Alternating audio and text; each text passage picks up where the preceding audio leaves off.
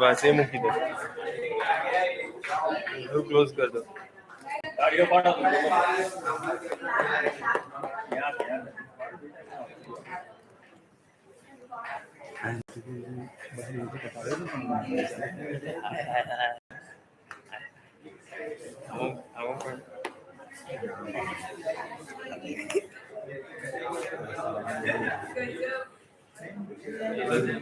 School से खबर पड़ता है।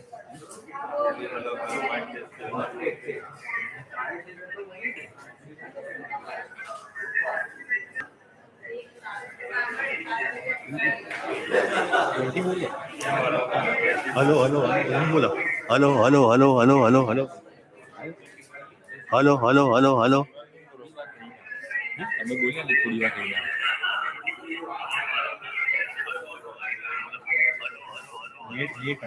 लेट समझा मत यार, खबर चालू है टेस्टिंग चालू है।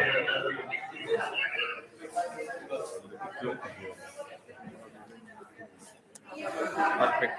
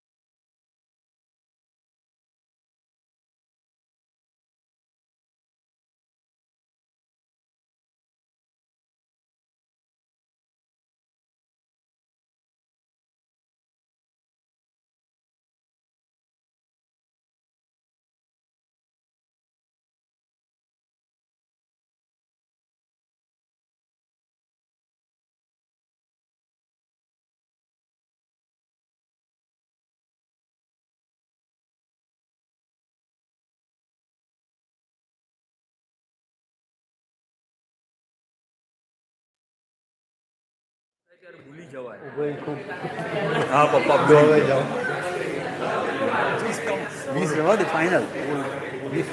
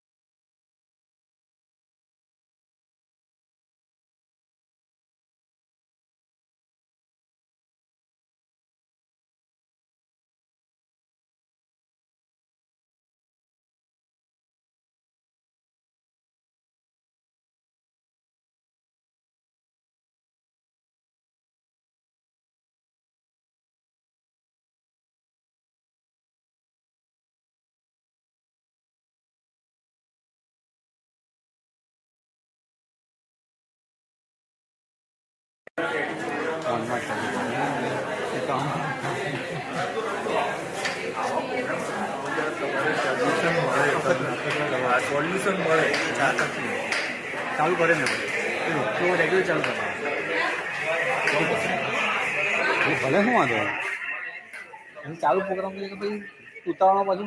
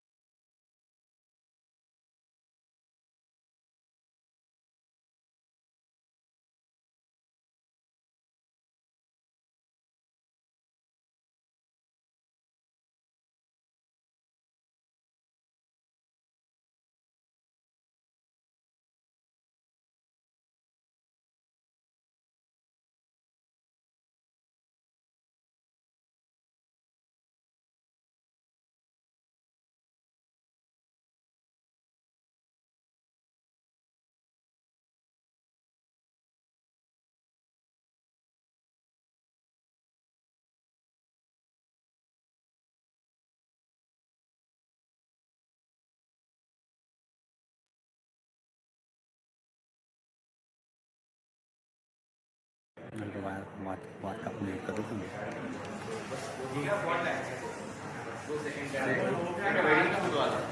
શૂટિંગ લઈ લેજો, કોઈ નથી. આટલું તો લઈ લેજે ને.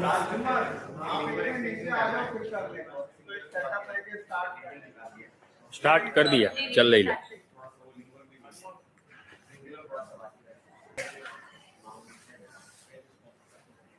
સાઈડ કરવાનું શું કરે એને કરાવડે? હા સાહેબે શું કરે? સાઈડની સ્પીડ એને જે કરાવ્યું યસ મેમ સર.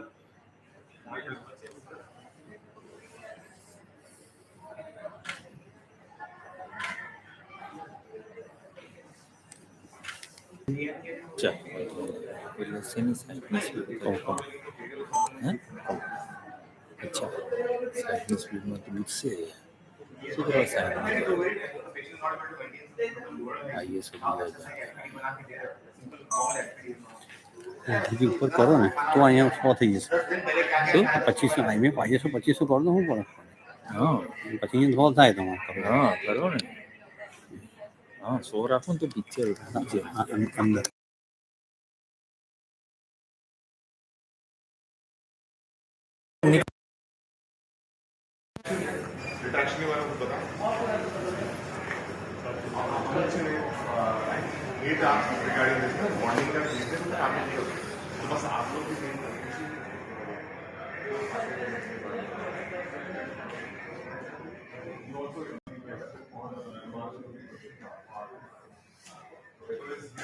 चल ले लो.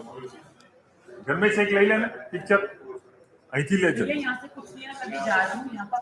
यहाँ अभी इसका हो गया है ना इंटर्न, ये हो गया है ना, हो गया टच में जाकर हो गया. हाँ मैं कर रहा हूँ. स्टार्ट करवा लेते हैं, जा रही हूँ. स्टार्ट हो गया. हाँ लाइव चैट पर लेक्चर स्टार्ट करवा. लाइव स्टार्ट हो गया. ये ऑटो पर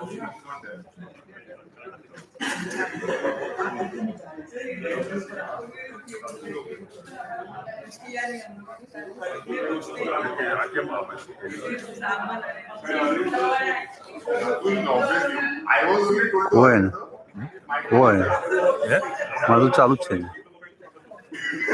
એનામાં એલી કેવા એને મૂક્યું હશે લિસ્ટ.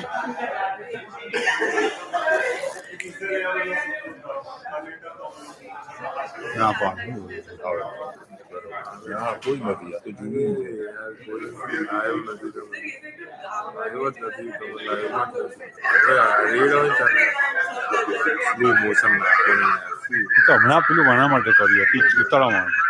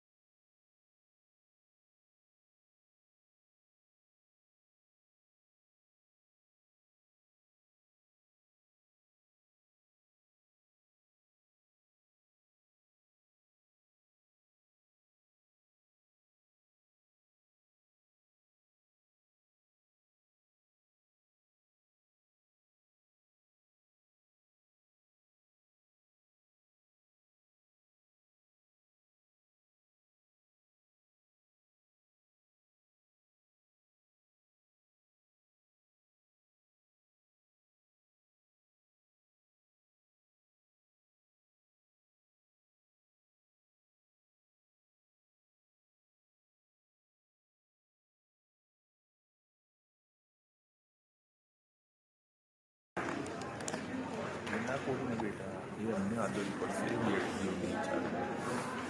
अच्छा ये बड़ी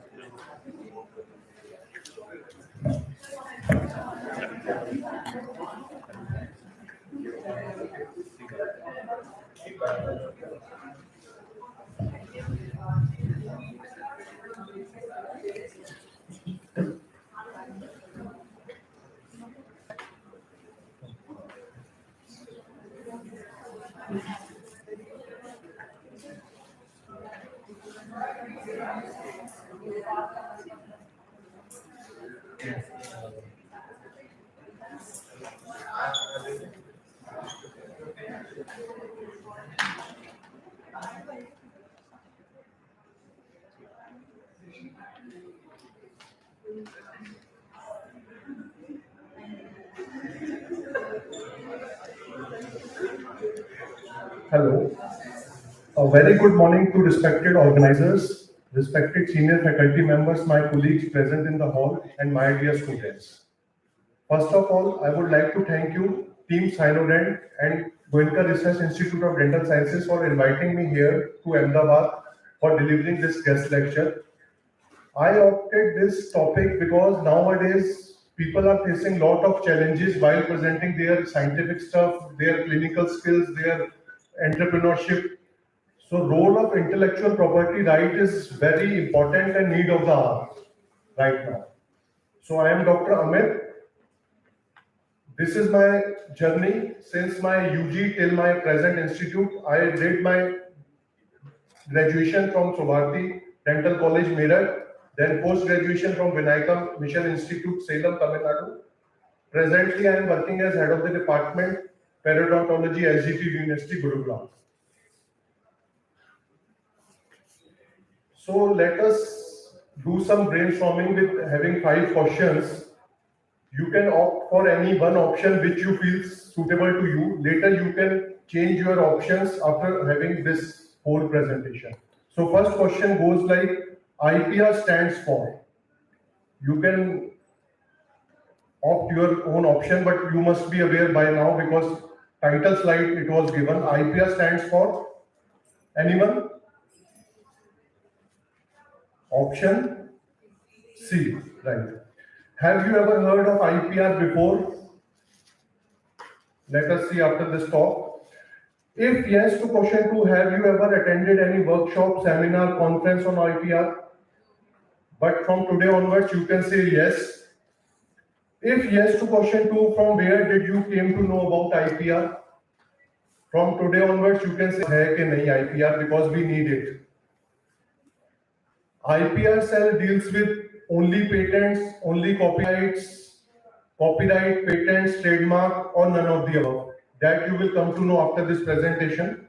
Question 7, do you know about any special course which you can do in IPR? Yes, no, UGC, any online course, anything, you will come to know now. Have you ever applied for any patent? Yes or no? IPR are applicable nationally, internationally, both, or it is a choice of an inventor? After participating in this survey, have you got motivated about IPR? This you will answer after this presentation. So coming to presentation now, what is IPR? IPR has two breakup. One is IP and then is addition of R. R means rights. So IP stands for intellectual property which a person or a group of person creates by using their own knowledge, intellectual. Then rights are given by government of India or any government of any country where we are applying for our intellectual property, that no one else can use this thing without the permission of inventor. So it goes like, it is a property created by a person or persons using his or her own intellect to create it, and later they can use for their own use or they can commercialize also. Intellectual property right means a given by government of any country where you are applying to use that property in your own name. So why IPR is important? IP is an asset and can be exploited by others for commercial gain. If you are not protecting your property, anyone else can use it. I will explain how. IP owner can stop others from manufacturing or selling their product and services which are duly protected by IP owner themselves. IP owners can sell or license to IP to any commercial gain. If I am an inventor of anything, I can sell or I can give rights to anyone. So that is the whole idea. IP can be used to establish the goodwill and brand value in market. If you have created any brand, if you have created any logo, if you have created any your own insignia, you can use for later commercialization under your name.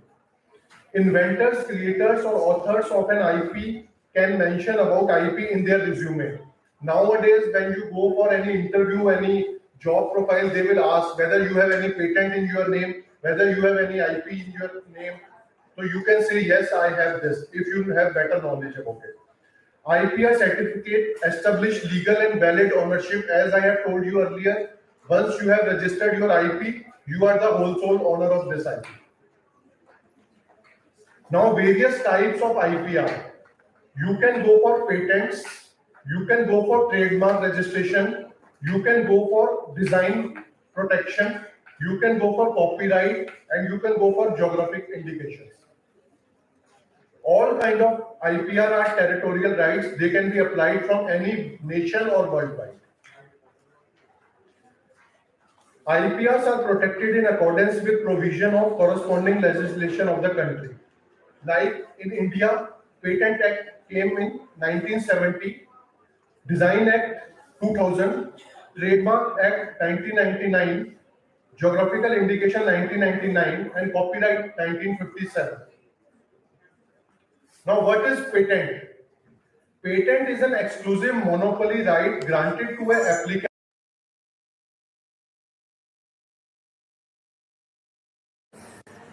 which was disclosed to government. Patent confers right to the patentee to exploit the patent for commercial gain and also to stop others from manufacturing and selling patent product. Suppose I have created this product and I will register it under government having patent on this. No one else can develop this same. They have to modify something, they have to add something until unless they will not take permission from the original patent. So this is the whole idea, to get patent anything which you yourself have created. An invention in general means a new discovery relating to product or process. अब here comes, either you can go for any product development or you can go for any process development. अगर आपने किसी चीज का कोई chemical formula बनाया, कोई whole description बनाई, वो भी प्रोसेस है.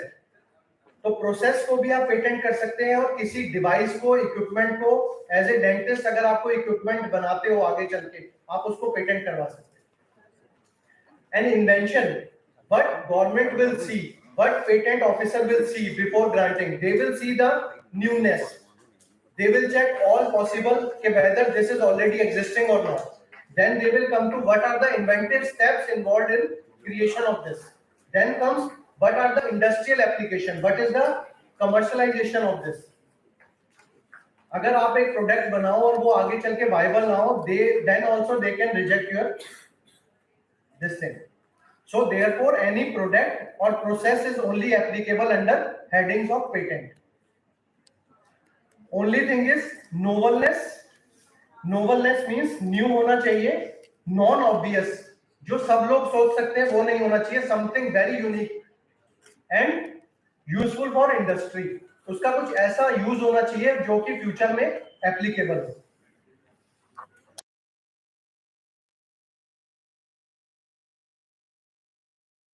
Author's work. Suppose you are writing any poem, you are writing any article, you are writing any manuscript, you can have full copyright of that particular thing under your name. It is a type of intellectual property that provides exclusive publication, distribution, usage rights to the author. This means whatever content author created cannot be used or published by anyone else without consent of the author. इसमें ये सब कुछ आता है, literature work, musical work, choreographic work, artistic work, architectural work, figurative work, cinematographic work, photographic work, program and. अब now there is a catch. Suppose you write an article and you will give some very good flow diagram in that.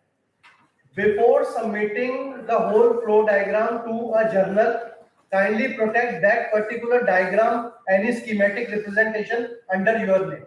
Because once you sign copyright form for a journal, it is a property of that journal.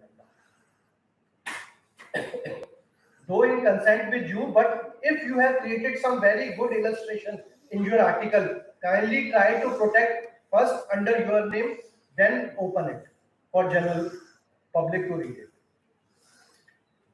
Now what is trademark? Trademark is any logo which you can create for your hospital, your clinic, or your any product which you will create to protect it for long time. A trademark is any sign which can distinguish the goods from one other trader from those of others. Sign includes words, logos, picture, and combination of these. A trademark is used as a marketing tool so that customers can recognize the product at a particular time. To register a trademark, it should be very distinctive, not deceptive, and contrary to law or mortality of that particular region where you are registering it. किसी को कोई objection नहीं होनी चाहिए, उसमें कोई objectionable item नहीं होना चाहिए. ट्रेडमार्क के लिए इंडियन गवर्नमेंट ने इंटरनेशनल ट्रीटी साइन करी हुई है. Trademark registered in India is also trademark registered in any other country. इसको आपको कंट्री वाइज रजिस्टर करने की जरूरत नहीं है, because Indian government has registered its treaty under this Trade and Mercantile Mark Act. So these are few copies which anyone can get. Coca-Cola ऐसा भी लिखा हो सकता है, ऐसा भी लिखा हो सकता है. At any given instance आपको लगेगा ये भी ठीक है, ये भी ठीक है, ये भी ठीक है, ये भी ठीक है. डाइक ऐसे भी लिख सकते हैं, दूसरी तरीके से भी लिख सकते हैं. But mind you, इसमें और इसमें फर्क है. Which one is correct? अब आप जल्दी से अगर बता सकते हैं तो ठीक है, नहीं तो नीचे वाला is correct.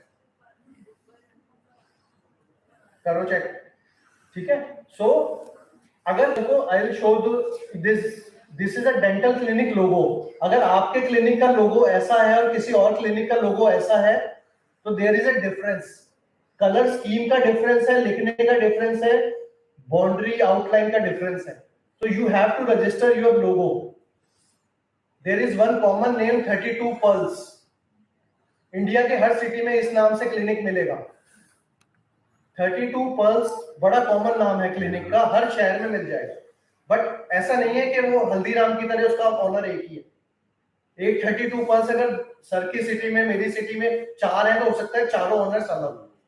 But if you want 32 Pulse to be registered under your name, you have to go to legal authorities to get it registered, ताकि लेटर उसको कोई दूसरी सिटी में या आपकी ही सिटी में 15 साल 20 साल बाद जब आप पॉपुलर हो जाओ no one else can use, कि ये भी हमारी ब्रांच, ये भी उन्हीं की ब्रांच है, बट अंटिल उनका आपस में कोई कनेक्शन नहीं है। मेयो क्लिनिक ने इनिशियली ये लोगो बनाया था, इतना बड़ी ऑर्गेनाइजेशन है, उन्होंने इसमें शिफ्ट करा, अब उनका लेटेस्ट ये है, नीचे उनको ऐड करना पड़ा हेल्थ सिस्टम्स। मेयो क्लिनिक के तीनों ओरिजिनल है ये, बट उनको भी अपने आप को टाइम टू टाइम इम्प्रोवाइज करना पड़ा कि ऐसा ना हो कि लोग कॉपी करने लगे, बिकॉज इसकी एक टाइम लिमिट होती है लोगों की, पेटेंट की, कॉपीराइट की, which we will see later. तो आप कल को कोई भी क्लिनिक खोलो, कोई प्रोडक्ट बनाओ, अपना लोगो बनाओ, उसको बचाना चाहिए। Design, what is design? Design has nothing to do with the internal content, design has only outer configuration. आप पढ़ सकते हैं, definition of design as per the act provides that a design means only the feature of shape, configuration, pattern, ornaments or composition of lines or colors applied to an article, whether in 2 dimension or 3 dimension or 4। इसका अंदर के सामान से कोई लेना देना नहीं है, ये एक्सटर्नल अपीयरेंस है। अब ये कहां काम आएगी ये मैं बताऊंगा आपको, डिजाइन आपके क्लिनिक पे कैसे काम आ सकते हैं। The protection you receive is only for appearance of the article, not how it works. Design restriction is intended to protect designs which have industrial and commercialized use, commercial use। आपके clinic पे अगर आपने अपनी कोई stamp बना रखी है special तरीके की, आपका कोई लेबल है, आपका कोई टोकन सिस्टम है जो आप अपने पेशेंट्स को डिस्ट्रीब्यूट करते हो, आपकी रिसेप्शन, या आपका कार्ड बड़ा यूनिक है, जो ओपीडी कार्ड है वो बड़ा यूनिक है, और अगर आप देखते हो कि आपकी ओपीडी में कोई दूसरा उसकी फोटो खींच रहा है, तो आप उसको मना कर सकते हो कि सर ये मेरा प्रोटेक्टेड है, इसको आप यूज मत कीजिए। You have full right to say no, क्योंकि आपने उसको अंडर डिजाइन सेट रजिस्टर करा हुआ है अपने क्लिनिक के नाम पे या अपने नाम पे। क्योंकि कई बार आप देखते हो बड़ा अच्छा सा कार्ड है, इसमें तो सारी इंफॉर्मेशन है, मैं भी ऐसे ही बना रहा हूँ, तो वो आप बना सकते हो, बट उसमें आपको अपना दिमाग लगाना है। अगर आप किसी और क्लिनिक का यूज करते हो और लेटर वो पता चलता है सेम टू सेम है, they can file case against you. Geographical indication का एज सच डेंटल में कोई ज्यादा प्रयोग नहीं है, बट यस, क्योंकि हमारा टॉपिक ये है तो आपको पता होना चाहिए। Geographical indication is from the origin of that particular thing, वो चीज कहां से आ रही है। Geographical indication means an indication of goods as originating, produced, processed और prepared in specific geographical area or territory of a country where a given quality, reputation, other characteristics of such goods are essential। Anyone can give any example? Kolhapuri chappal, Banarasi silk.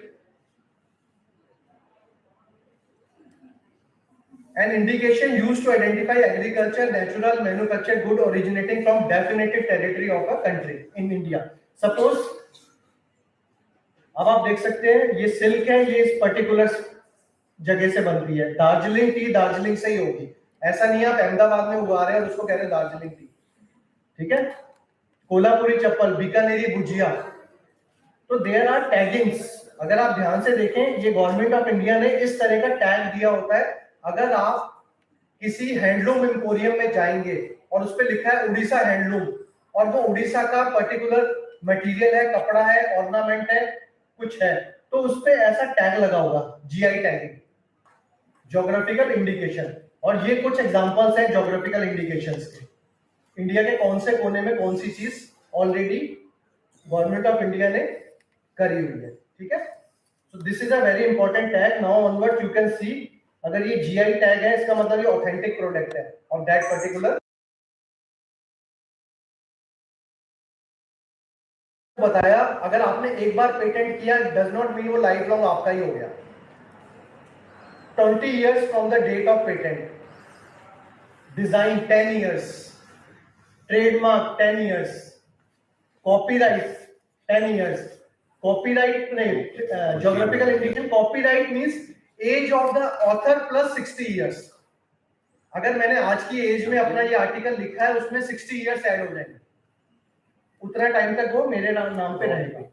तो आपने अगर कोई patent कराया, जैसे Coca Cola की बोतल कितनी बार change,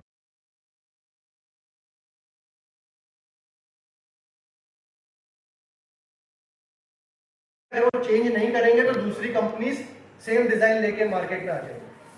आपको लगता है कि इनके 20 साल का उम्र है, तो पिछले साल तक आ रही थी, बट हो सकता है उसने ऑस्ट्रेलिया में उस बॉटल को 20 साल पहले कराया हो, उसका टाइम खत्म होने वाला है।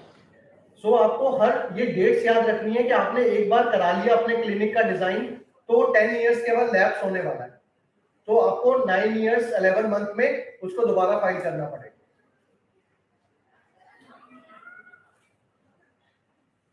अब पेटेंट का हमारे पास क्या यूज है? We must apply for a patent for any innovation we introduce in our clinical area. कोई सर्जिकल टेक्निक है, बहुत सारे इंटरनेशनल डॉक्टर्स ने अपनी स्पेसिफिक टेक्निक को पेटेंट किया हुआ है और वो उन्हीं के नाम से जानी जाती है, चाहे वो वर्ल्ड में कहीं भी यूज हो। अगर आप भी कल को कोई सर्जिकल टेक्निक, कोई एक्सट्रैक्शन टेक्निक, कोई कॉस्मेटिक टेक्निक इन्वॉल्व करते हैं, आप उसको अपना नाम दे सकते हैं, प्रोवाइडेड आपने उसको बचा के रखा हो।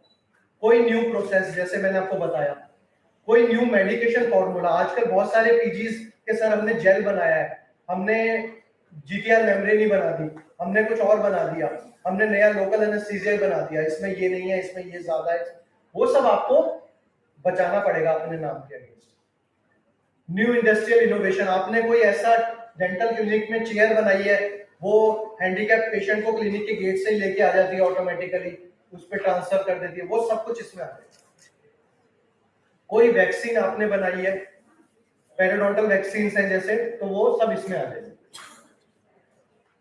कॉपीराइट में एज आई टोल्ड यू, आपने कोई आर्टिकल लिखा, कोई बुक लिखी, कोई फ्लो चार्ट बनाया, कोई डायग्राम बनाया, कोई स्कीमेटिक डायग्राम बनाया, और कुछ आपने कोई पेशेंट मैनेजमेंट सिस्टम बनाया, उसको आप अपने नाम पे प्रोटेक्ट कर सकते हैं। ट्रेडमार्क्स में आपके क्लिनिक का नाम, आपके हॉस्पिटल का नाम, उसका लोगो।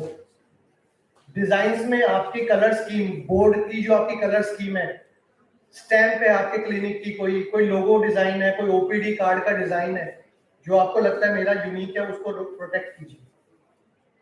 ये कुछ इंटरनेशनल केसेस हुए हैं जिसमें 3M बहुत बड़ी कंपनी है, किसी ने 3N कर लिया, चाइना का केस है, इनको आगे जाके लॉ सूट में जाना पड़ा। देखने में बहुत छोटा लगता है, बट बड़ी कंपनियां डे इन डे आउट यही देखती हैं कि कैसे दूसरी कंपनी को इसके अगेंस्ट फंसाना है और अपने चीज को बचाना है। रोज सुनते हो एप्पल ने सैमसंग का ये ले लिया, सैमसंग ने एप्पल को ये कह दिया, वो सब यही लड़ाई है, अखबार भरा हुआ आता है। बड़ी कंपनियां, हुंडई ने उसकी ये चीज ले ली, सुजुकी की, सुजुकी ने पहले क्लेम किया, वो सब पेटेंट्स का और कॉपीराइट का चक्कर।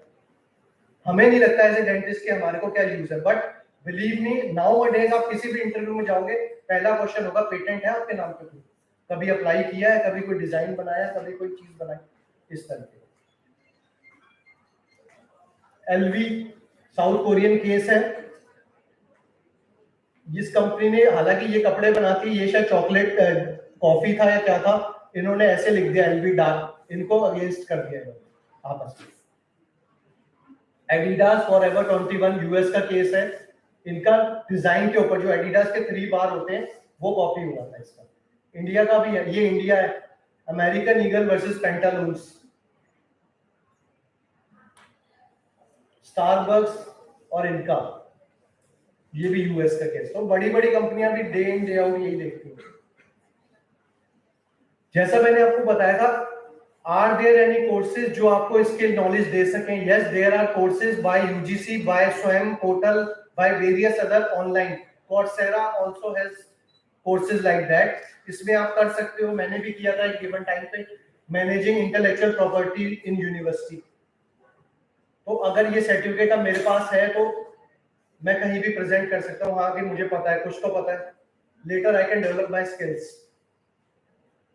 एक और ऐसा ही course, patent drafting for beginners. तो if I want to continue these courses, तो ये गवर्नमेंट ऑफ इंडिया के स्वयं पोर्टल पे अवेलेबल है। हर साल 2 बार ओपन होता है इनका और एग्जाम होता है प्रॉपर एक्स सेंटर, तो आप कोर्सेज अटेंड कर सकते हैं। ठीक है। So my take home message is, we must protect our rights and simultaneously give respect to others' rights. अपने भी बचाने हैं लेकिन दूसरे का इंफ्रिंजमेंट नहीं करना। ठीक है, थैंक यू। एक बार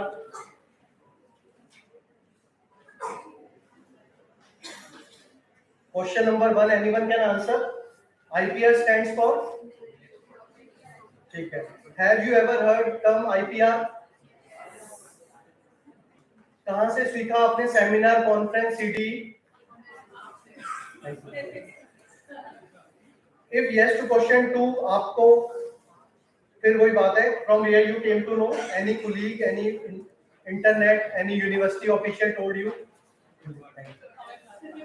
Whether IPR cell exists in university, सब में होता है, नहीं तो आपको अब इस पे अपनी अथॉरिटी से, मैनेजमेंट से बात करनी है कि सर ऐसा कुछ करवाइए, हमने सुना है. IPR cell deals with, अगर एक यूनिवर्सिटी में IPR सेल है तो क्या क्या काम करेगा? सिर्फ पेटेंट देखेगा, कॉपीराइट, ट्रेडमार्क देखेगा, तीनों देखेगा या नन ऑफ द अबव? तीनों देखेगा. Do you know about any courses on IPR by any organization? Yes, UGC, NAPTEL, SWAM सब करवाते हैं. Coursera भी ऐड कर सकते हो आप. Have you ever applied for patent? अगर अभी यंग एज पे नो है तो जल्दी से कीजिए इसको यस में कन्वर्ट. कुछ सोचिए, अपने टीचर को इन्वॉल्व कीजिए, अपने, अगर आप खुद एंटरप्रेन्योर हैं, अपना दिमाग लगाइए और फटाफट कुछ ना कुछ पेटेंट फाइल कीजिए. It will add in your profile. IPR are applicable nationally, internationally, both, और it depends on patentee, मतलब जो फाइल कर रहा है उसके लिए. It depends. अगर आपको चाहिए नहीं, मैं सिर्फ इंडिया में ही करता हूँ, अभी रहने देता हूँ इंटरनेशनल, तो आप इंडिया करिए, इंटरनेशनल कीजिए, दोनों करिए. But basically it depends on preference of the, जिसके नाम पे वो होना चाहता, करना चाहता. After participating in this survey, have you got motivated for IPR? Thank you. Yes. तो मैं एक छोटा सा एक एग्जांपल शेयर करूंगा. एक बहुत बड़ी कंपनी के ऐसे मीटिंग चल रही थी. मैनेजिंग डायरेक्टर ने स्टेज पे जाके अपना न्यू इन्वेंशन डिस्क्लोज कर दी without taking consent of their legal team कि मुझे बोलना है या नहीं बोलना. ठीक है.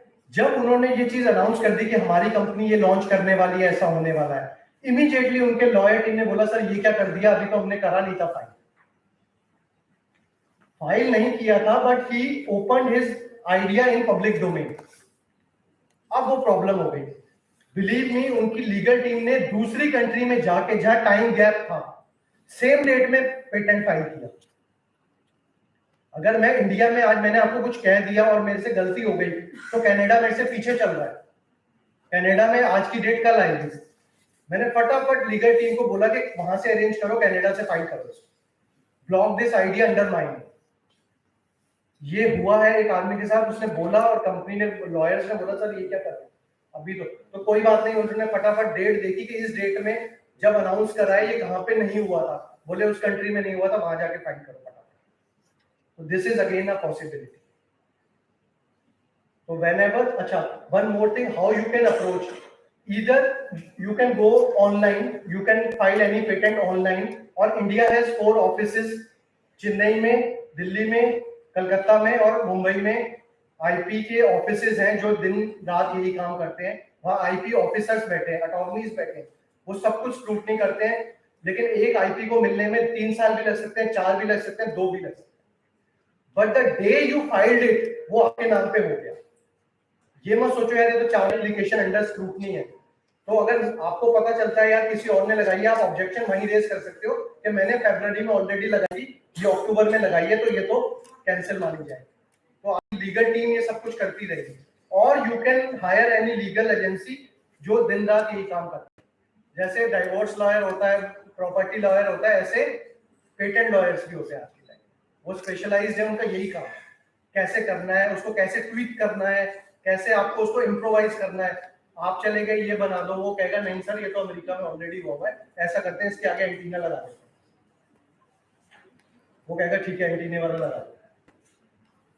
तो वो सब वो लीगल टीम एडवाइस करती है how to go in a right channel to get it under your.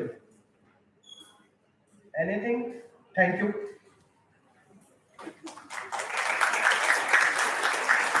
Any question, any more?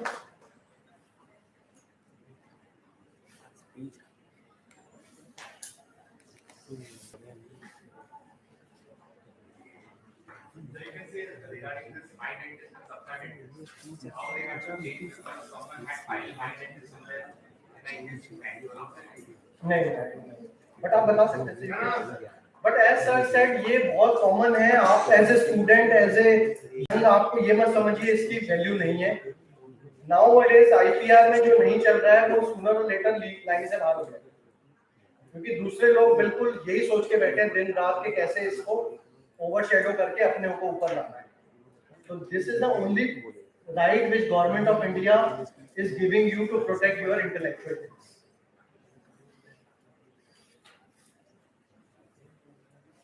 So you said the time period for patent is 20 years. For example, I filed in December 2020, and it was granted for 4 years. Can I use that design? Grant होने के बाद 20 years add हो गए। But if there is a question, then my application date will be. Application date is applicable, but grant होने के बाद एक number मिलता है। There are various, her country की साइट है, US patent, India patent, UK patents, तो उस पे लिखा होता है यूएस ईयर वाइज और पूरा एक नंबर होता है 200008। वो नंबर जैसे ही डालेंगे, अगर वो आपके नाम पे पेटेंट है, उसके सारे डिस्क्लोजर खुल जाएगा।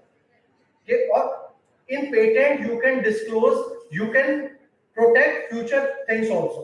अगर आपने आज ये प्रोजेक्टर को पेटेंट करने के सोचा है और अगले टाइम आप सोच रहे हो मैं इसमें माइक भी लगा दूंगी, इसमें लाइट भी लगा दूंगी, आप उसको आज ही बता दीजिए कि इसमें, उसको एम्बॉडीमेंट्स कहते हैं, कि इसमें 20 चीजें आप अगले 5 साल में क्या ऐड करने वाले। जब आपने वो चीजें डाल दी, वो सबके डोमेन से बाहर हो गई, वो सारी आपके नाम पे आ गई। तो पेटेंट का ये भी फायदा है कि आज मैंने ये बनाया है, नेक्स्ट टाइम मैं इसमें यहाँ माइक लगाऊंगा, या इसमें अब किसी ने ये बनाया ही होगा, ये स्लाइड चेंजर भी है और ये लेजर पॉइंटर भी है। तो हो सकता है जब इनिशियली किसी ने बनाया हो सिर्फ स्लाइड चेंजर हो, फिर किसी ने कहा यार जब ये हाथ में पकड़ी इसमें लेजर भी लगा। तो this is the best example कि कैसे कैसे थॉट प्रोसेस आता गया, और हो सकता है आगे चल के मैं इसमें माइक लगा लूं, मुझे यहाँ खड़े ना होना पड़े, मैं इसी से बोलता हुआ चलूं और इसी से स्लाइड चेंज कर लूं। अभी इसमें माइक नहीं, कॉलर माइक, बट वो मैं इससे कनेक्ट करूं, फिर मेरे को यहाँ से मैं ऐसे बोलूंगा और स्लाइड भी चेंज कर दूंगा। तो दिस इज द इम्प्रोवाइज, अपना आपने कैसे इसको इंप्रूव करके अपने नाम पे सेव करा। ठीक है, थैंक यू।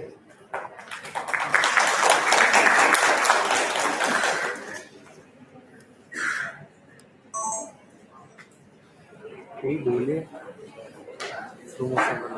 कोई बोला स्पीच वस्तु अलग છે इन तरह पॉइंट आउट करते पण जर स्पीच आपलं एक बार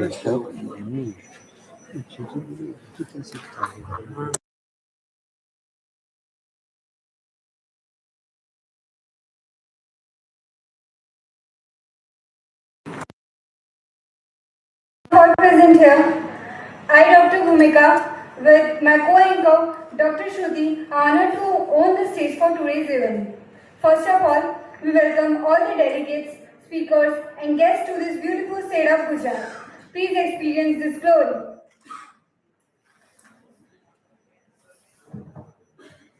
Association and organization with the spirit of collaboration, joining hands to develop new solution or resolution for their forthcoming generations. So on this note, also it is pleasure to see you all here in this mega event. This international conference is organized by CynoDent and Indian Society of Dentistry in collaboration with Goenka Research Institute of Dental Sciences.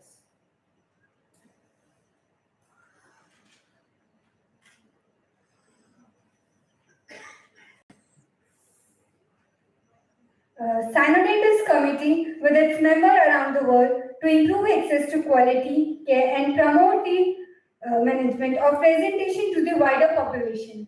Now, I would like to invite our next speaker of the day, Dr. Dilip Bandudkar, on the stage. Please welcome, sir.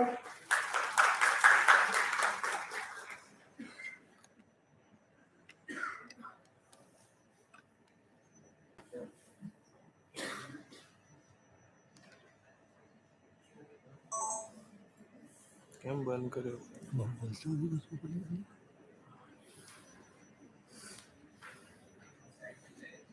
बोलन जरा कोणतरी white करते बोले जरा white करते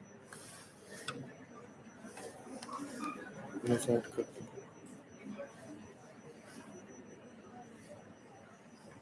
divide करो थोड़ा no ऊपर करो कैमरा नीचे ना બધું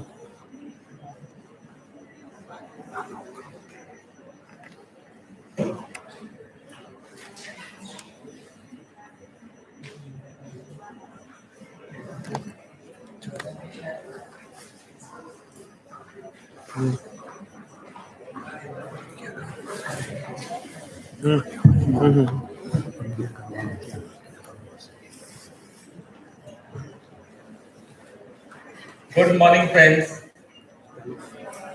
This is Dr. Dilip Bandodkar from Goa.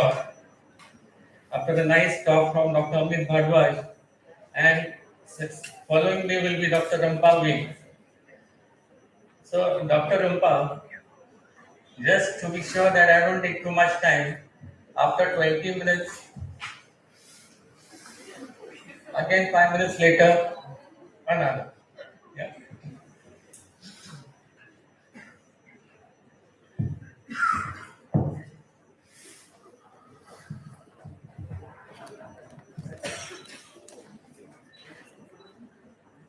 This is my cozy home, a mud house in the village of Bandoda. That's why I'm Bandodkar. With hills in the backdrop, a river in front of our house, and these beautiful creations of nature for company. And this is our clinic. It is on a hilltop, standalone clinic, lot of space for our parking, a covered parking for patients.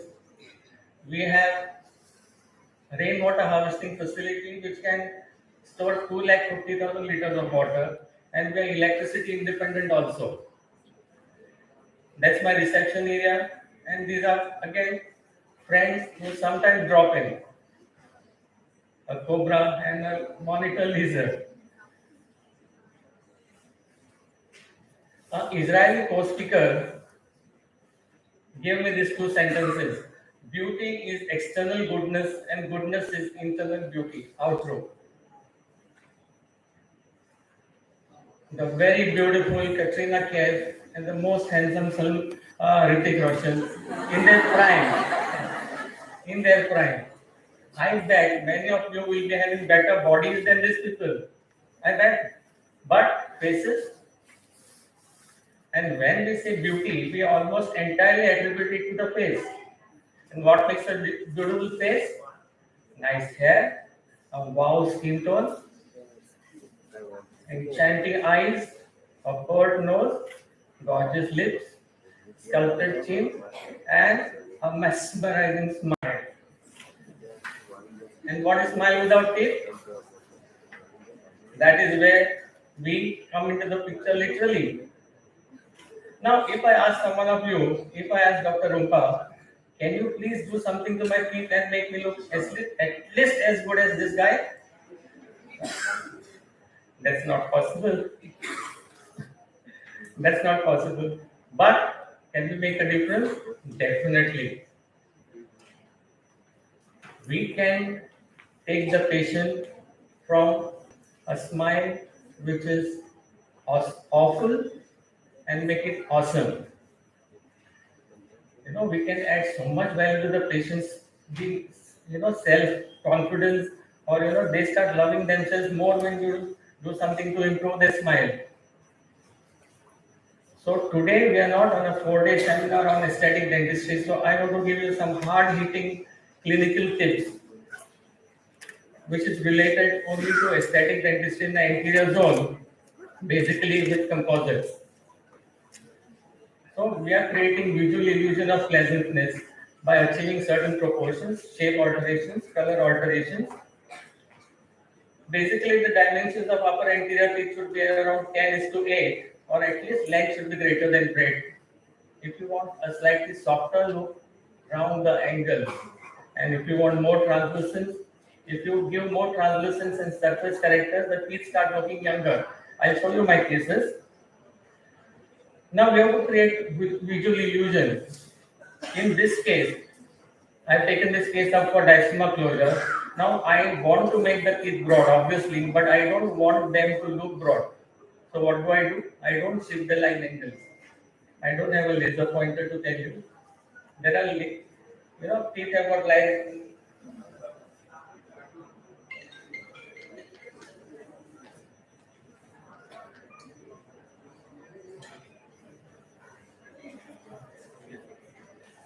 So if we don't, what is the visual perception of width is the area of the tooth which reflects light.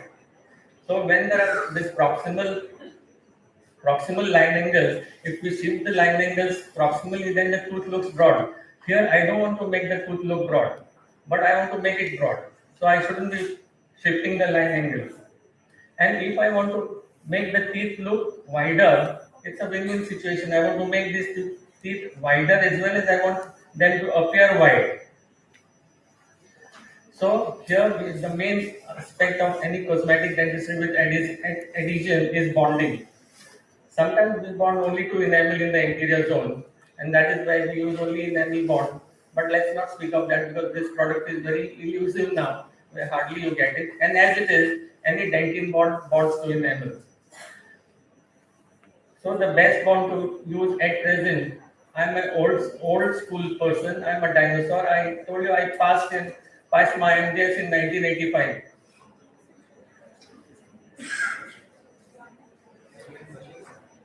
Yeah, Shashin is my, 1 year my junior, but we studied BDS together.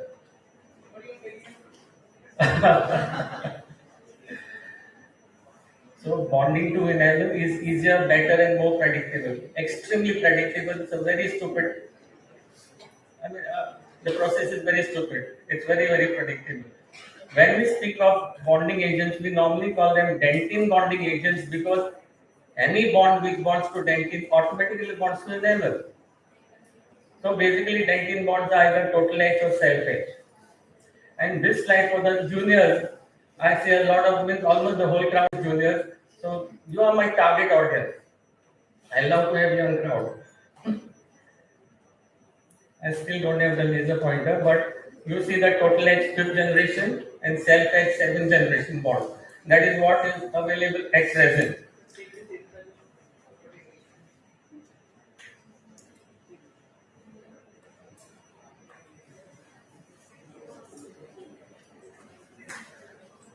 Thank you, Dr. Amit. Thank you, Dr.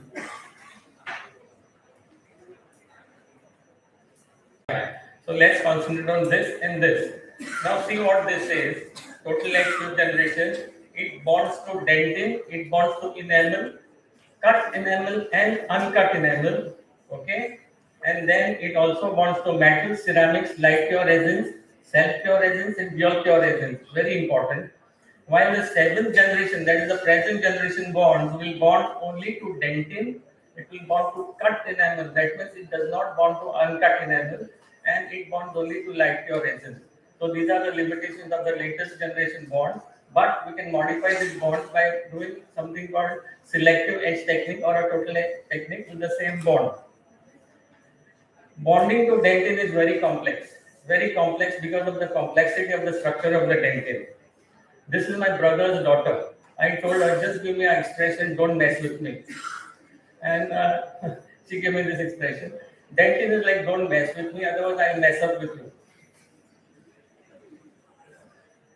Total edge technique is a technique which is very sensitive, and the most important aspects are etching time. You have to adhere very strictly to the etching time, and you have to have dentin which is moist. Now imagine if this girl is in my chair and I'm etching the tooth. Do you think I'll realize when 15 seconds are over? So be a little careful. Stick to the time of etching. And then how moist is moist? Most of the bonding agents are based either on water-based, alcohol-based, or acetone-based. And depending on what is the dentin bonding agents you are using, you should have the moistness of the dentin. When it is alcohol-based, it has to be this middle zone. This zone, just moist. When you're using with water, it should be a dryish moist. And when you're using acetone base, it should be moist, means little more moist. The present generation bonds a single bottle system, self-etching, self-priming, self-bonding, no mixing, moisture independent, everything. It can't get more stupid than this. We should have sufficient quality of the bonding agent and sufficient time. Sufficient quantity means you should not be pulling the cavity, but you should not be very frugal also. You should apply to the manufacturer's instructions to the T. And sufficient contact time. If the manufacturer says 20 seconds, you may keep it for 25 seconds, but not 15 seconds. See, this is a tooth restoration combined. Okay, these are two. This is very thick layer, and the other one is thin layer of the bonding agent. You should see that the bonding agent is the thinnest. I mean, the layer is very thin because bonds work best in thin layer. Whatever the bond, whether it's Fevicol, Fevikwik, whatever. If it is thin, it will stick better. Because it prevents more physical stresses when thin. There is better adhesion, and thicker layer is more prone to hydrolytic breakdown. So you should see that the dentin bonding is in a very thin layer. You all know, since you are all students, you all know C factor probably better than me also. But just like if it is a class 1 cavity, that's the most complex C factor. So you have to behave properly with that class 1 cavity. You can't fill it in bulk. You have to fill it in layers to compensate for the polymerization shrinkage. What is shrinkage stress? It is different from shrinkage. Shrinkage is a volumetric phenomenon. Shrinkage stress is something, it is a stress created in the resin mass while it is shrinking. So it can be 7 to 8 megapascal, that is huge. So how can we counter this? See, faster polymerization causes more shrinkage stress. So use lesser intensity light during initial curing. Okay. Now most of us have lights which are turbo lights, 3-second curing. The intensity of light is very high, around 2000 milliwatts. That's the power of the light. If that powerful light is used, up close to the composite resin while it's curing, then it's going to shrink like this, and it's going to crack. So if you have ramp modes, it starts slowly and then gradually the intensity goes up. It's fine. If you don't have, then just hold the light a little further away initially. Then you can go up close. So you are taking care of the shrinkage stress. You should have all different opacities of composite resin, that is dentin shades, body shades, enamel shades, colors. Colors are not shades. They are not A1, A2, A3. Colors are, I normally use white, blue, and ochre, but you should also have brown, you should also have black. There are also greens. I have never used green, but I have that. And also, you should have micro hybrids, you should have nano hybrids, and you should have microfills. I love microfills for the sheer reason that it retains polish, and the microfill which I use, it retains surface characters of. See, I told you I'm a dinosaur, so I've been most of these cases which I'm going to show you are with long-term proven success. Just see this tool. This is 50-year-old person, and that is a 10-year-old boy. 50-year-old person like my teeth, they will be flat, no surface characters. So restoring this tooth is really a cakewalk. But if you are restoring a 10-year-old boy's incisors, look at the beautiful creations of God. Mamelons, pericymata, lobes, different colors, the warmth from the cervical to the halo, the white line, the blue line, white subsurface opacities. Take a minute to observe all teeth. Then you will be a better cosmetic dentist. In addition to dentistry, 90 years old, the tooth preparations are either with bevel, without bevel. When it's a carious lesion with facial aspect, it has to be with bevels. And sometimes, in many cases, I'll show you, you don't require any bevels. Like this case, we planned, somebody must have just stuffed something in between the two teeth, and now she's got this. So I thought maybe if I remove this and just do no prep, restoration, it will be fine. But I found caries inside, so I had to shift my thing to a bevel. Many times, like this case, you remove all the decay. remove all the decay from this area as well as all this area, and then you will have removed everything, all discoloration is removed, and you restore the tooth. And after you restore the tooth, you find, oh, this black line is still there, but you didn't realize the black line was there. So how do you confirm whether there is something black sticking in there or no? After the cavity is cut, after the cavity is cleaned, stuff some cotton inside the cavity. If after stuffing the cotton, there is no black thing or brown thing seen, that means your cleaning is perfect. If anything is seen, that means you have left something inside, because in anterior zone, it's not only carious dentin, it is also stained dentin that has to be removed for cosmetic reasons. Now remember, finishing is totally different from polishing. The main thing is finishing of the restoration. What does finishing means? Removal of excess, shaping, most important, that is achieving form, establishing line angles, defining anatomy of the angles, rounded angles, sharp angles, achieving surface contours, that is what is finishing. And polishing is just giving it a gloss to match the native tooth.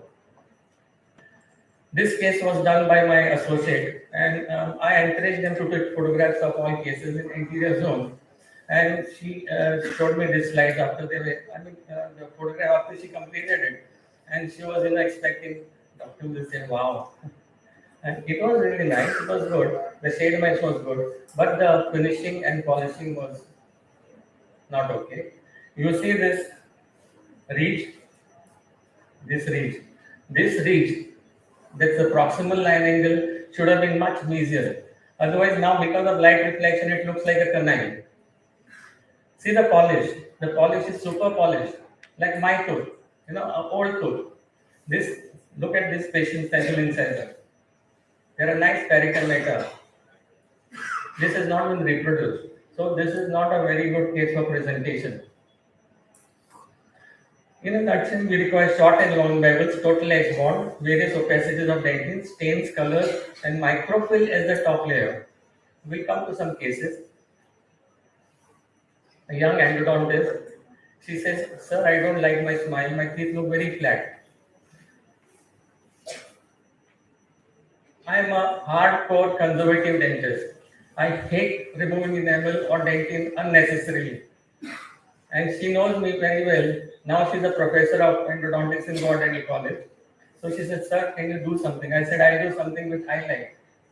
She said, "Don't even ask me, proceed with what you want." So I just opened up the angles. I gave her that gulving appearer. The smile looks young. This patient was referred for a crown, for a discolored endo-treated tooth. I thought it was criminal to cut this tooth for a crown. Such a nice tooth. So I suggested I do internal whitening, and we proceeded with internal whitening. That's the first, the second, and the third. It was perfectly okay. Internal whitening is not easy as it sounds. You have to take care of so many nitty-gritties so that the results last for a long, long time. Otherwise, the results come back within 6 months or 1 year. This young homeopath, she came with this really bad discolored interior teeth, which were root canal treated, and she came with, again, referred by the dentist for crowns. I said, if you insist on crowns, I refuse. You go back to your dentist, let her do those crowns. Because she had huge proximal restorations, huge mesial and distal restorations on both these teeth, and a huge excess opening. So what was left of the palatal surface? Practically nothing. So what remains is only the labial surface. And if I'm also going to remove the labial surface, how is the tooth going to survive in the mouth? It was impossible. So I told her, if you want me to do something, let me suggest. If you say yes, I'll proceed. And I removed all the restorations. I did internal whitening and restored them back. And it is now 10 years down the line, and she is happy. I am also happy. Teeth are still lasting. This young girl, she was around 13 or 14, came with a broken tooth, and luckily she had that piece in her hand. And I put it back, and it was fitting exactly. So I told her, either I can give you a crown, or I can stick this back. She said, okay, we'll stick it back. With no guarantees, nothing. Just wishful thinking that it stays. and we put it back. But putting it back is also not that simple. That crack line will be prominently visible. So what you have to do here is, I have to give a bevel here. I have to give a bevel on the broken segment, on the labial aspect. Then stick it and then restore that beveled area with composite resin. And she recently came back 2 years back with a child with a broken tooth again. That same tooth was broken. So I said, now shall we go for a crown? He said, Doc, it has lasted me for so many years. Why don't you try it back? So we have tried it back. I don't know, fingers crossed. We see such cases day in, day out. Of course, not done by you. You all won't do a restoration like this. What is the problem with this? Everything is a problem. Probably on the day of the restoration, the dentist and the patient both must have said, wow, what a restoration. Because after doing any restoration, before you touch the finisher or polisher, everything looks great because there's bonding agent everywhere, there's composite everywhere, and once you start polishing and finishing, then you realize what you have to do. And the dentist must have just left. So what is wrong? First was probably no finishing, probably no polishing, probably wrong bonding agent. Everything was wrong. So we restored it like this. A young girl, school girl, the mother comes with such caries teeth. The child comes with such. And she says the main problem is not caries. The main problem is the child doesn't smile. She always has hand on her face when she talks to teachers or classmates. So these young teeth are very, very difficult to reproduce exactly because there is a lot of surface characters. So what did we do? We took time. We did this. Remember one thing, young fellows. When I was your age and in the audience, we used to say, oh, what is there in this case? Everything looks great on the screen. On the contrary, even the smallest mistake is magnified 100 times there. So if someone shows you a case which is good on screen, it has to be extremely good in the mouth. If someone shows a case which is extremely good on the screen, it has to be really excellent in the mouth. And something excellent on the screen has to be outstanding in the mouth. So we are listening, appreciate the speakers who dare to show you these cases. A mother comes with her daughter and she says, my daughter is not happy with this restoration in the front teeth. So I said, obviously, even I am not happy because there's a lot of caries inside, decay inside. And the mother says, sir, I have done this restoration. Either I spoke a little early or she was a little late. Now I had to prove it. So I removed the restoration and showed her how much decay was there inside. She didn't leave it by intent. The problem is sometimes we don't know that there is decay inside. And we restored it like this. Mother and daughter both are happy. She is a professional singer. She shares stage with me. Sometimes we sing together. So here, look at the massive white subsurface opacities that the teeth have got. She didn't want to restore this central incisor again. So what I did, I just removed the overhang with a 12 number plate and left it like that. And the lateral incisor went to do class 4, almost 2/3 labial veneer and the restoration and remove that old restoration. Angle build up, very difficult to match. Looks very easy on screen. It is not. I prefer doing it freehand, but you can also do it with putty indices. I think there's no time for putty indices, but putty index is another way to do this. Another class 4. Just look at the results you can gain with a little patience and the correct material, correct techniques, and the correct skill set. Again, class 4. This guy is a media person who comes and two-wheeler accident. He doesn't have a segment in his hand, so he comes, Doc, what can we do? And he has covered my house, he has covered my clinic on media. So I said, Ishwar, what do you want me to do? Suggest, sir. I said, I have to do intentional root canal because there was a big pink line visible palatally. Pulp was almost exposed, though not exposed, and intentional RCT. maybe a posting code, and an on-ceramic crown. But any other thing? I said I can build up freehand with composite resin, but I don't guarantee you how long it's going to last. Please don't ask me how long this is going to last. It's your consent that I'm doing this. He said okay. So we proceeded. I took some photographs, and when I put it on the laptop and showed him, see, even if I go to Dr. Rumpa tomorrow and tell her, do something on my teeth, in all probability, I have never seen my teeth in mirror closely. But after she restores the teeth, I take a magnifying mirror and see, Dr. Rumpa, you know, my teeth were not like this previously. Now you have created this. So I make this patient aware. See, your gingival contour of the fractured incisor is not exactly like your next incisor. So your tooth is going to look shorter. One. Your central incisor, the right central incisor has got a mesial inclination. Left central incisor has got a distal inclination. So they are going to look like that when I restore. Are you okay? He said, yeah. Then I restored it. Otherwise he would say, you know, doctor, now my tooth looks shorter. Now my tooth looks twisted. And this was not supposed. So he gets up from the chair. He pays me. And he said, doc, what's the guarantee of this restoration? I said, come on, Kishore, don't worry. It's not going to fall until you leave my clinic. And then I said, Arey bhutne ke.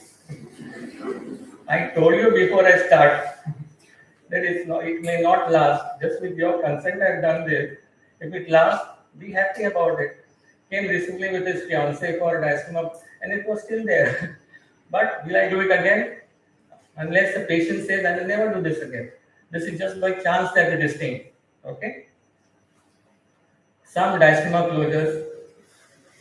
Diastema closures look very easy. These are all no prep diastema closures. If the patient is an actress or an actor or who has got big hoardings coming, then I will do prep. That is, I will prepare the enamel so that I can match the shade much more properly than a no prep diastema closure. Most of these cases I have shown you today are all no prep diastema closures. See the squeezed out interdental papilla. This is very important. How can you get this? By proper contouring with the proper matrix. So how you handle the matrices is very, very important. Here I have done a little length addition also, and also the diastema closure, and also small restoration on the lateral incisor.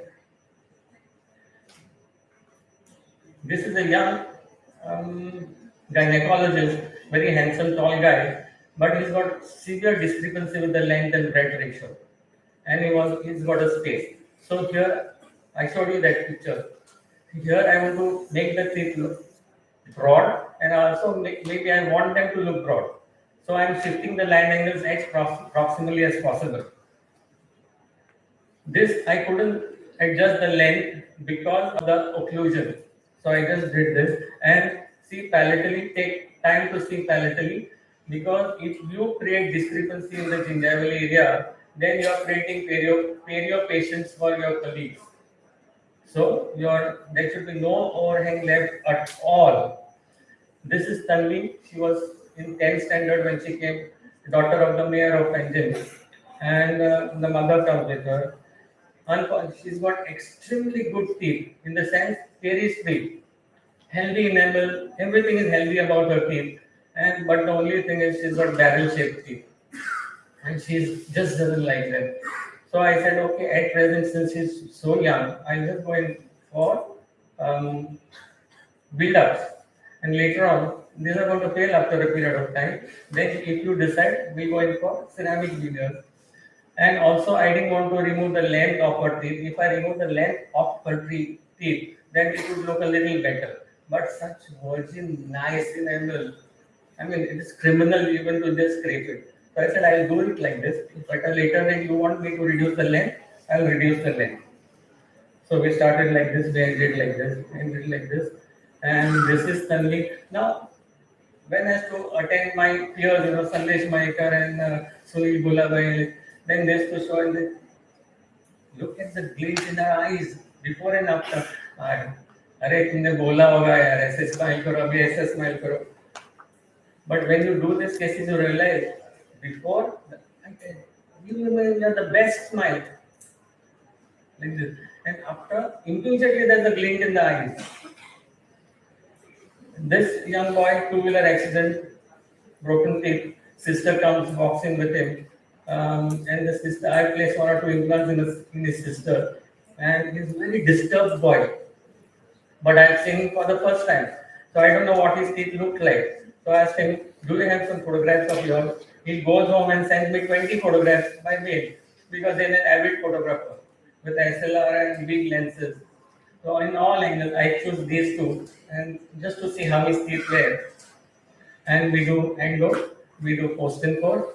These are the temporary crowns in place, and this to show him whether he is okay with this inclination of the lateral incisor, because this old lateral incisor was twisted.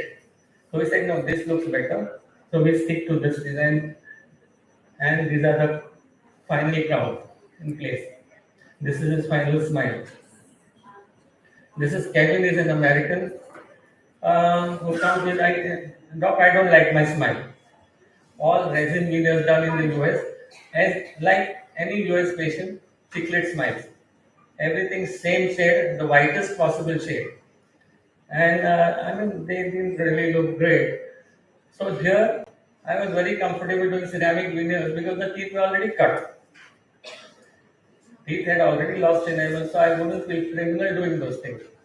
So I prepared them nicely for ceramic veneers, and I did 6.5 veneers. Half a veneer on the first premolar, because there was big space between the first premolar and the canine. So I didn't want to cut the whole labial side of this premolar, so I did half a veneer on the. These are the retraction cords in place. We impression, and then we converting from this to this. And for a change, Kevin wanted a smile which looked natural.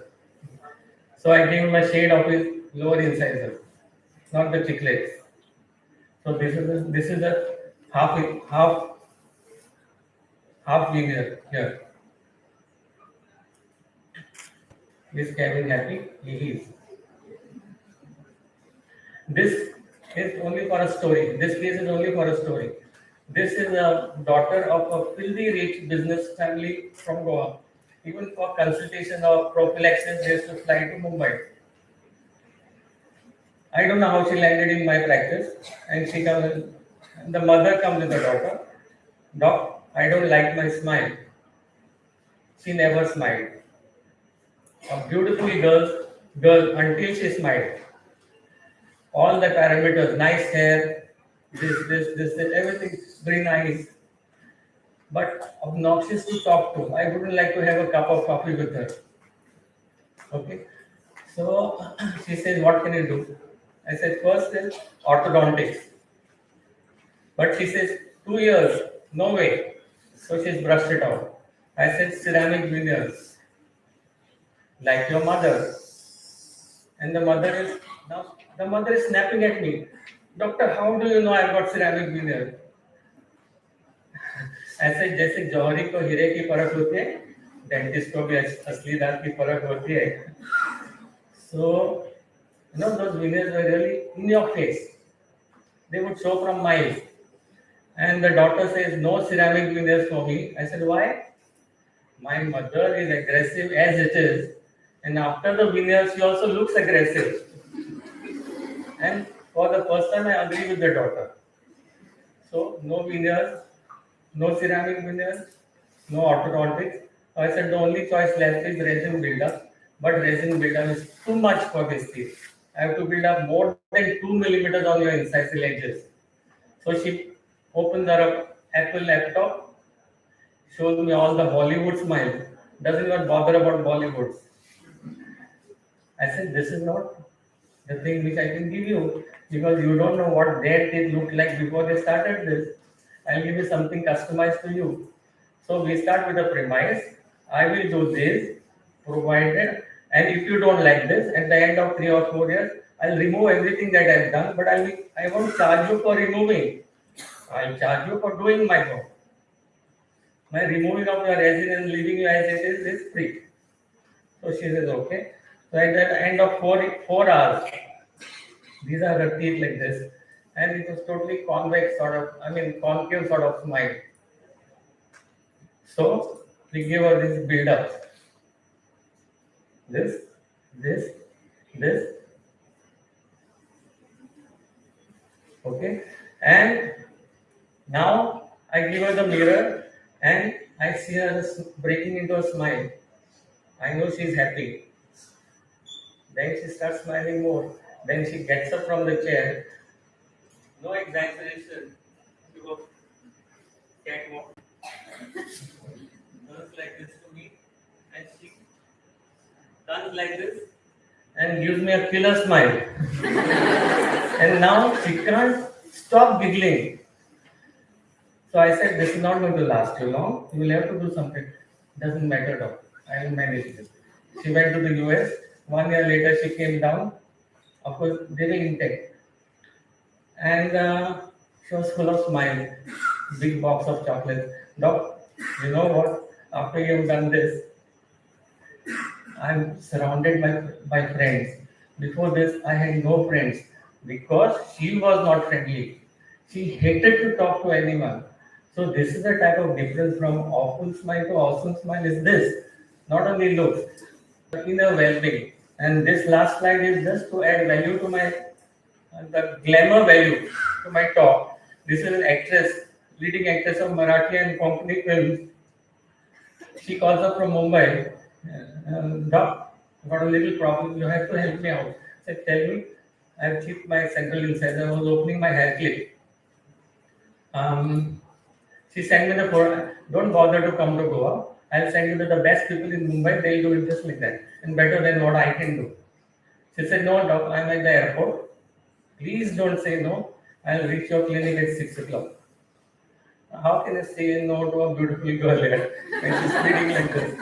So she comes and then we restore the central incisor. So now you know the causes of anesthetic restoration. All these beautiful posteriors. Why not? I meant this posteriors. I meant this posteriors. These are my sons, Dr. Abhishek and Dr. Siddharth. Not them now.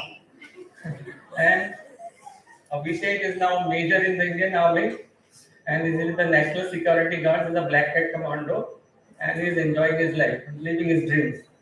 And younger son Siddharth is the MS prosthodontics. He passed as number 5 All India ranking for PG. So proud of both of them. Thank you so much. I think I'm already overshot of time.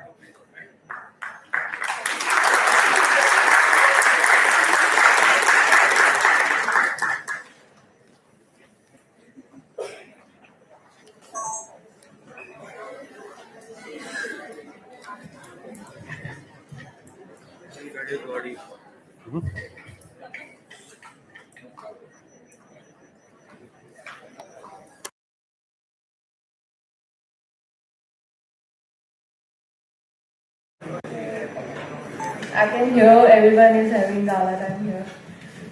So thank you, sir, for this amazing lecture. We all have been obliged by your excellent knowledge regarding the field. There's an English proverb, beauty is in the eye of beholds, which means everyone has their own ideas of what is beautiful. So, to define it more, I'd like to call Dr. Rumpa Vik on this stage. She's an eminent aesthetic dentist. Please welcome Dr. Rumpa Vik to give lecture on current trends in direct restoration.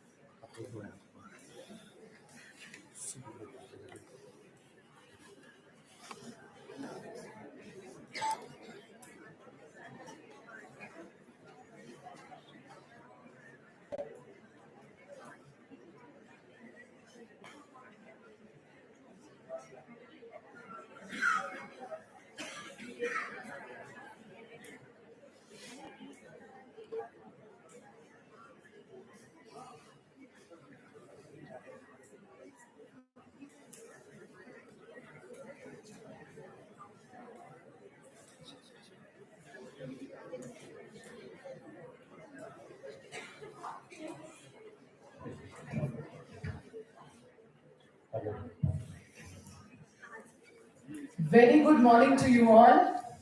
And so first of all, thank you so much, Kamal sir. This is for you. Otherwise, I wouldn't be here today. And of course, CynoDent, Anmol, and your entire team with whom we have been coordinating, I don't know, since quite a few months now. And in this beautiful morning, so happy to hear from Dr. Amit. Dilip sir, you kind of raised the bar. Ab mere liye mushkil ho gaya. Thanks to you both. So here, my topic for you today, well, before I start the topic, can I know how many of your interns, PGs, and very early into private practice? Interns, can I see some hands? Yo, rocket. PGs? Wonderful. And most of you are into practice? Early practice or joined with somebody, right? Perfect. Okay, so my idea today to share with you is something new what is happening in the world of restorative. Something you as interns, you as PGs, and also as private practitioners, whether you branch into academics or whether you branch into clinical, doesn't matter. But I hope this little chat of ours is going to help you. And with Dr. Bagra sir, I am there for you anytime you want any information, always there for you. So let me proceed with what I have today. That's where I practice. I was so happy to see Dilip sir's clinic, with the cobras, and also even I have monitor lizards. There it is. I have some colobinae who are visible outside my clinic window. This is the view from my clinic window. Yeah, that's where I practice. And if you can see, peacocks, peahens, chote deer and all, they are also. This is my place. Any of you coming over to Bhopal, Kamal sir ko pata nahi kab se bol rahi hu main. Please form a gang and come over. It's a beautiful place, okay? And loads of things to do. So, coming to the topic. Decay is not going away. Am I right? Decay hai.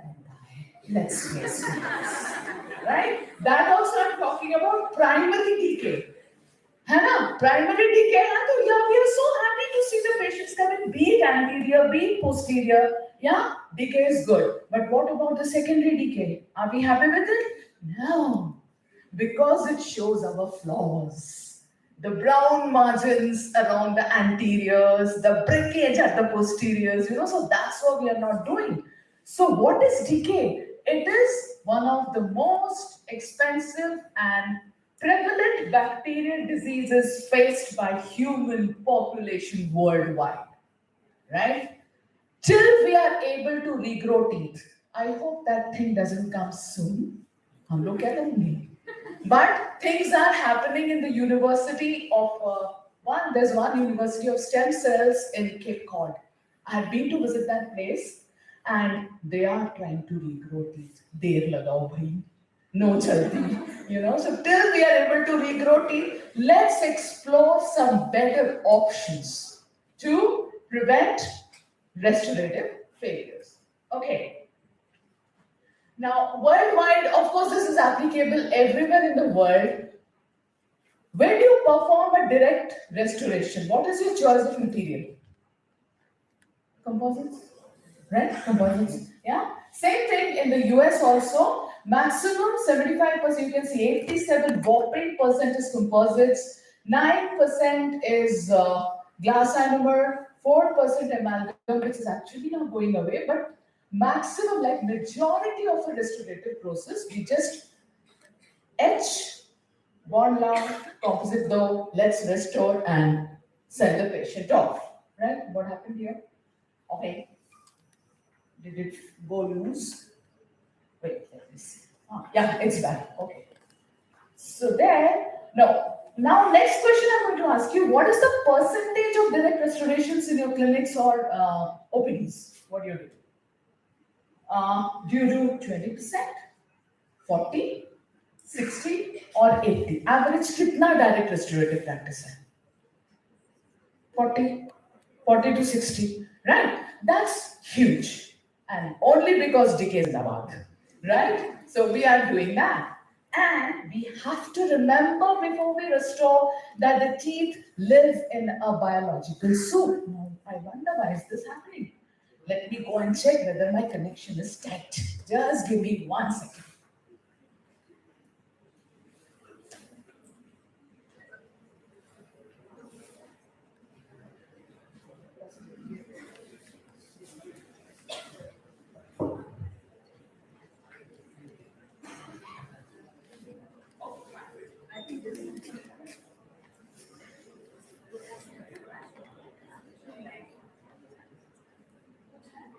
So we have to remember that the teeth live in a biological soup.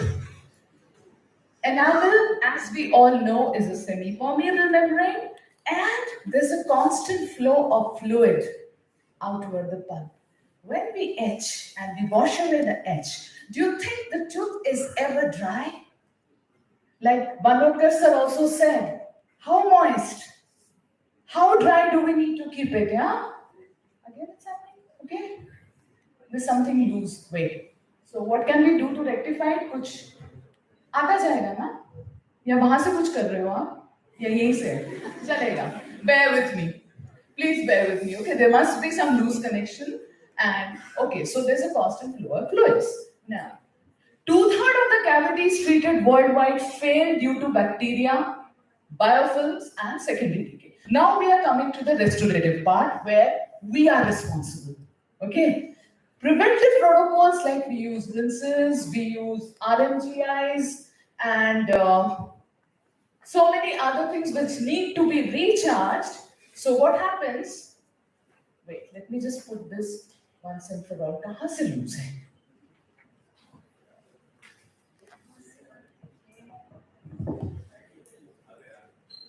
इसको sir ऐसे ही रखना चाहते हैं, लेना।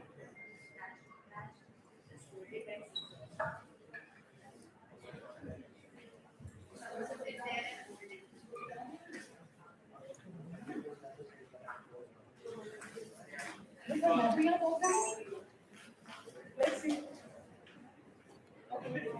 ये इसको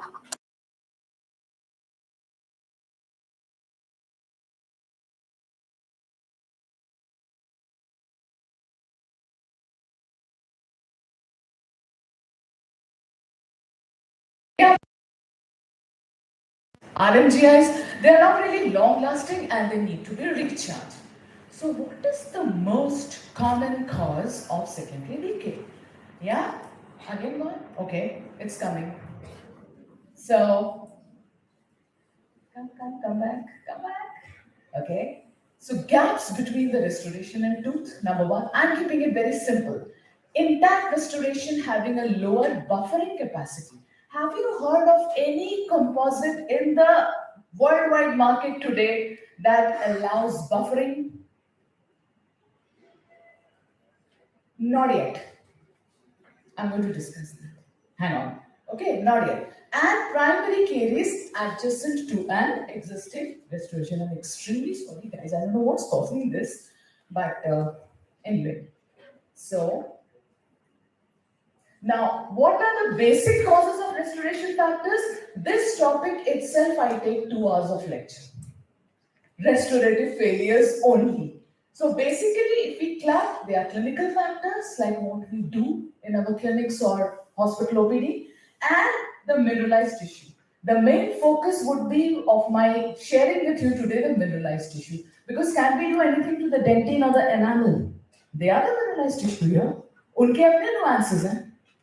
Yeah, so they also lead to some kind of failures. And number one reason for composite failure is recurrent decay, and the floor of proximal box of class 2 is the most vulnerable area, right? Now, there are a gang of universal bonding agent, each having their own nuances. And gone again? Okay. Yeah, good guys. Thank you. Thank you. Okay.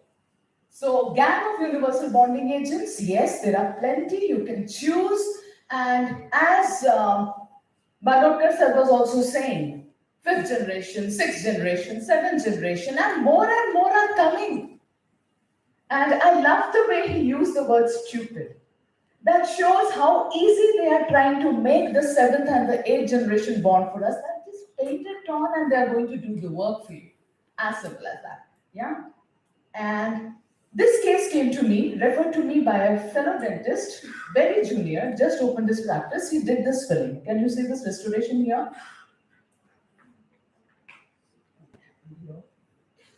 Okay. So can you see this? It's not adopted properly. That I have to be there.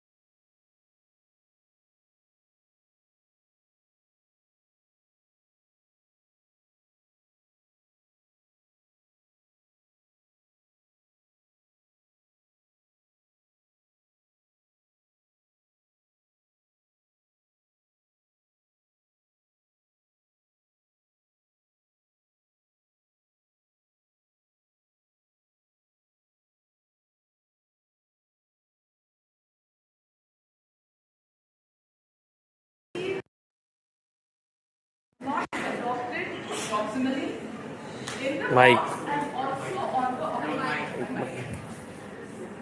yeah. Okay. So as you can see, so that guy called me up, ma'am, please help me out. इसको बहुत sensitivity हो रहा है, and there's a lot of problem happening here. So what do you do? I said, what did you use? क्या material किया? कैसे किया? Madam, cynodentin. I said, that's a good material. Okay, so now that brings me to the question, does the composite which we all are using adapt easily to all the nooks and crannies of the cavity prep? Point number one. Yeah. And how easy is this resin composite to handle? How easy it is? Because when you do a posterior, there are some materials which say they are packable. I beg to differ. Again, that's my personal thing, not counteracting or contradicting anybody. But have you ever felt when you pack a packable, once you've pressured it, the excess flows out like a mashed potato? Hota hai na? Right? So how easy is that resin composite to handle? And when we are light curing, under normal conditions, the level of conversion is just 45 to 70%. The whole composite is not curing. Yeah? And seriously, so that whole composite is not curing. So what can we do to have the complete better? Because of lack of time, I have to put the link. You can please watch this link about how it helps you clinically when you pre-warm a resin composite. Okay, so I have not added the video here because of lack of time, but you can just click this link and it is there. I use a composite warmer in my office. That is the one I use. And how it helps. I'm not asking you to tell you that this is what I have in my clinic, this is what I use. No. I use stuff which helps me in my day-to-day daily practice. Life simple banana. That's all. Yeah. So it has improved internal adaptation, higher conversion, yeah, improved sculptability, fluidity becomes better, exposure time to the light cure gun reduces, potentially reduced micro leakage. So all these problems at one shot get okay if you just pre-warm your composites. That's one point. Very proud to be a guest faculty at the New York University. And next course is happening in September. Any one of you want to join, I will let you know. And when I went to HKU, I am a guest faculty there also, teaching about the new biomaterials. And what happens, HKU boasts about the #1 dental faculty in the world for the past 4 years. Grids ko dekho, Bagada sir ko dekho, kya hai? It's just that we don't talk about it, right? But they are all happening here, very much in India, and that is how the things go on. Doesn't matter. I know you are there, so. I checked out a magazine, DPR, Dental Products Report in July 2022. Okay, because I'm here to talk about the current trends. You know what I saw? What emerging technology has the biggest potential to affect dentistry's future?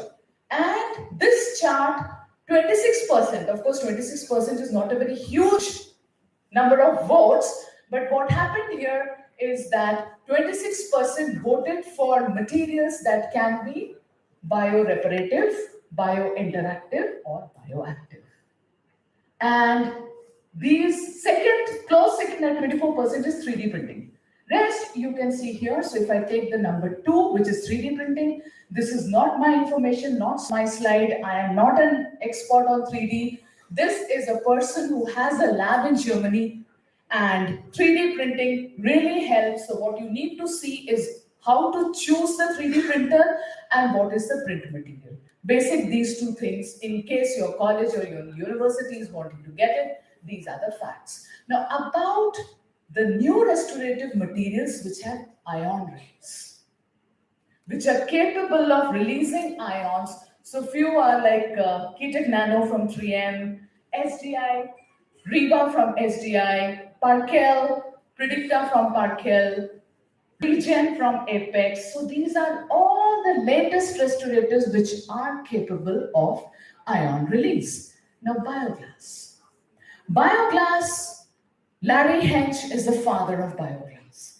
Long time back during Vietnam War, bioglass showed the potential to get the bones repaired when the soldiers were having massive, those fractures due to gunshots and all. So that's how bioglass was invented. And now bioactive glass has taken a huge jump in dental field. From what all I showed you, Regen is one company which is giving you restoratives and bonding agents with bioglass. And I had the very good opportunity to tour India with Professor Robert Hill from Bioming. So we did a tour and he was lecturing completely on the new stuff, what is happening in Bioming. And they are coming out with bioactive glass composites, adhesives, orthodontic cements, varnishes, and more new things are in the offing. About Activa, what is it? It is again a restorative, but it does not have BPA. It has got a rubberized resin. And what it does is once you place that restoration in the patient's mouth, it exchanges ions, namely calcium, phosphate, and fluoride, just like the normal tooth does during the Riemann and the Diemann cycle. Correct? So that is how it works. And very proud to tell you, this is one of my courses, and of course, a 1.5-day course I did in Pune, and that is Dr. Rupali, who learned the nuances of doing a direct full mouth rehab, and that's her case. Very proud to show straight cut, direct full mouth rehab using this material. I'll just give you a shot because I don't have time. Take models, make the wax up, get the strip crowns made, the transparent matrix crowns, make holes, put it in, and inject the material, and your crowns are ready. That's how easy it is, but you have to follow all the rules and regulations, but that's a separate chapter. Yeah. Case comes to me, he's a retired IAS officer, stays just few blocks away from my clinic. So he comes to me, and in fact, this was during post Dashera and pre-Diwali. There's a lot of card parties. I think yahan bhi hota hai na. So in one of the parties, we were invited by hamare ex-Prime Minister Digvijay Singh sir. Unka family, they are from Rajasthan, Rajwada and all. So they had called us, and I know most of you are veggies here. This is not to do that, but just to tell you how this crack happened. There was a dish called sulamas. Now, you know, na? Sulamas means you cook the meat underneath the earth in coals and all for 2 to 3 days. So all the meat and the bones and the tendons and ligaments, जो भी होता है, वो सब हो जाता है. So पूरा गला नहीं होगा. He ate and cut. See, you can see this fracture. So he came to me with severe pain on biting, comfy with non-occluding open bite, चबाते बन नहीं रहा है, दांत पे दांत रखते बन नहीं रहा है, very sensitive to even mild, hot and cold. Okay, so that was the situation. So when I checked his upper 8, there was a crack. Okay, there was a crack, you can see that. And check out his lower occluding teeth. Highly, big time rupture. You can see these. Yeah, I said, uncle, क्या करते हो? इतना क्या tension? अब तो आप retire हो चुके हैं. अभी थोड़ी शिवराज का चिक चिक सुनना है आपको. कुछ नहीं सुनना. अभी क्यों टेंशन पाल रहे हो? So that was how deep bruxism here. नहीं बेटा ये होता है वो होता है. Anyway, fine. So what I attempted to do was, again going back to the tooth, I just prepped it around the crack. Gingy retraction cord, etched it, quick etch, place the restorative and build it up, remove the gingy cord, and then finished, polished, check the occlusion, finished, polished, all done. And after that, what he did, completely okay, and he comes to me, there's occlusion, and that's where final, and this is 2 months post-op. What he says, very comfortable in eating, no problem in chewing, feels like before. So in my mind, what went, I put a restoration full of ions which are easily rechargeable. Imagine there's a crack. And I put a material which gives them calcium phosphate fluoride. They all go inside, make hydroxyapatite, seal the tooth and repair the tooth. So that is the magic of these new age materials. I had 3 back-to-back workshops in Madrid. There I met Professor Dr. Salvatore Soro. He's the head of dental biomaterials in University of Valencia. Okay. And then what he said, should we rely more on biomineralization? Because resin-based bondings do have their own set of problems. Yeah. That kicked my antennae up. Now here's the situation. Male, 82 years, you can see the condition and the x-ray along with. I'm so sorry about this. I don't know why this is happening. Please bear with me. Tahe dil se sorry. Yeah. कुछ एक connection loose है, सब tight करके रखा हुआ है. And again, the situation, that is that. What I did, selective caries removal, selective etch, wash, rinse, applied limelight. It's a material I'll talk to you later. Universal bonding agent, air dried, light cured, and applied Activa, and blended, finished, polished. So with that, once that is done, yeah, that's polished. And here, now there's a study in the SUNY Buffalo that single material bulk fill eliminates voice. Because soch ke dekho, we are doing incremental. Yeah, if we are doing incremental, each increment also shrinks. Along with the full composite, which Dilip sir already told us that shrinkage hota hai. Now, यहाँ पे एक layer के individual shrinkage भी हो रही है. So, what are we going into? Right? Post-op sensitivity and so many other things.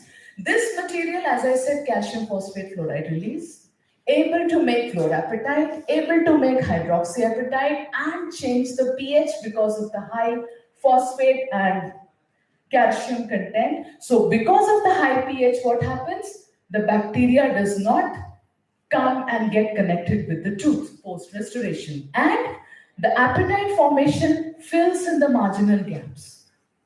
Marginal gap सिर्फ हम लोग tooth dentin interface पे ही नहीं है.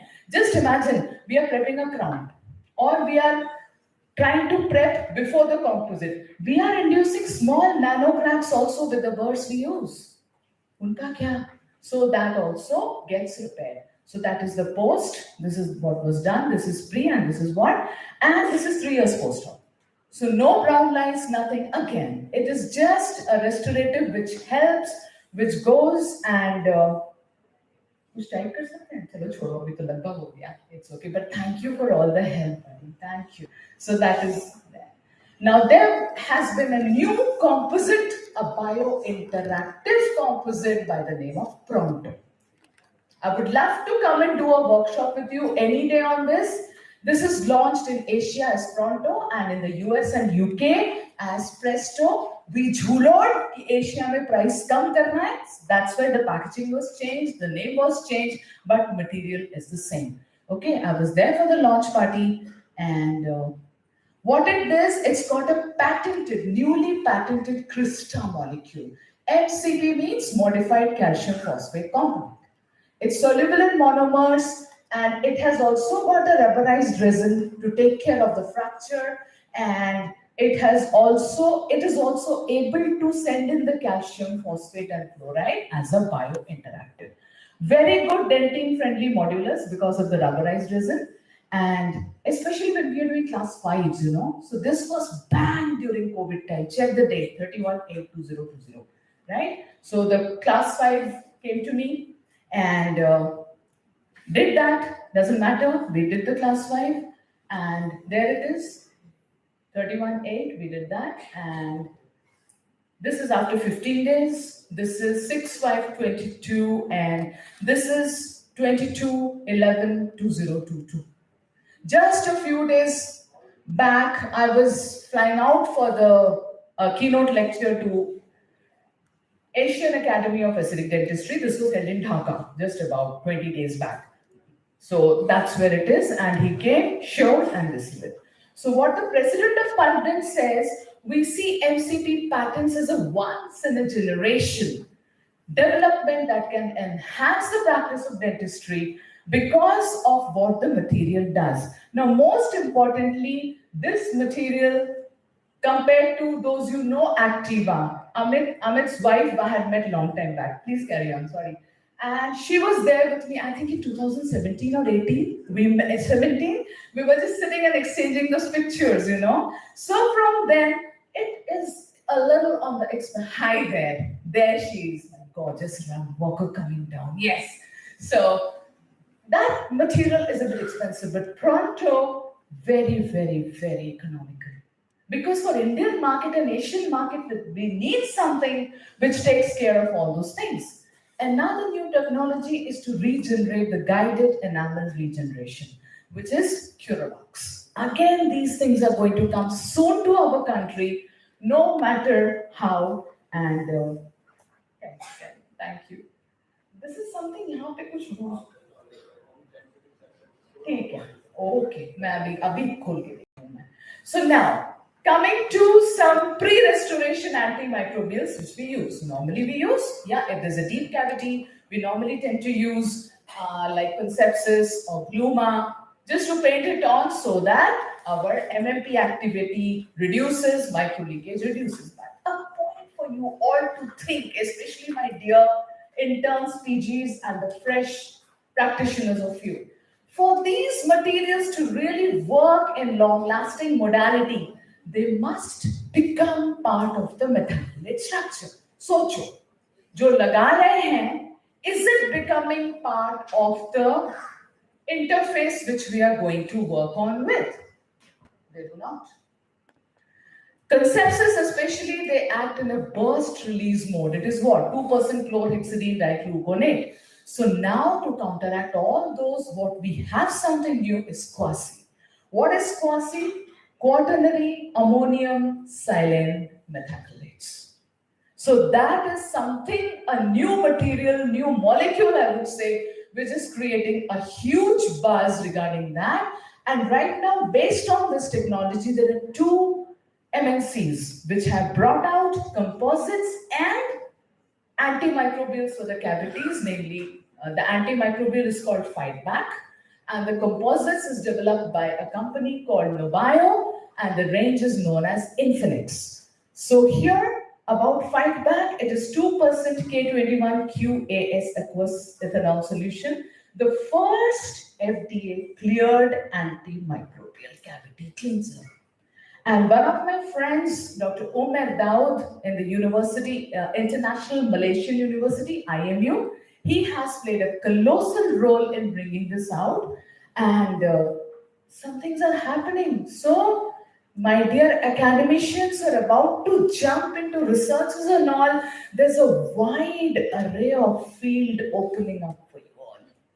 You know, so with that, and again, I have my helping hand with me. God bless you, buddy. God bless you. So here about Nabio. That is Infinix antimicrobial composite. You have a flowable composite and you have a bonding agent. Now, how different are they from the normal composites or materials? Here, this is Nabio. I just got to lay my hands just 3 months पहले. So मेरे पास उससे ऊपर का follow up नहीं है. I'm being honest with you. Yeah, but what happens here is the mode of action. How does it work? Now, Amit sir is a periodontist, right? डर लगता है पीरियो सर एक बात बताओ we cannot do without biofilms, right? Can we get rid of it? No, they are required because they have all got the good bacteria. But are biofilms and composites, don't you think they are anti each other? Biofilms love composites, right? They have a very good machan for composites. Kaisa machan kabhi I was just everywhere, wherever you go, there's a tendency to take selfies today, right? And boys, you know, the Shah Rukh Khans and जैसे Dilip sir ने भी दिखाया, Katrina Kaifs and Kiara Advanis, you know. So the Shah Rukh Khan pose यार मेरा शाहरुख तो यार 25 साल पहले का कॉलेज में ही मिल गया था, अभी भी बैठा हुआ है सिर पे. So that is there. And so biofilms and composites. Biofilms, of course, इनके सामने मैं definition नहीं लूंगी, but that's what it is because he's the topic, rather he is the master of his subject. So what I'm going to tell you, we all know that actually is that biofilms and composites, they love each other. They kind of seduce each other and they are plant traps. Biofilms plus composites. And so Nabio, with this material, what do? They are sealing. And let me make it easy for you. Bacteria touches the Infinix restorative, and as soon as it touches, the filler particles with these quasi-materials, they are embedded in the resin matrix. As soon as the bacteria comes, they are killed off at the margins. Only those bacteria. So what happens in the end, reduction in demineralization and secondary decay is up to 68%. Now, like Activa and Pronto, with the company which I'm attached with, you know, so they are helping by releasing and recharging with the saliva in the mouth, normal process of demin remin cycle. This one doesn't need any recharge or recycling. It is just there, and whatever bacteria comes, it gets killed. So that is the modus operandi. So some better options to prevent the restorative failures, because as I said, primary decay is zindabad, but secondary decay, nahi.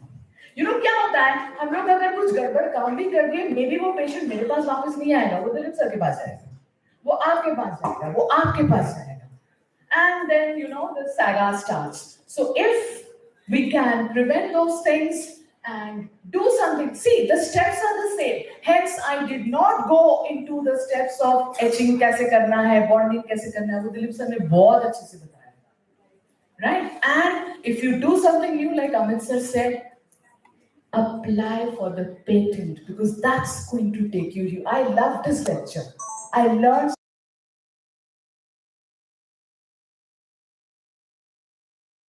small things do matter.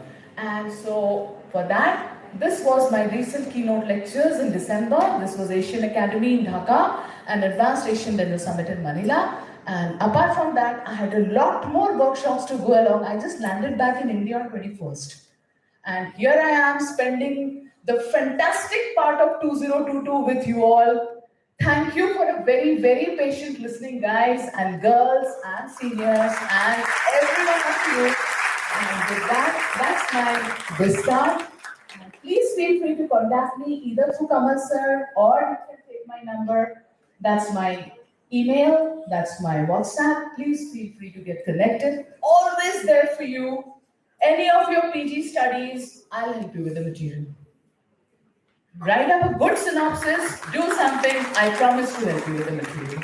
Okay, so with that, thank you so much, Kamal sir, Team CynoDent, grids, and above all, every one of you who are there. And I'd love to see the last liners, last benchers, Maviti.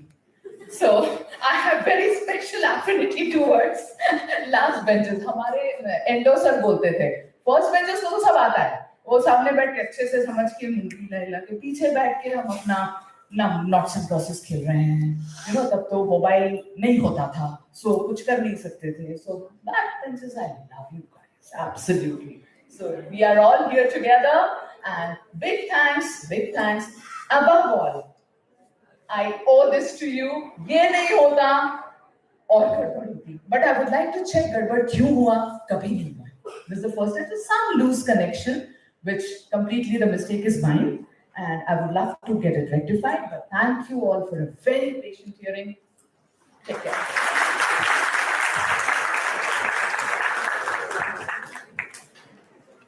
Battery alone. Thank you so much, ma'am, for serving us the best of your knowledge.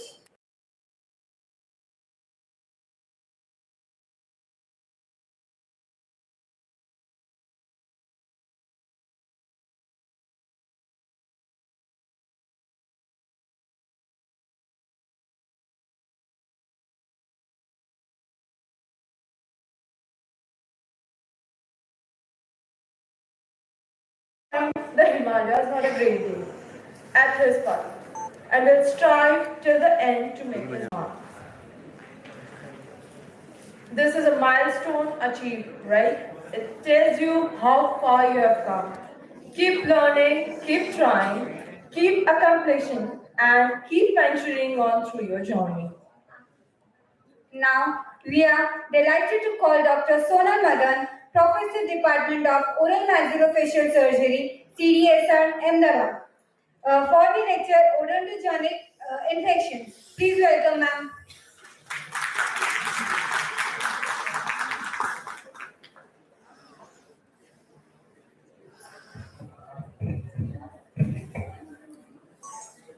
જ્યારે રિમોટનો use કરતા હતા ને ત્યારે display જતી હતી. મેગ્નિફાઈ glass જ્યારે use કરતા હતા ને ત્યારે એનું ક્યાંથી લૂઝિંગ હતું, એ બધી ક્યાંથી યુઝે પડતો હતો ને ડિસ્પ્લે જતી.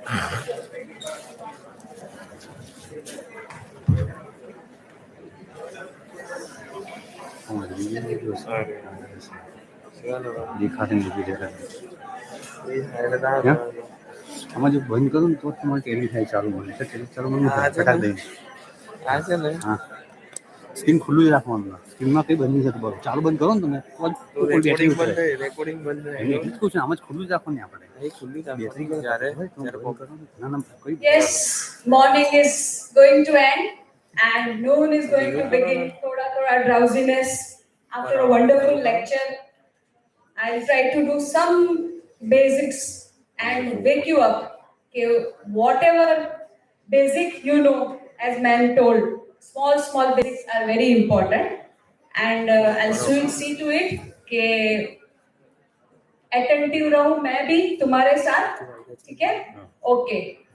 Now, before beginning, I am really very thankful to Grids to give me an opportunity to speak in my home ground on an interesting, sometimes underestimated topic. Okay, infection word is very, very common to you, everybody. But what actually infection is? Particularly, we will be talking about odontogenic infection because we are in that field.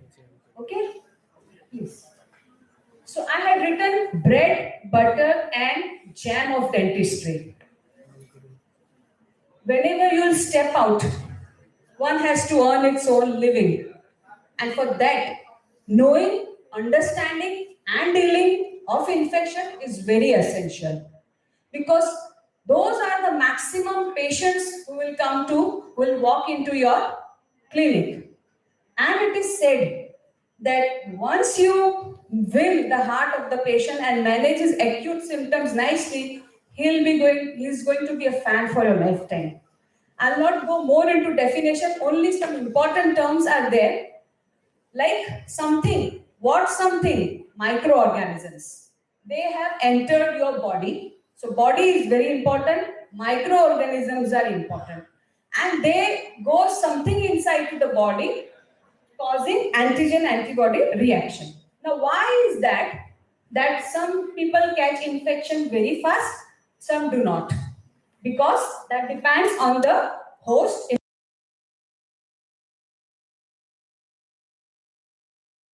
All terms which we as dental students, as postgraduates, as academicians go around: abscess, periapical abscess, dentoalveolar abscess, cellulitis, fistula.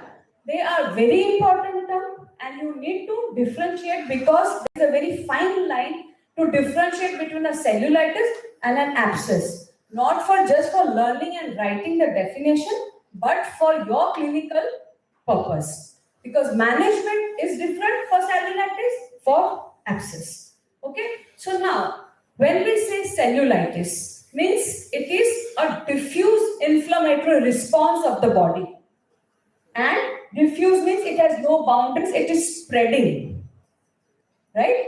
And when you say an abscess, you say an dentoalveolar abscess and periapical abscess, means it has confined. So the etiology may be the same, but something is different into the body. From one body which has shown a cellulitis, other has shown an abscess. So two factors I told is more important: systemic and local. And systemic, the immunity of the person, how good the immunity is. Some people, young people, are generally healthy, and when we age, slowly the immunity goes down. Some are unfortunate, they have some uncontrolled systemic problems like diabetes or something like that. Okay? Another thing which plays very important role is the microorganisms. Microorganisms, though very boring thing to learn during student time also, I was also very fed up, but you need to understand something about little basic of the microorganisms. Like virulence, what means virulence? Means that capacity of the organisms to produce symptoms. So some microorganisms are highly virulent, like we had COVID because of virus. It was a very virulent, strong virus infecting many people at one time. Okay, so that was about the microorganism part. Another is the host. So it is the body stays into homeostasis, a balance like a taraju. One side it is the host, other side it is the microorganism. Whoever wins will have the trophy. If we win, we are asymptomatic, we don't catch the disease. But if the microorganism wins, we have various manifestations. So these are the various things which compromise the host. Now, why this is necessary? Because when you take the history of the patient walking into you, you are supposed to rule out all these things. Any medications are on, any hospitalization is there or not. Okay? History is very boring, but it is very important thing. A good history will make you rule out many things and give you a provisional diagnosis and an action plan. So you have to take a nice, beautiful history. Initially, you will find it boring, but it is very important. And nowadays, recording it, consent, documented history is important in your era. This we have already talked. Microbiome, yes. Like generally it has been seen that the infection which affects the maxillofacial region is mixed infection. Mixed means what? Aerobes are also there, anaerobes are also there. So when you start antibiotic, you have to keep in mind what type of organism are you going to target. Now it has been seen that gram-positive cocci and gram-positive rods are mainly responsible. Now, there is little bit to understand between aerobes activity and anaerobes. Now, aerobes release hyaluronic acid, which is responsible for destruction. So, more destruction, more spread. And anaerobes, they produce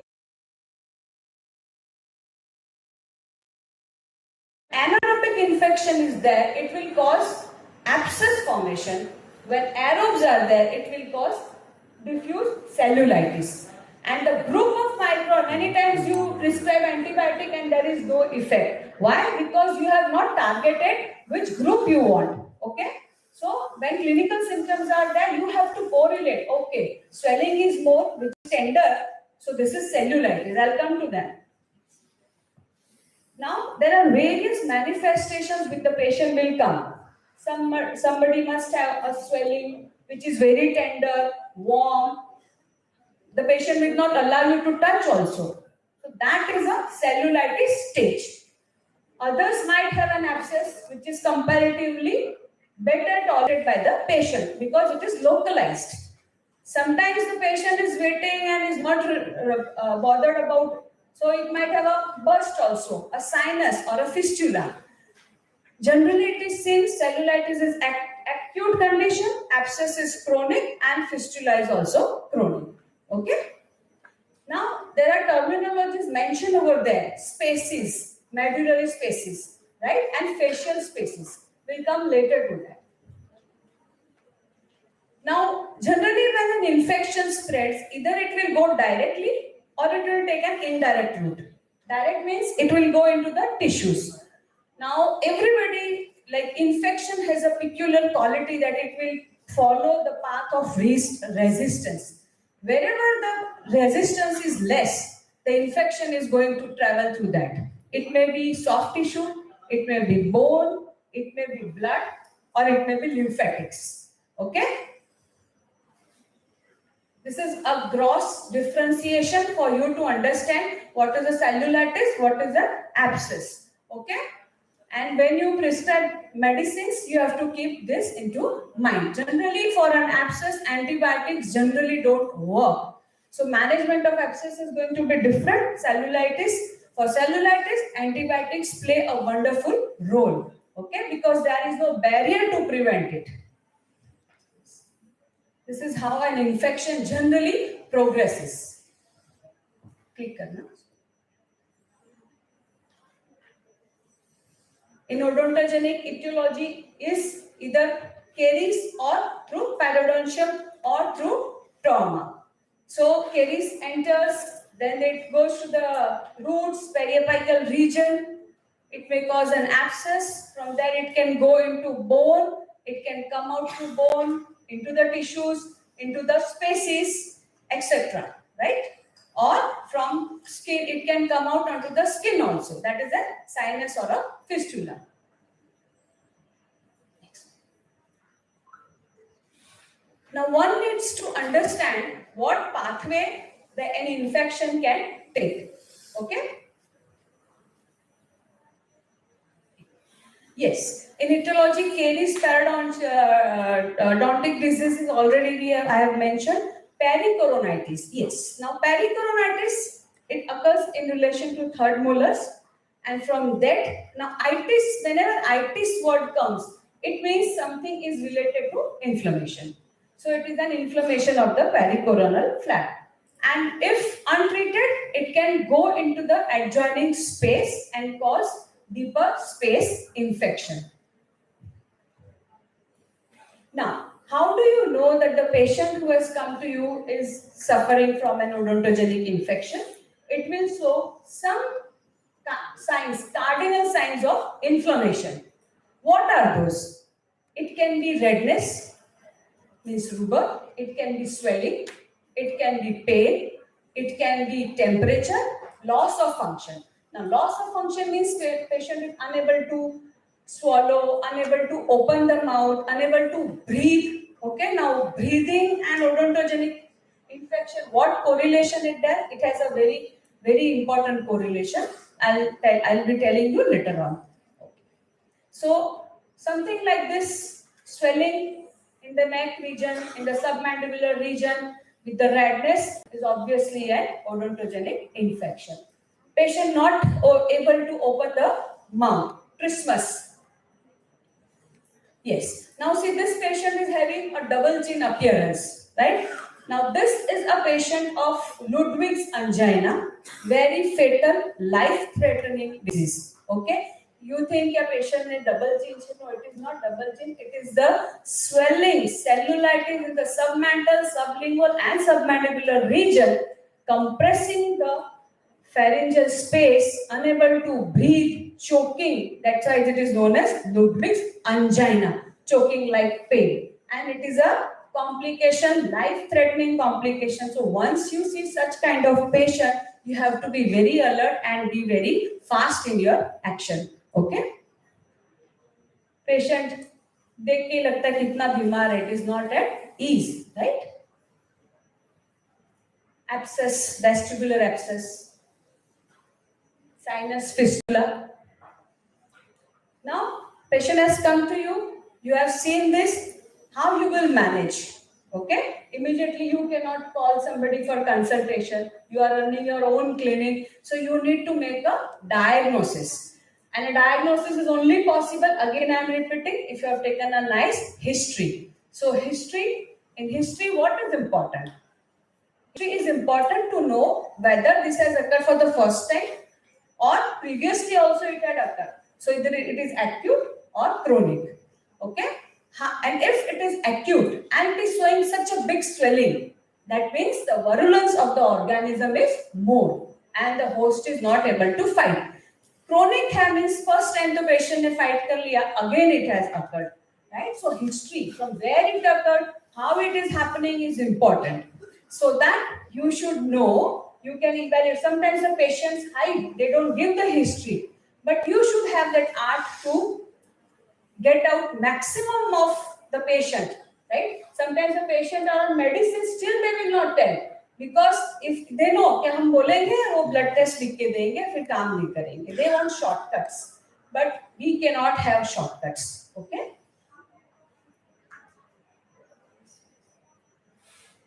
So whenever a patient comes to you and you have little bit of doubt that the general condition of the patient is not good. So how you will know the general condition is not good? Every patient is not going to be educated. So you need to take the vitals, right? Vitals में क्या आता है? Pulse आएगी, blood pressure आएगा.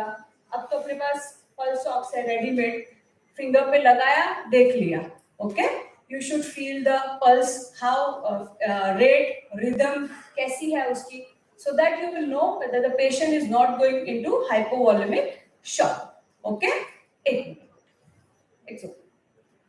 So temperature, pulse, blood pressure and respiration. Once you have taken a fast brief history, these vitals are to be recorded and mentioned on your patient's case paper. Okay? Then airway, breathing and circulation. Now these three things are very important once you notice that the vitals are not in the healthy range. And if needed, you will have to address this. Okay, so if a Ludwig's patient is coming to you, the airway is going to be compromised, so you have to see how you can maintain a patent airway. So in your clinic, keep some oropharyngeal airways in your emergency tray. Many fancy things you can keep, fine. But a basic emergency tray, some emergency drugs with airways and umbubel is must. Before you call for help, anything, these things are going to be a very important armamentarium in your clinic. An airway can be put by any dentist. We are not skilled to put a nasopharyngeal tube like anesthetics, but an airway can be put and a patient life can be saved.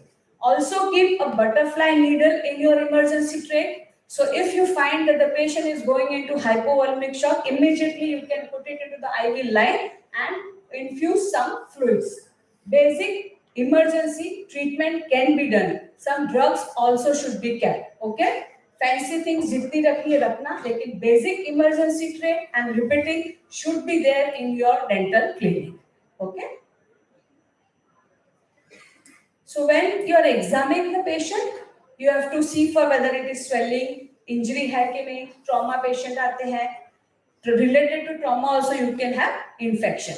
Ridge nodes need to be evaluated to know whether it is acute, chronic or a case of carcinoma. If it is carcinomatous nodes, you will not be able to palpate stone hardy things, right? Nodes palpate होते हैं. I don't know whether you have been taught or not, but area-wise we have got draining nodes. Generally, they are not palpated. If they are palpable, means there is something wrong in that area. They are markers. Okay. So what we need to see is when you do an examination, trismus is there or not, carious tooth, what carious tooth, whether mobile tooth is there, okay, and openings of the ducts are also to be seen to rule out salivary gland infections. Your clinical part is over, and then required whatever X-ray you want to take, prescribe that X-ray. If single tooth, more than one, two tooth IOPA is fine. No need to go for CBCT straight away. You can just proceed stepwise. IOPA le lo, OPG le lo. If you're not satisfied, then go for other things. Like USG works very well when you're expecting or anticipating something wrong with the salivary gland. Otherwise, X-ray, IOP, OPG are good enough. Yes, laboratory investigations are very important. You have taken the history, and if the patient is giving you history of diabetes or something like that, go for all the routine blood investigations. And also you have to check the blood pressure. And if patient is on antiplatelets, then you have to go for some specialized investigations also. Okay. Pus and culture and sensitivity are only indicated when there is a draining sinus and you want to get a definite report of those microorganisms. Okay. Then come to a proper diagnosis. Okay, I took a history, I saw the clinical findings, I got an X-ray, and now you have to know what has caused that manifestation of the infection. Right? So once you know the cause, you have to know which state it is. Now why I am emphasizing on cellulitis and abscess? Because cellulitis spreads, and if you are good enough in diagnosing and targeting the antibiotics, the patient is going to be comfortable and will be back to you. If you are not able to do that, कहीं और चला जाएगा, ये doctor ने तो मेरा दर्द ही नहीं ठीक किया, क्या जानता होगा. Okay? Then host defense also, you have to know whether healthy hai, compromised hai, medical issues hai, you have to address them, consult the physician, and you have to monitor that. Whether the patient's general condition is toxic or non-toxic. Non-toxic hai, you can proceed with the treatment plan. But if the patient is toxic, now what is a toxic patient? Vitals jiske abnormal hai, jo tumne starting mein liye, if they are not normal, the patient is toxic. So you need to manage the general condition of the patient first and then go for the definitive treatment. Yes, so for that you have to give some antibiotics, fluids, anti-inflammatory, nutrition part.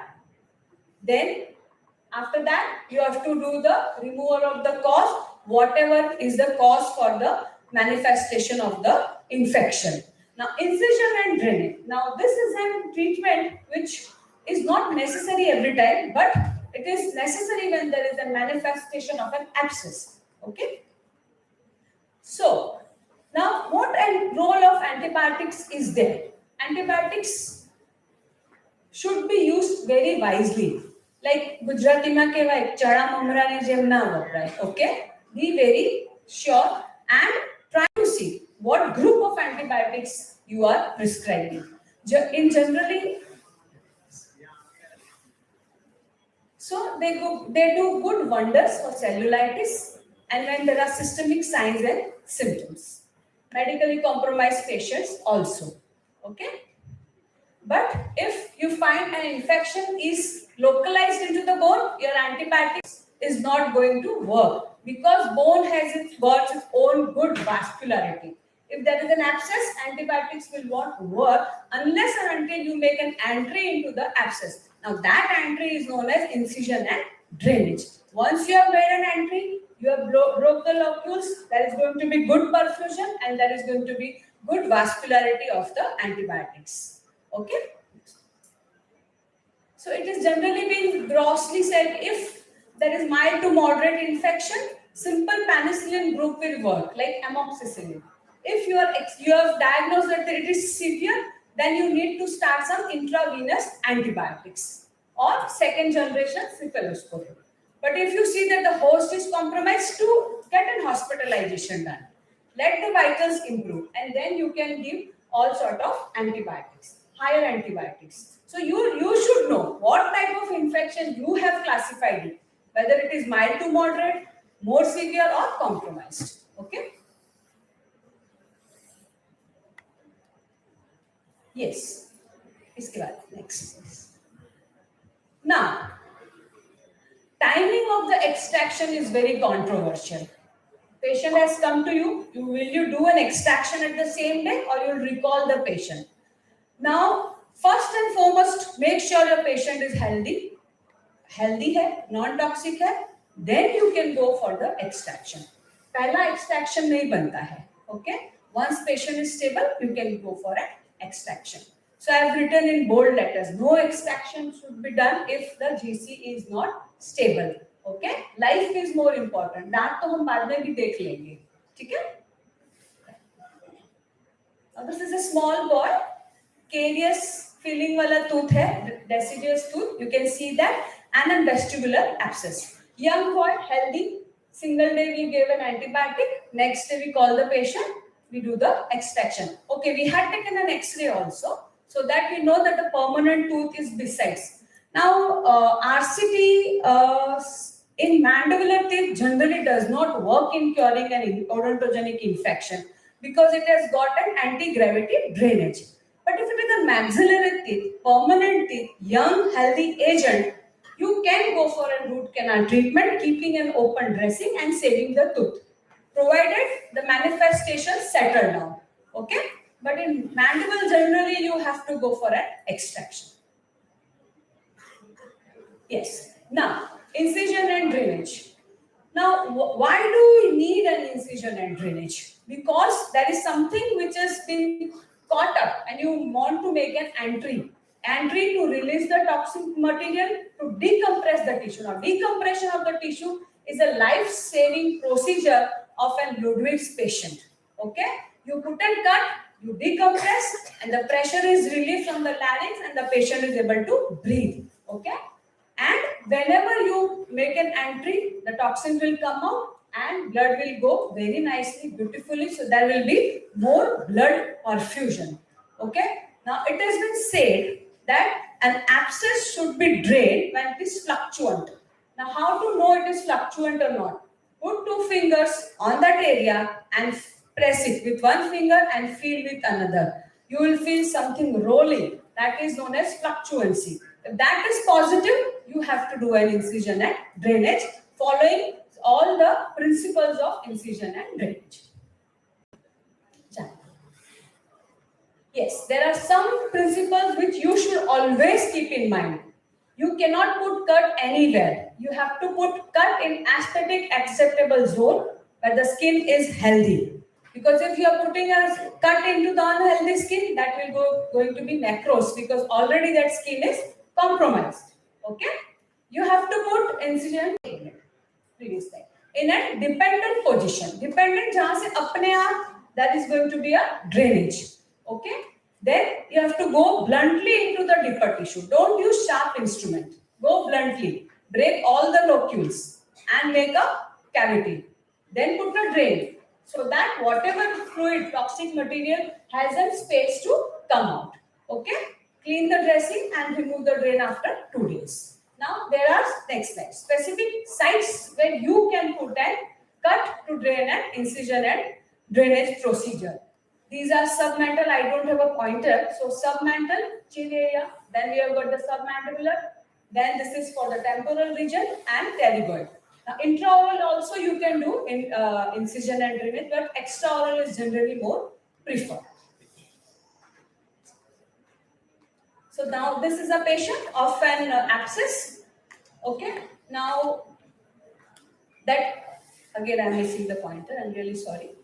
A small cut is kept into the area in a healthy skin. Drain is kept, and second day after removing the drain, the skin has healed. Okay. So that is the importance of putting a cut into a healthy area.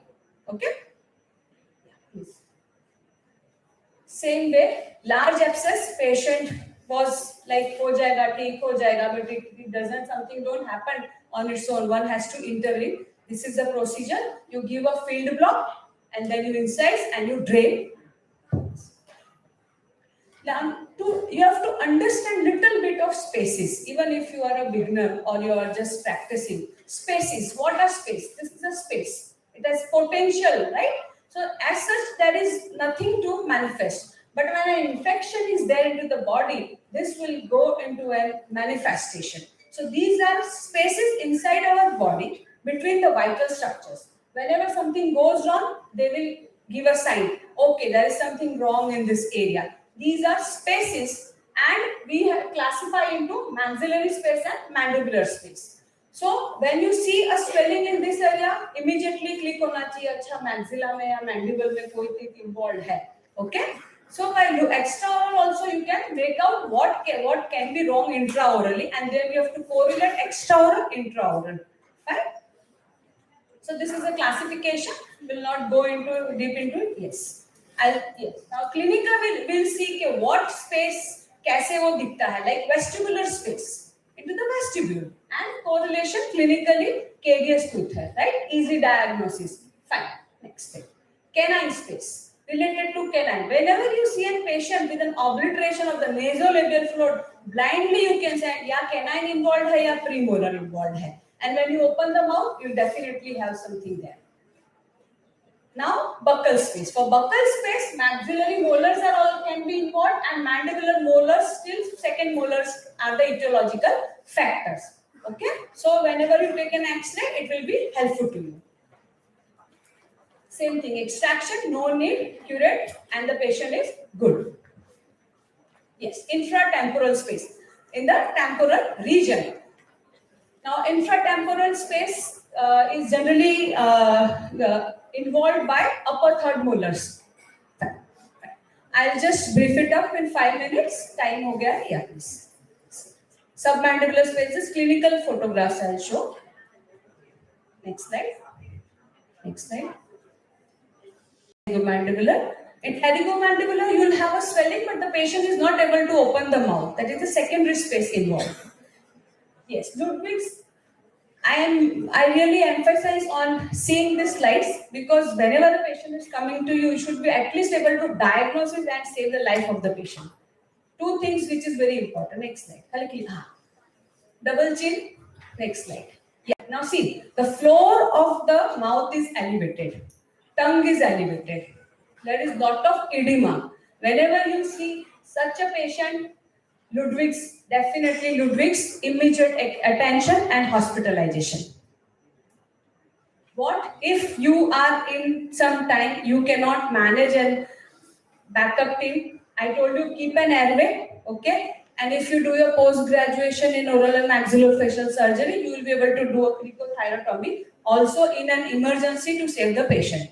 But at least you can put an airway, take a line, push some fluids, maintain the GC of the patient, general condition. Next slide. Okay, this is an incision and drainage done for a Ludwig's patient. One more important, next slide, yes. Another patient of Ludwig's, you can just skip that and come to cavernous sinus thrombosis. One more clinical thing. If a patient comes to you, you should be able to know what it is. Clinical photograph. Yes. Now, patients are very lazy. But it's okay. It's okay. But this is a very fatal emergency thing. People are not aware that a tooth infection can go to your brain, to the meninges, and cause cavernous venous thrombosis, for which that can be a loss of vision. Okay? So whenever you have to make, this is known as triad, Eagleton's criteria. Complain of toothache, something wrong with the eye, okay, and something related to pain in sinus is definitely a cavernous venous thrombosis, and which needs special attention. I'll just show how bad it can be. Okay, fine. Thank you so much. Lot of people coming in.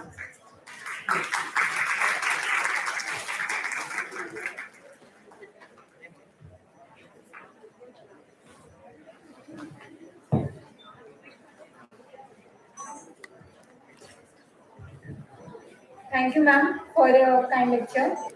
Uh, our chief guests have arrived. We request all of you to give a standing ovation. The registration ceremony is going to start after the inauguration ceremony. So all the speakers are requested to stay here.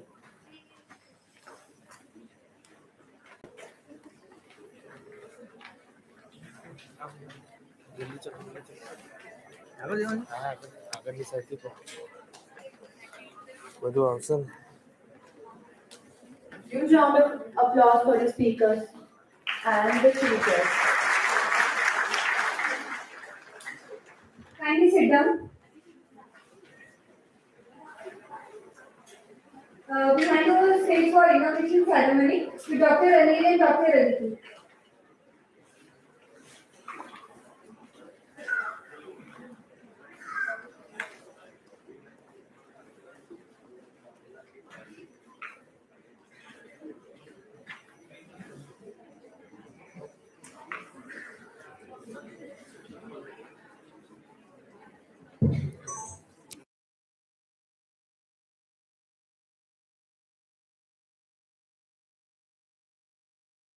Aditi Nanda, Creative Head, CynoDent International, and I, Dr. Anil Patel, leader at Goenka Research Institute of Dental Sciences, welcome you all to the 5th World Dental Sciences and Oral Health Conference and the first, yes, the very first Global Dental Cyno-Dental Union, organized by CynoDent International and ISD in collaboration with Goenka Research Institute of Dental Sciences. Came to Gujarat, Majama!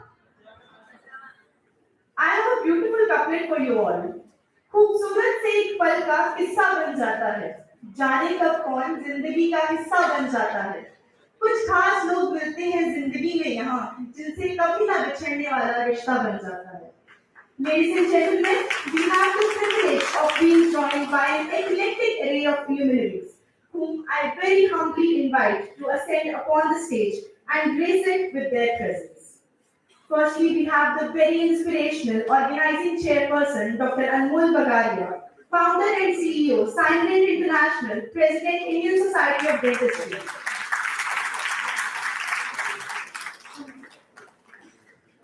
respected Dr. Kamal Bagra Sir, Dean of Goenka Research Institute, Dental Sciences.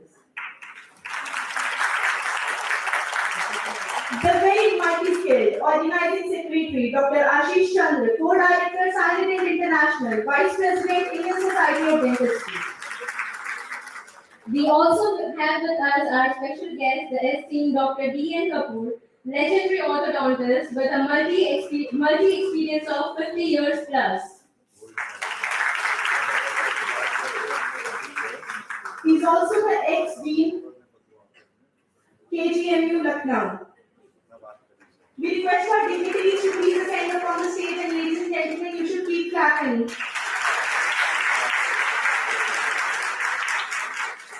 We have our chief guest, Honorable Dr. Rita Patel, MLA Gandhinagar and ex-Mayor Gandhinagar. Ma'am, kindly ascend upon.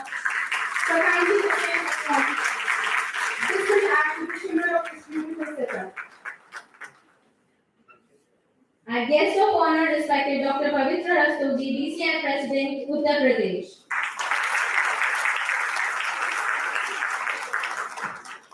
Our another guest of honor, worthy Dr. Viral Patel, DCI President, Gujarat.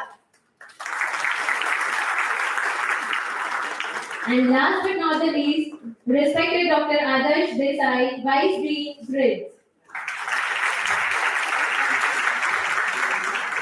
Ladies and gentlemen, I request you all to give a thunderous round of applause for our guest at this ceremony. We also have amongst us Dr. Soumya, an ace endodontist, and Dr. Ramesh, retired income tax commissioner.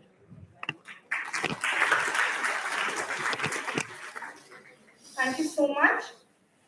I feel deeply obliged to have got the opportunity to welcome an entourage of esteemed guests, delegates, and students from all across the nation. The memories of last Christmas in the valley of the holy city of Rishikesh were still fresh, and we yet again got the opportunity to meet one another this Christmas and give it a magnificent and thrilling closure to the year 2022. The conference began on 26th of December with pre-conference hands-on courses in various branches of dentistry by leading practitioners from all across the country. These courses were organized at Goenka Research Institute of Dental Sciences, and the benefits of the same were availed by students from various states, including Gujarat, Punjab, Madhya Pradesh, Maharashtra, and many others as well.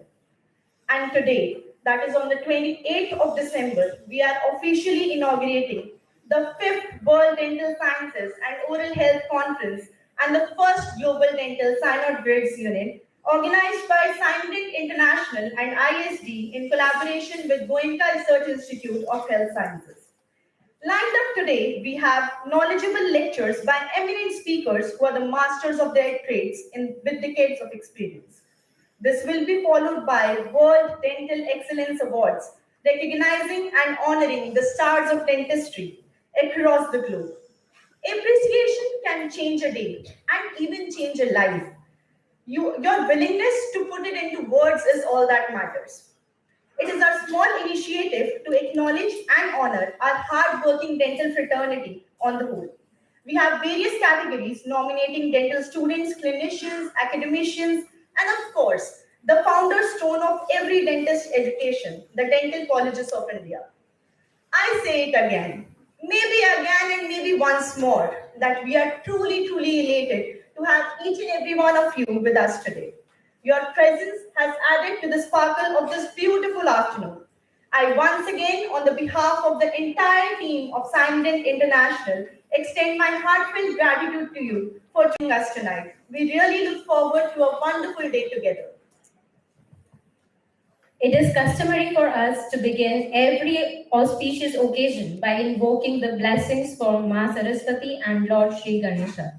Ma Saraswati, who is as white and bright as jasmine flower, a garland of pearls, signifies the purity of knowledge, where Ma Saraswati imparts wisdom, learning, and creative power of speech and understanding. Lord Ganesha has been worshipped since time immemorial, before advent of any new endeavor.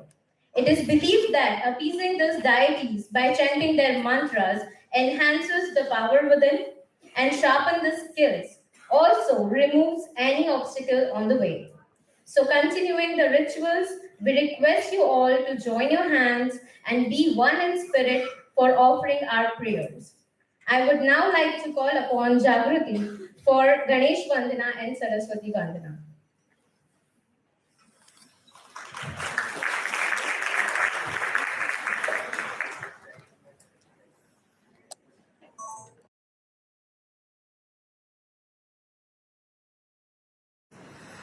वक्रतुण्ड महाकाय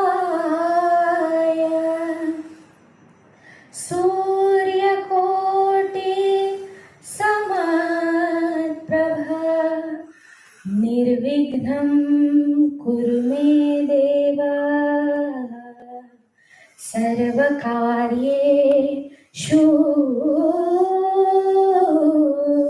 सर्वदा।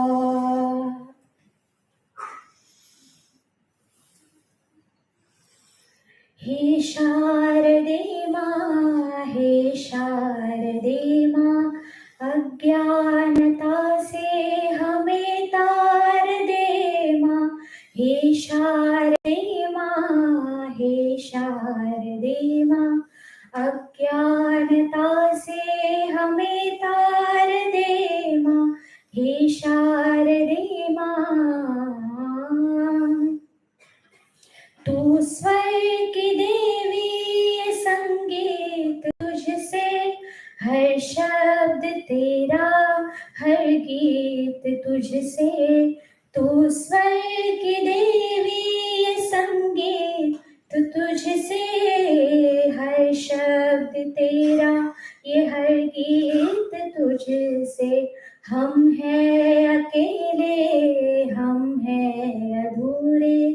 तेरी शरण हम हमें तार दे माँ, हे शारदे माँ, हे शारदे माँ। अज्ञानता से हमें तार दे माँ, हे शारदे माँ। मुनियों ने समझी गुणियों ने जानी, वेदों की भाषा पुराणों की वाणी। मुनियों ने समझी गुणियों ने जानी, वेदों की भाषा पुराणों की वाणी। हम भी तो समझे, हम भी तो जाने, विद्या का हमको अधिकार दे माँ, हे शारदे माँ, हे शारदे माँ। अज्ञानता से हमें तार दे माँ, हे शारदे माँ।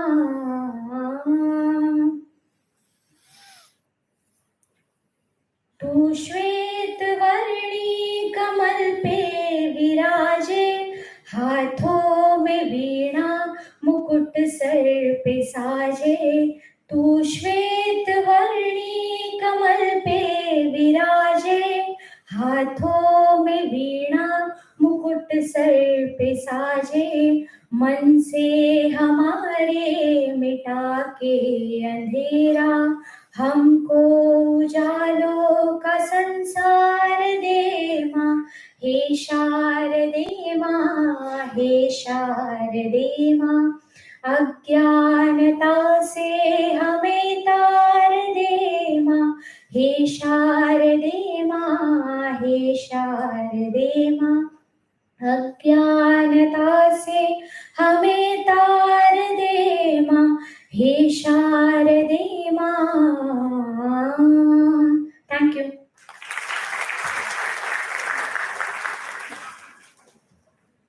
Thank you so much, Jagrati. It was very melodious. Shubham karoti kalyanam arogyam dhana sampada shatru buddhi vinashaya deepa jyoti namostute. Light and brightness has always been equated with positivity, and motivation is seen as harboring of good. Lamp lighting is symbol of honoring Ma Saraswati, who's the goddess of knowledge, and in this temple of knowledge, we attribute all our auspicious deeds in the feet of Ma Saraswati by means of lighting a lamp. I would now like to may I please now request all our dignitaries to kindly come forward while I request our audience to be one in spirit while we light the lamp.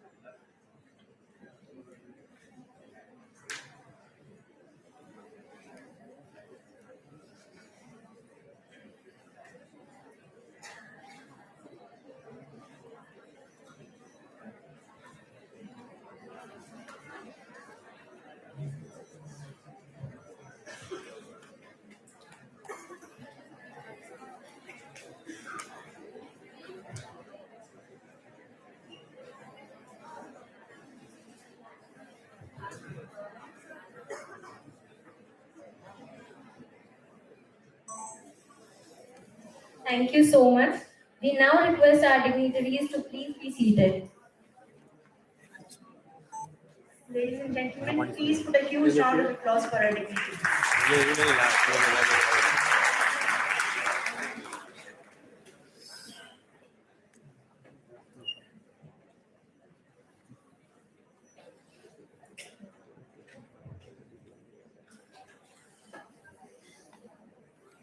We would now like to share the journey of CynoDent International with you all. CynoDent and ISD was founded by Dr. Anmol Bagaria and is headquartered in Mumbai, Maharashtra. Our state, our national and college teams are spanned all across the nation and are led by our very diligent board of members. We also have a team of eminent international and national speakers. Our patrons and advisors include the very renowned Dr. Stephen Cohen, Dr. James Gutman, and Dr. D.N. Kapoor sir. CynoDent soon expanded to 20 countries across the globe. And today, with the blessings of Almighty, ladies and gentlemen, CynoDent International stands rock solid with members from 50 leading countries across the world. Our purpose here is to address global health issues, increase awareness about patient safety, create opportunities for dental and medical professionals, and very importantly, to reduce the gap between research and clinics. We share this with immense pride that we at CynoDent International are a global organization serving more than 59 million medical and healthcare professionals around the globe. We believe in putting our best foot forward for the welfare of humanity by sharing knowledge and granting assistance in the finest way possible. We publish high-impact journals, newsletters, magazines, papers every year. Our very committed team of scientists, medical professionals, clinicians, all across specialties work day in and day out to transform bold ideas to sustainable realities which most definitely will make this world a better place to live. CynoDent has also launched a unique digital healthcare platform which is one of the first of its kind in India.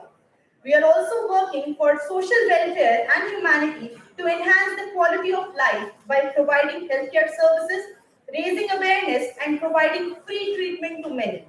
We have done 100 plus camps with completely free of cost treatment and have trained 500 ASHA workers and have also organized blood donation camps.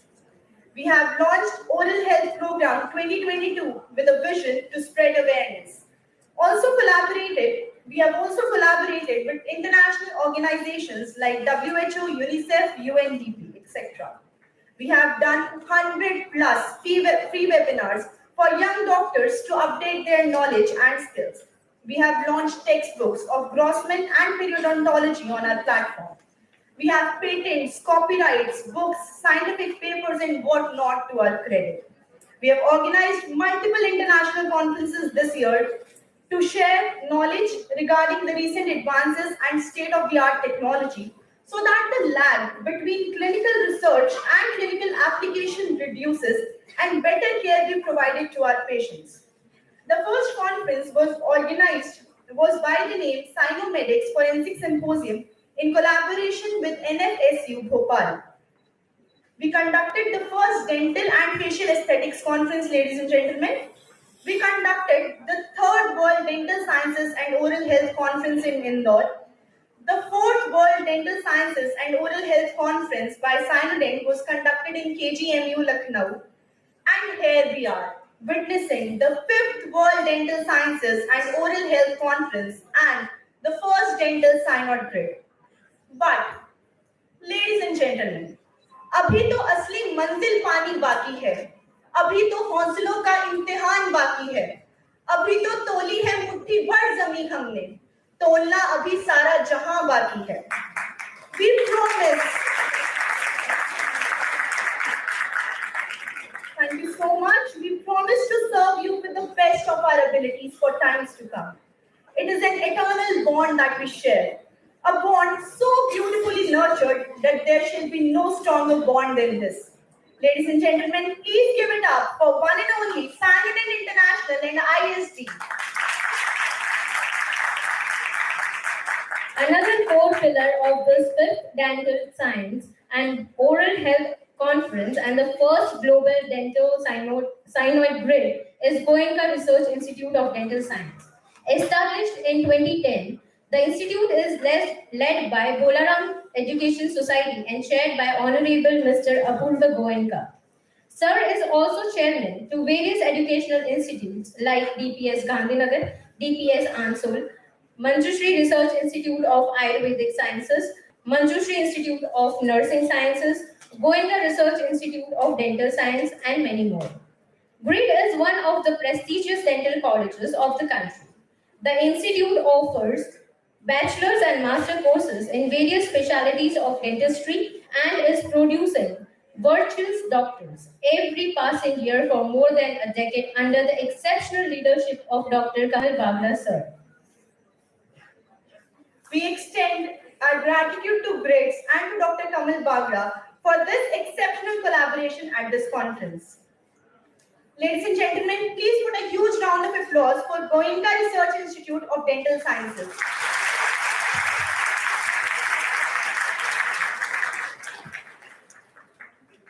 We cannot simply miss the opportunity to hear it from our legendary dignitaries. May I please invite upon respected Dr. Kamal Bagra, Dean, Goenka Research Institute of Dental Sciences, to address our audience. So please.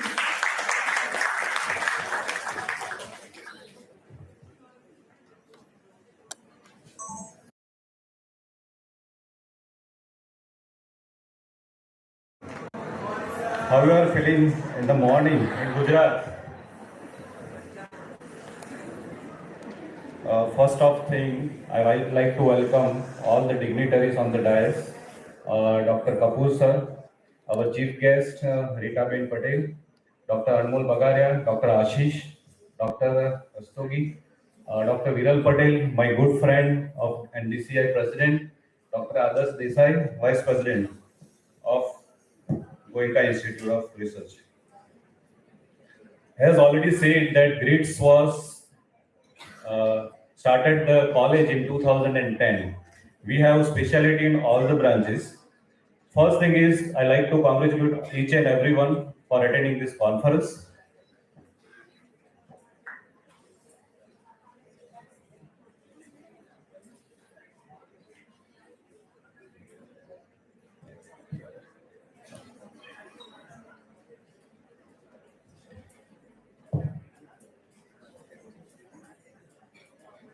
Sorry.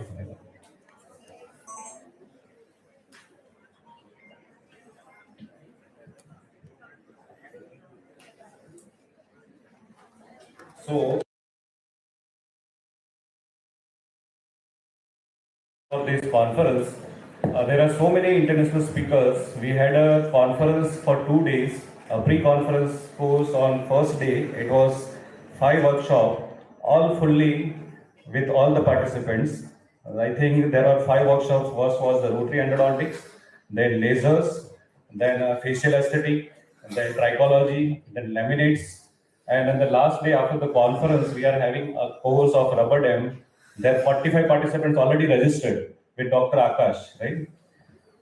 I would like to thank our team, especially Dr. Mihir Pandya, who is our head admin, Dr. Chaitali, Dr. Adarsh, our speakers. Especially I want to like to thank Dr. Rumpavik ma'am, Dr. Dilip Bandodkar. They had come from Goa and Bhopal, and all the other speakers who have been invited for this conference.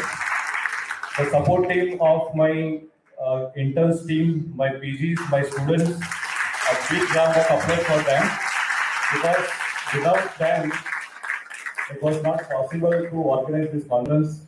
They were the backbone of this conference, right? And again, lastly, I welcome all of you for this August gathering. Thank you.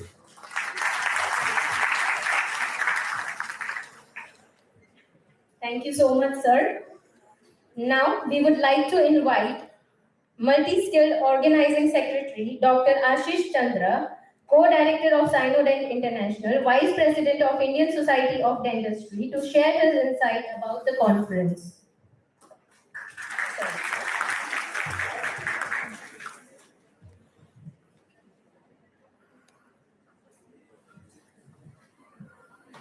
Very good afternoon, everyone.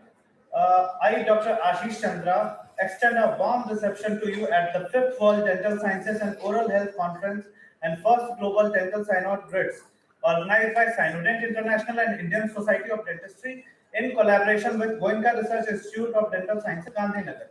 CynoDent has served you selflessly for 5 glorious years, and now, today, we are yet again at your service as we embark upon the beautiful week full of learning and sharing. We start up with 2 days of extensive learning and pre-conference courses, which include certified courses, which the students have enjoyed a lot over there. And now we are here again with our main conference. And today we officially inaugurate our conference with scientific sessions and lectures by eminent speakers from all across the country. And not just that, to acknowledge and honor the warriors of dentistry, we have World Dental Excellence Awards honoring the stars of dentistry. So buckle up yourself, because there's a lot we have to offer and you have a lot to grab. And yet again, on the behalf of Team CynoDent International, I commit to continue to serve you in the coming years as well. I wish you all a good time with us in this beautiful city of Gujarat. Thank you.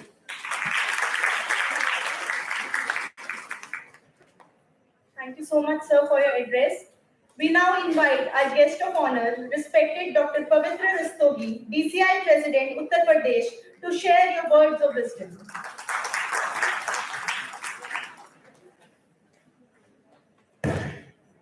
Respected dignitaries on the dais, Chief Guest of this program, Honorable Madam Member of Legislative Assembly of Gandhinagar, Madam Rita Patel ji, Dr. Desai, Dr. Kamal Bagla sir, my teacher and teacher of teachers, Professor D.N. Kapoor sir, a very senior Georgian, dignified of the dais, dignified dignitaries of the dais, valued colleagues and very, very dear students.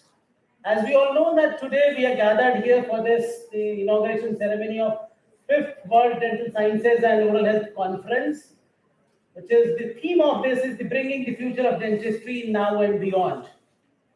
So I welcome you all on this occasion. And we all know that this is the era of evidence-based medicine and evidence-based dentistry. And we all are committed to provide the best treatment to our patients. And it's our moral duty that we have to give the utmost important part of the oral care to our patients. So these conferences and continual dental education programs are the need of the hour to keep update yourself. And I'm sure all of you will get the more and more knowledge after this 5-day conference. I wish all success to all of you. Thank you.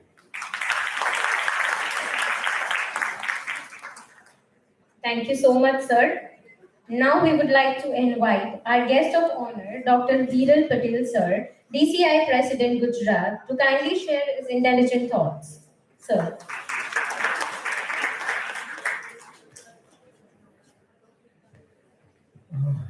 Honorable MLA Srimati Ritaben Patel ji, Dr. D.N. Kapoor sir, Dr. Pavitra, Dr. Anmol and Dr. Ashish from CynoDent, my dear friend Dr. Kamal Bagra, Dr. Adarsh Desai, dignitaries of the dais, faculty, students and my dear friends. Good afternoon to everyone. Well, we are already getting late, and as said by my fellow colleague Dr. Pavitra, that conferences are the part of continuing dental education programs, and everyone should get themselves updated regularly, as there are a lot of new innovations, new treatment modalities, new technologies are coming up in dentistry. So this is a learning curve. So I wish and I congratulate everyone to be a part of this conference. There are a couple of days of learning ahead, and there will be something to take home. I especially congratulate the team of CynoDent and Goenka Dental College to organize such a wonderful conference, and hope everyone should enjoy this conference. And there are awards as well. The award night will be today evening, so it will be like a boost in the morale of the excellences dentists, dignitaries who are already well-known figures in our profession in India. So I wish best luck to all of them. Best wishes to the delegates, and thanks again for everyone to be here as a part of this conference. Thanks. Thank you so much, sir. We now invite the very esteemed special guest, Dr. D.N. Kapoor, legendary orthodontics, to please guide us with his light.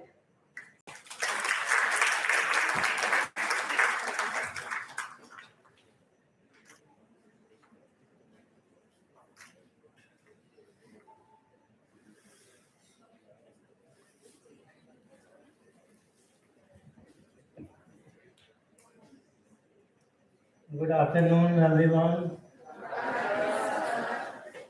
Esteemed dignitaries on the dais, Madam Patel, Chief Guest, and other dignitaries, I welcome you to this August inaugural function of this 5th World International Congress, which is organized by CynoDent and our Goenka Institute of Dental Sciences in Ahmedabad. This is a very inaugural function, so I don't want to take much of the time. But all the more, I welcome all the speakers who have come all the way from distance, far distance from this place to come and share their expertise in specialty concern. Number two, I welcome other dignitaries who have traveled from other cities like Dr. Mrs. Anwar, mother, father, who have come from the Bombay to attend this function.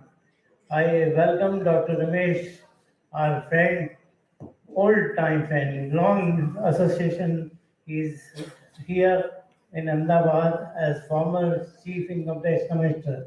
I also welcome my esteemed and dear student Soumya Rai, who has come all the way to participate in this function.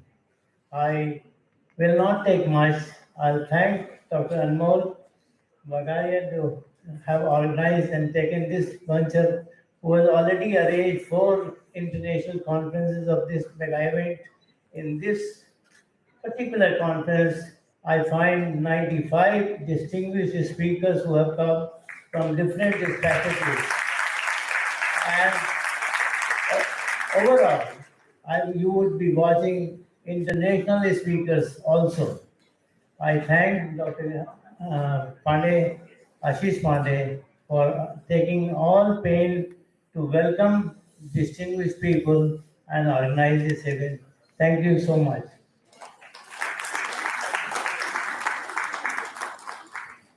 Thank you so much, sir. We would now like to invite our chief guest, ma'am, Honorable Dr. Rita Patel, MLA Gandhinagar, to kindly address our enthusiastic audience with words of wisdom. Ma'am, please.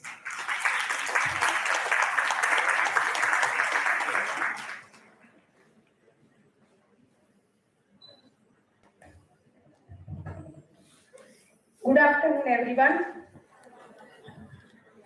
मैं जानती हूँ कि यहाँ सब हिंदी जानते होंगे, इसलिए मैं हिंदी में बोलूँगी।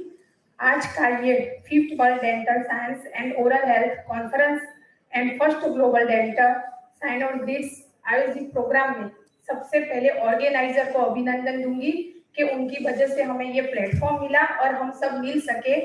स्टेज पर उपस्थित सब डॉक्टर्स, स्टूडेंट्स एंड स्पीकर्स, आप सबका हार्दिक स्वागत करती हूँ।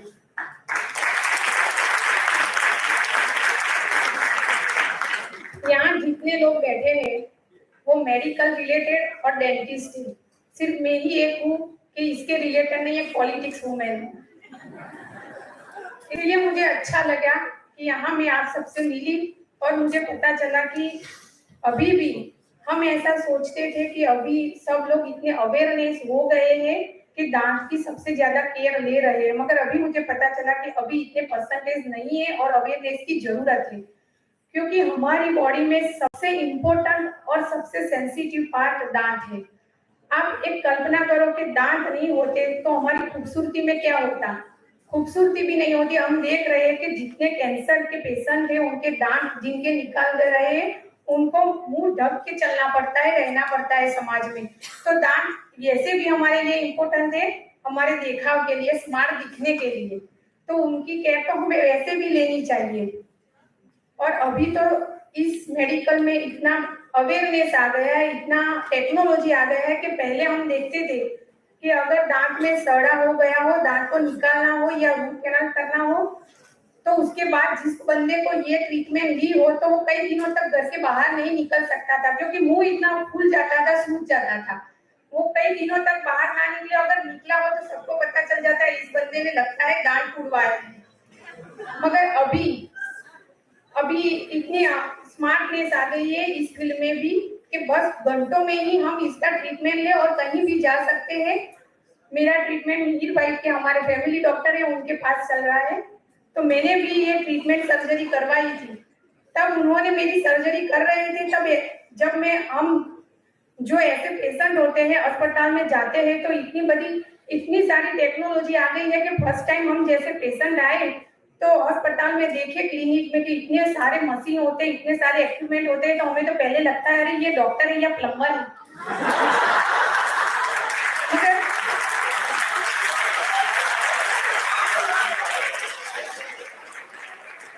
मगर अभी हमें पता चला कि ये हमारे लिए, क्योंकि जब ट्रीटमेंट चल रही थी, मेरी ट्रीटमेंट चल रही थी, तो मुझे भी जब मीर सर मेरी ट्रीटमेंट कर रहे थे तो इतनी सारी इसमें सामग्री से ट्रीटमेंट कर रहे थे, तो मुझे लगा था कि ये मीर सर मेरी ट्रीटमेंट कर रहे हैं या बिल्डिंग बना रहे हैं, इतनी आवाज आ रही थी।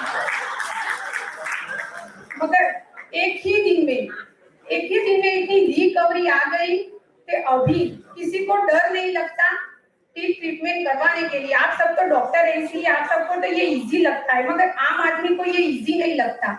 जब उसको दांत में दर्द होता है ना, तो पहले अभी मैं डॉक्टर्स के पास बैठी थी तो मैंने उनसे शेयर किया कि पहले तो कोई पहले स्टेज में तो अस्पताल क्लिनिक जाता ही नहीं है, वो यूट्यूब में देख के वो लौंग और तेल देख को डाल के फिर दांत में लगा जाते हैं।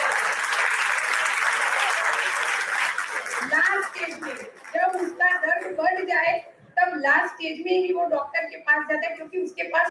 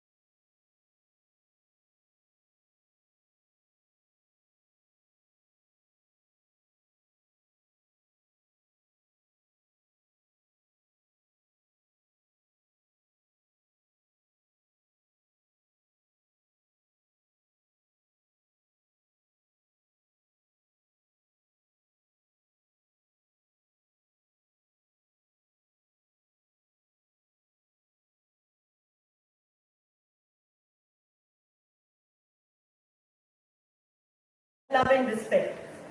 May I now invite Dr. Anmol Bagaria, Dr. Ashish Chandra, Dr. Kamal Bagda, Dr. Adarsh Desai to please accord a floral welcome to our esteemed guests along with our little token of love.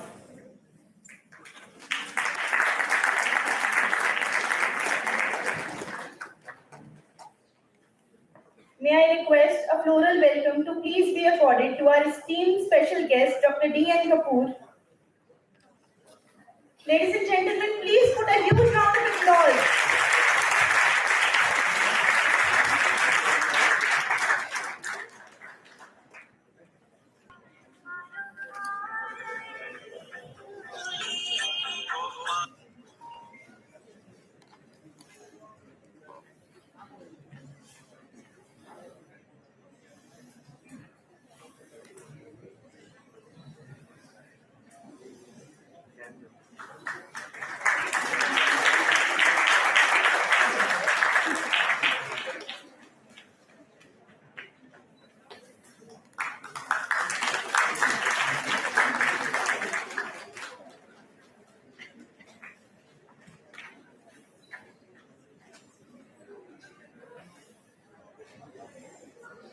May I please request to accord the moment to our esteemed guest, chief guest, Honorable Dr. Rita Patel.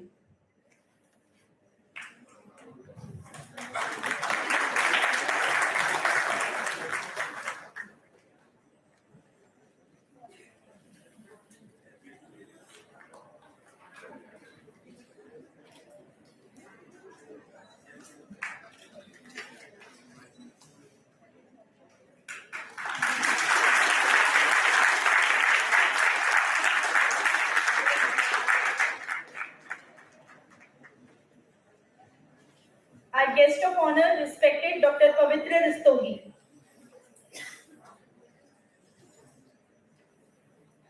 Please put a thunderous round of applause, ladies and gentlemen.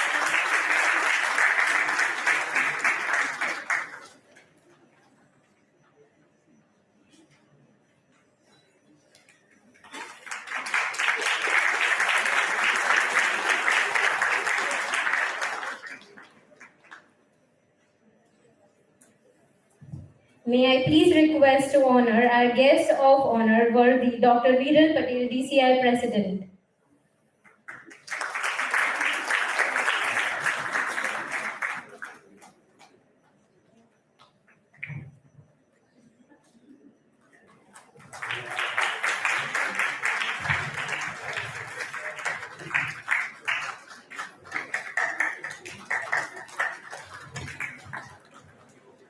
Thank you so much. I request our dignitaries to please be seated as we move ahead for the big revelation.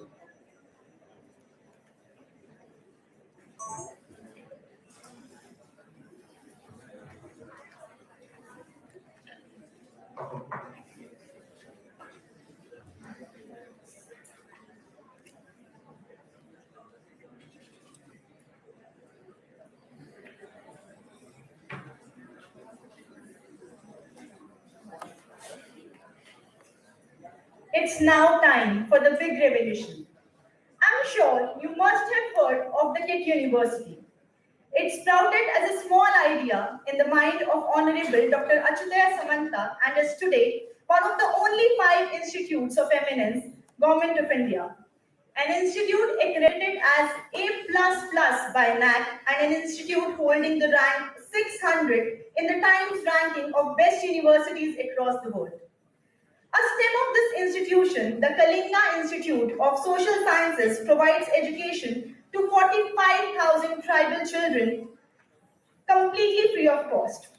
Another major subdivision is the Kalinga Institute of Dental Sciences, founded by Honorable Dr. Jagat Jyoti Patil in the year 2006. And ladies and gentlemen, just 12 years, the institute stands strong among the top 17 colleges by NIRF. The Kalinga Institute of Dental Sciences has state-of-the-art equipment used both in and out campus for various outreach activities in dental camps, old age homes, and orphanages. The institute has been the host to various national conferences like ISP and IAOMR.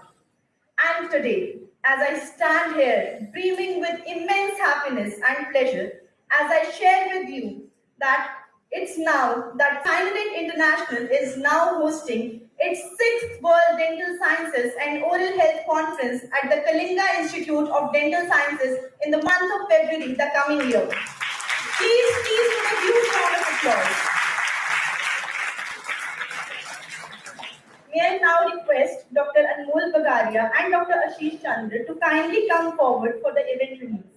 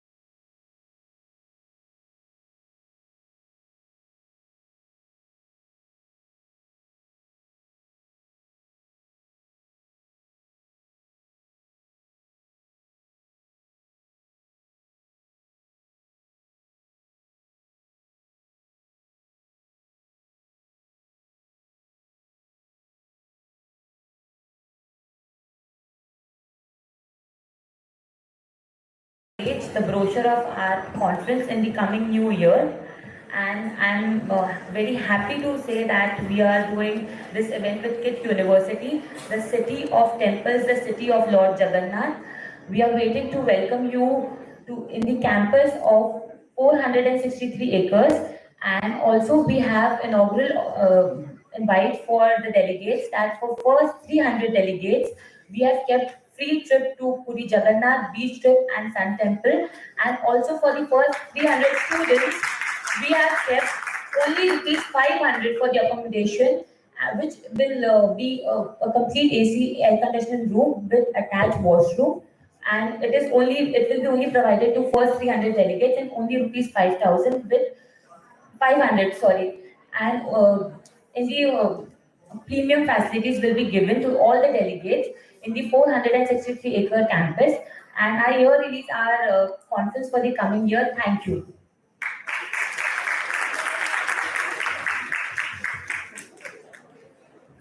Thank you so much, ma'am. We have another big surprise in the pocket.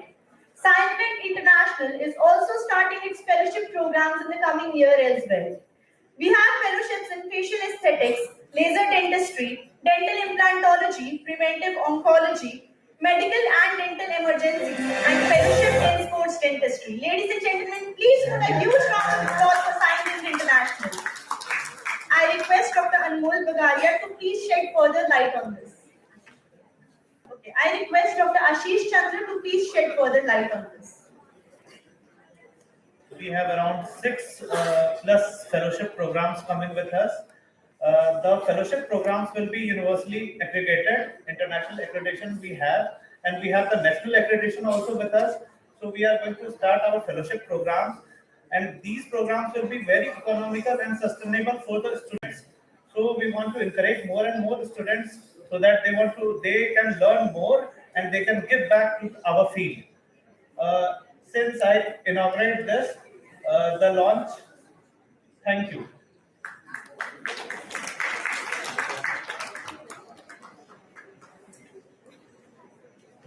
I request Dr. Anmol Bagaria to please stay put for a vote of thanks. Again, a very good afternoon to everyone. Warm greetings to one and all. I once again, like every Christmas and every New Year, you are with us. So also I would exchange festive greetings with you all, and I would extend my heartfelt gratitude to those who have made it possible. Firstly, all thanks to Almighty God and my parents for being my strength and support always. I would extend my heartfelt gratitude to all the dignitaries on the dais and off the dais, and especially to all the dignitaries on the dais who have graced the occasion and inaugurated our conference today. Respected Dr. D.N. Kapoor sir, Mrs. Rita Bin Patel, Dr. Viral Patel, our very dear Dr. Pavitra Rastogi sir, Dr. Kamal Bagla sir, Dr. Adarsh Desai sir. I wish to extend my sincere thanks to my team CynoDent, entire working committee of Goenka Research Institute of Dental Sciences for making this possible, and whole team who have worked hard across the country, because we are having teams from all the colleges and all the states, and also the central team who have worked, and also we had support from Goenka Dental College for spreading the news of our conference across the country, and yes, we have made it a successful one. Thank you. And I would also thank all the delegates who have trusted us always and participated in all our conferences, because I know I can see some familiar faces who are there from our first conference, and you have come to the 5th one, so I think we are doing something better every day. And I thank all the speakers who have taken out time from their busy schedule and made it here. And a big thank you to all my dear delegates, students who have trusted us and joined us today. Thanks to all the speakers, clinicians, academicians who have joined us to enhance their knowledge and skills. Sorry if I've missed any name, but I have to add one name. I would thank Dr. Srinivasan sir, Dean of my alma mater, Bharati Vidyapeeth, Navi Mumbai. Sir is here because I am molded by Bharati, and I have one team member, Dr. Abhishek Dubey from Bharati. Thank you, sir. Thank you, my alma mater, for making me a stronger person every day. Sorry again if I've missed any names, but I am highly thankful to one and all. Thank you all for giving us your valuable time. Thank you for supporting us. Thank you for trusting us. Thank you for being here. And I wish you a wonderful day ahead and a happy conference. Thank you, everyone.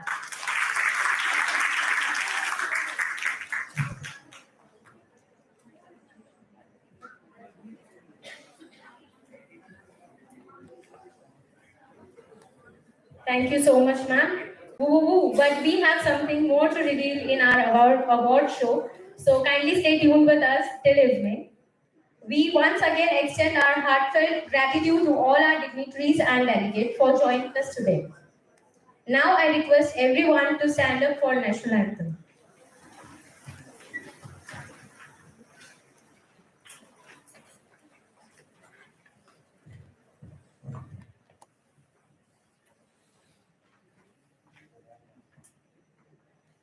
Bharat भाग्य विधाता जनगण मन अधिनायक जय हे भारत भाग्य विधाता पंजाब सिंध गुजरात मराठा द्राविड़ उत्कल बंगा विंध्य हिमाचल यमुना गंगा उच्चल जलधि तरंगा तव शुभ नामे जागे तव शुभ आशीष मांगे गाहे तव जय गाथा जन गण मंगल दायक जय हे भारत भाग्य विधाता जय हे जय हे जय हे जय जय जय जय हे भारत माता की Thank you so much, ladies and gentlemen. Today is going to allow us to bond, connect, and reboot in ways that the everyday 9 to 5 doesn't permit. I hope you have the times of your lives today and we make the sweetest and most delightful memories together. Thank you so much.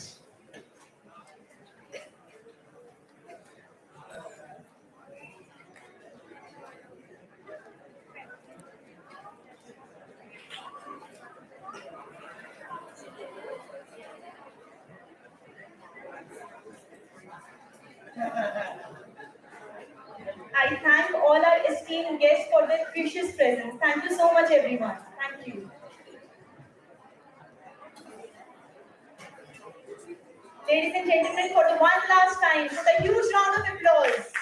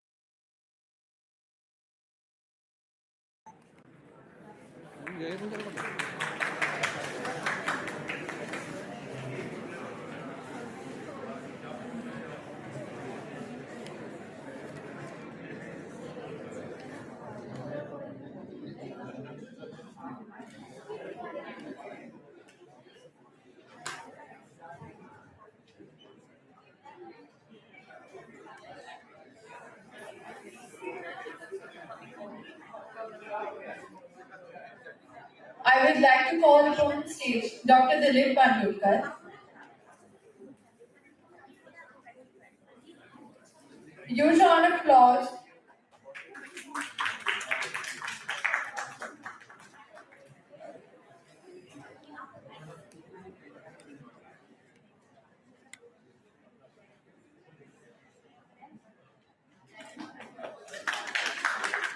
Hello आप साहेब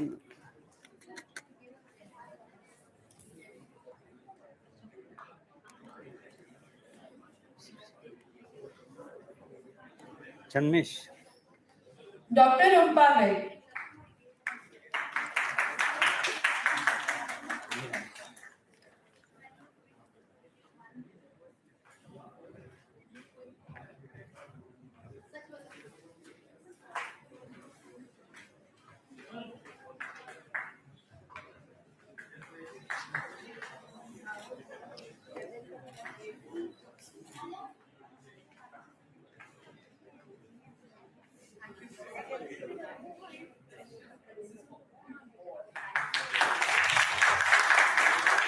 Dr. Sonal Madan ma'am.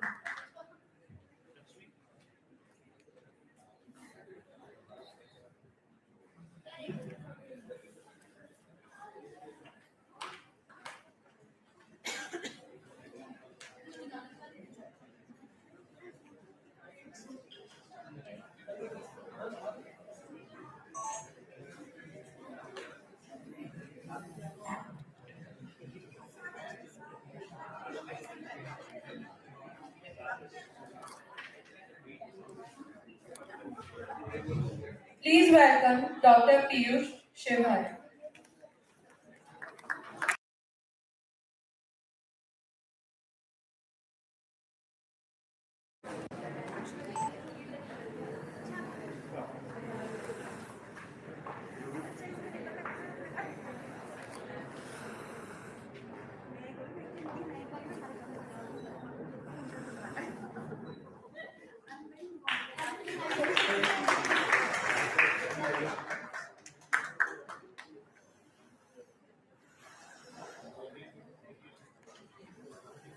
Now I would like to call upon Dr. N. Srinivasan, the Dean of Bharati Vidyapith.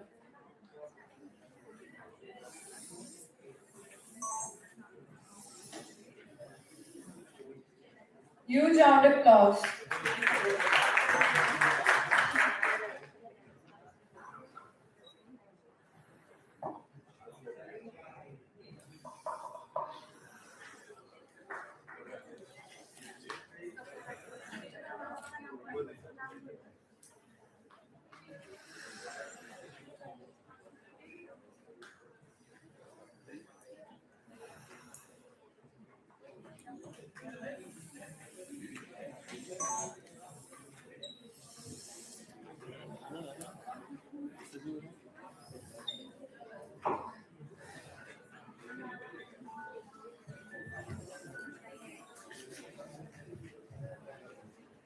Thank you so much, everyone. We would request students to stay seated for a series of lecture going on right now. And thank you so much, everyone, once again. Hope you have a wonderful learning day ahead.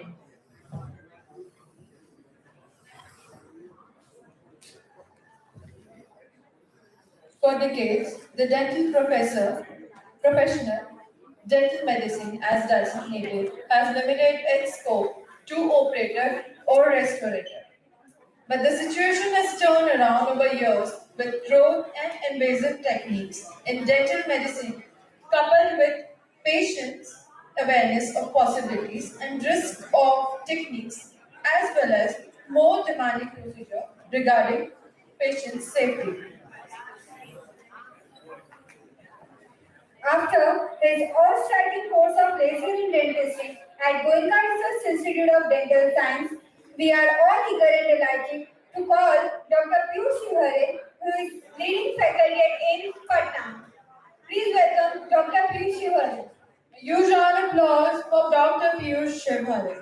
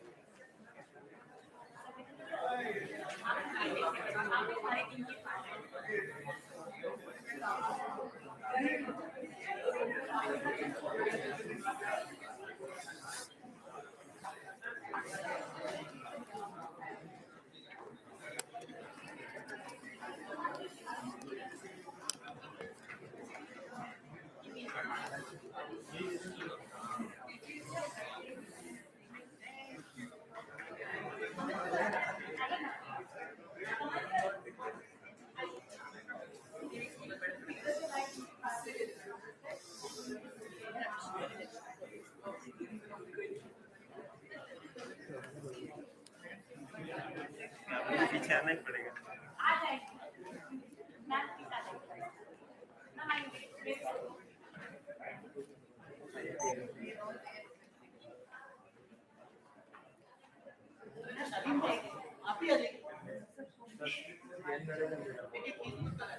Yes, ready everyone? पाँचों पढ़। Wait a second. Wait a second. Wait a second. एक second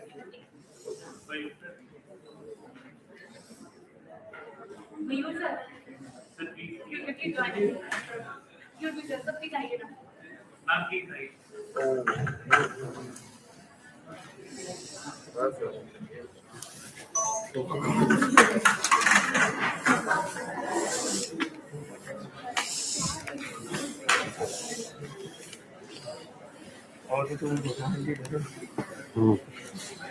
That's nice. ऊपर चढ़ेंगे। बस बस चल से बैठा। Okay, no problem. Yes, please. Wait, man. Wait. Hold. Wait. All the people cheer up. Yes. Go. Cheer up.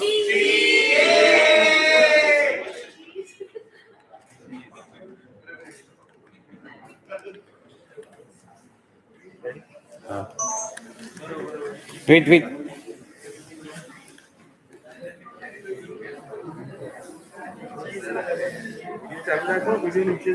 क्या ले okay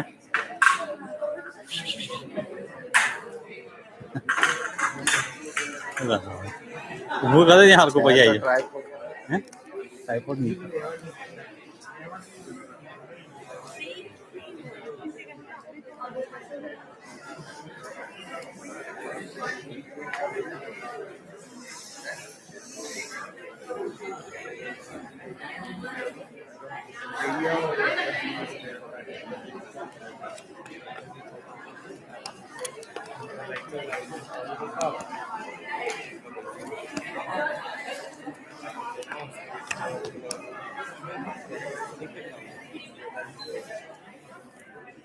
The box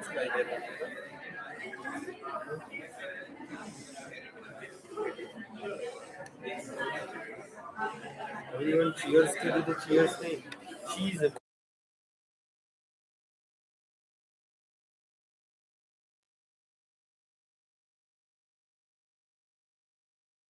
Everyone cheese. Cheers यार, cheers अच्छी है ना? cheese का खावा नहीं है। थोड़ी कागज ले लो, 1 मिनट ऊपर, 1 मिनट, 1 ये क्या मांगू है? और आ सेंटर वो ना सेंटर मारी बाजू तो खसी गयो सेंटर यहाँ ऊपर અહીંયા આવજો आ खोलो तो આ વચ્ચે ડૉક્ટર આવે ને એટલે અહીંયા આવજો પછી સેન્ટર કરો ક્યાં આવી જાવ હા मेरी साइड હા आवेरी वच्चे बोलो બસ હા તો આમ કેમેરામાં કર ખબર પડે કે આટલું છે ચીજ वाइड करो तो फ्रेम ये तो नहीं बस अब ये light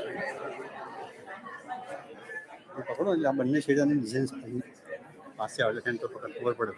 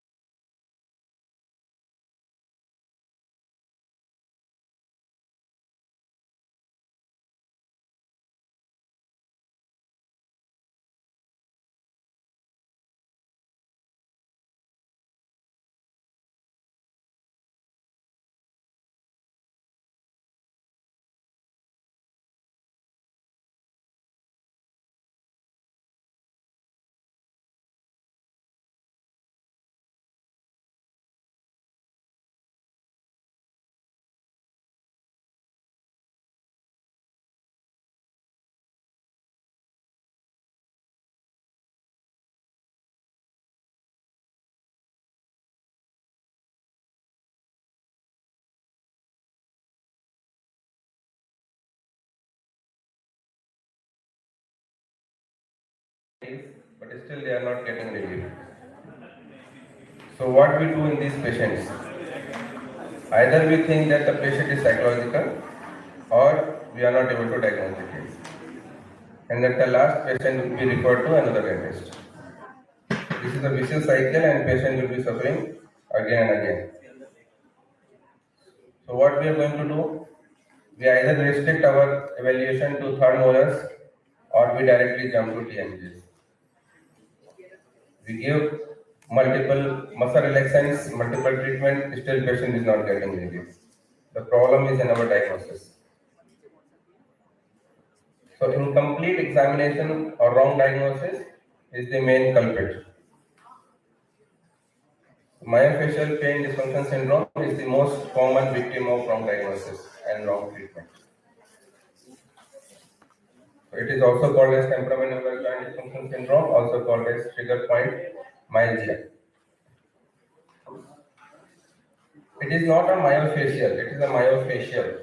Now, what is myofascia? Myofascia is a part of connective tissue that separates and contains the muscles of the body. And myofascial pain dysfunction syndrome can affect any part of the body. It is not only the facial muscles. It can affect the leg, calf, any muscles. So it is characterized by the presence of tender taut points, that is called trigger points, limitations of movements, click deviation, weakness, and referred pain.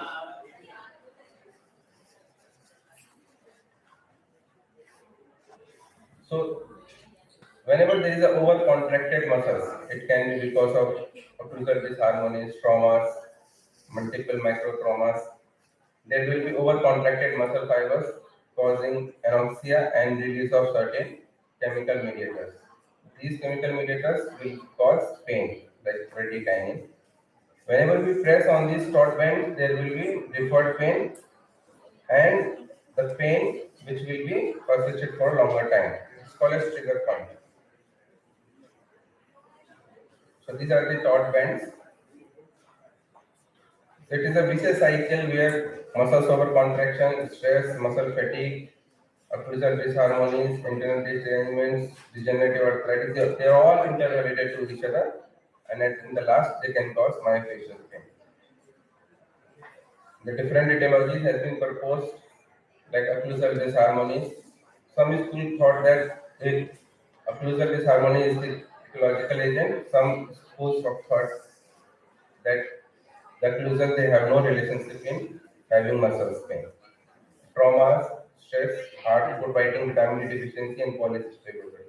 Whenever you have a patient or female patients of young female patient and muscles, there is a muscle tenderness all over the body, or especially pertaining to oral masticatory, you should advise check for vitamin D and polycystic ovaries. Lesson criteria: there are 4 positive cardinal signs and 2 negative cardinal signs. This is the most important sign. Whenever we press the trigger point, patient will jump. So this is called positive jump sign. How to palpate the trigger points? So trigger point, when we palpate, like a foam nodule, like lymph node. So when we palpate it, we will feel it's a mobile and it's a hard foam nodules. It's very important to palpate trigger point. Referring pattern, most of the time patient will have a pain in muscles, but it is referred to the adjacent tooth.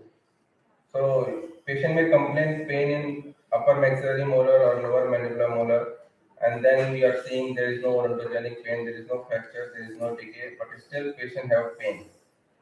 So most of the time you may miss the diagnosis of muscle pain. So check properly the muscles, all the masticating muscles, including sternocleidomastoid, trapezius, and then look for the referred point, referring pattern. There can be associated symptoms like tingling, numbness, nausea, vomiting, fatigue, tinnitus, ear pain. So how to diagnose these cases when there is no radiological findings, no investigative findings? The most important part is the proper history. Take proper history, take out whether the patient is in stress, trauma, and then examination of muscles, trigger points. Ask properly about the sleep and stress and sleep disturbances. Then rule out other causes of superficial pain, including non-pain. Check for the soft end feel and hard end feel. So this is a patient where we are seeing whether it's a hard end feel or so. Patient is complaining of limited restricted mouth opening. But we can see after application of pressure, the patient is still able to open the mouth, but patient have pain on muscles. So patient is showing that patient have a pain on muscles. Still patient is able to open mouth, but with the pressure. So that is called soft end feel. In comparison to hard end feel, where it is seen in internal displacement, patient will not able to open mouth even after applying pressure. It's very important to differentiate the pain of muscles and the temporal joint.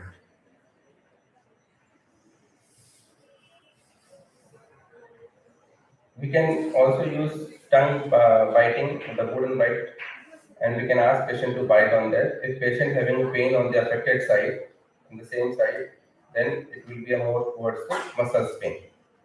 If it is on the contralateral side, it will be more towards the temporomandibular pain. So advanced diagnostics nowadays is T-scan, jaw tracker, joint vibration analysis, EMGs. They have all come in the market to diagnose these cases. Management, the most important management is instruction of the patient. Patient has to motivate about the proper food habits, about the proper sleep habits, stress reductions. Then how, if patient is yawning, then try to avoid the excessive mouth openings. Don't chew chewing gums, etc. The pharmacologicals, there are many pharmacological treatments available. So start from the non-steroidal anti-inflammatory to central acting muscle relaxant and tricyclic antidepressants. But most of the time, patient won't get relief so easily. Trigger point injection is my experience is the most accepted and most successful treatment modality, where we first palpate the trigger point and we inject either the local anesthetics or the dextrose 12.5% onto the trigger point. Patient will have a relief of pain within 1 week to 2 weeks, and the injections can be repeated after 15 days.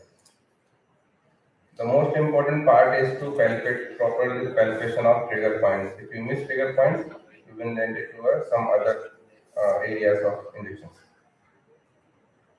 So this is one video to share. First, you have to palpate the trigger points. The difference between trigger point and trigger zone is you have to palpate the trigger point, but trigger zone is a light touch. You can see I am pressing it. So this is the palpation trigger point. You just mark it. The most painful areas we can mark. This is the most painful area. Then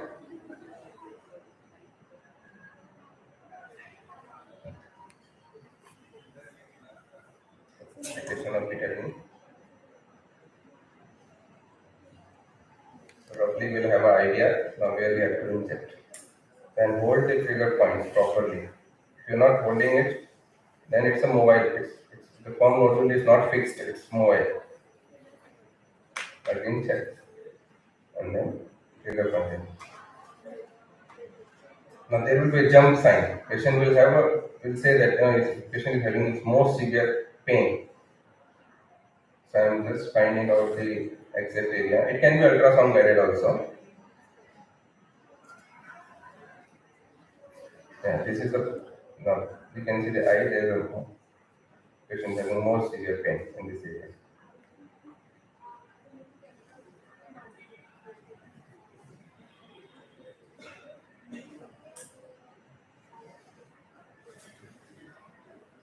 This is the point.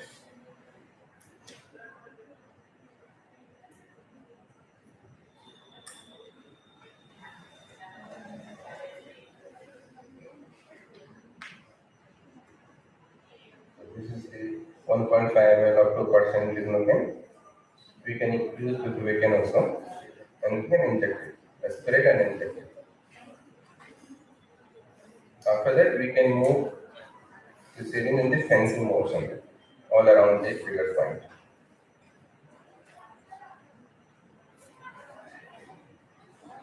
pain at this time it will be relieved because of local anesthetic, but that is not the main mechanism.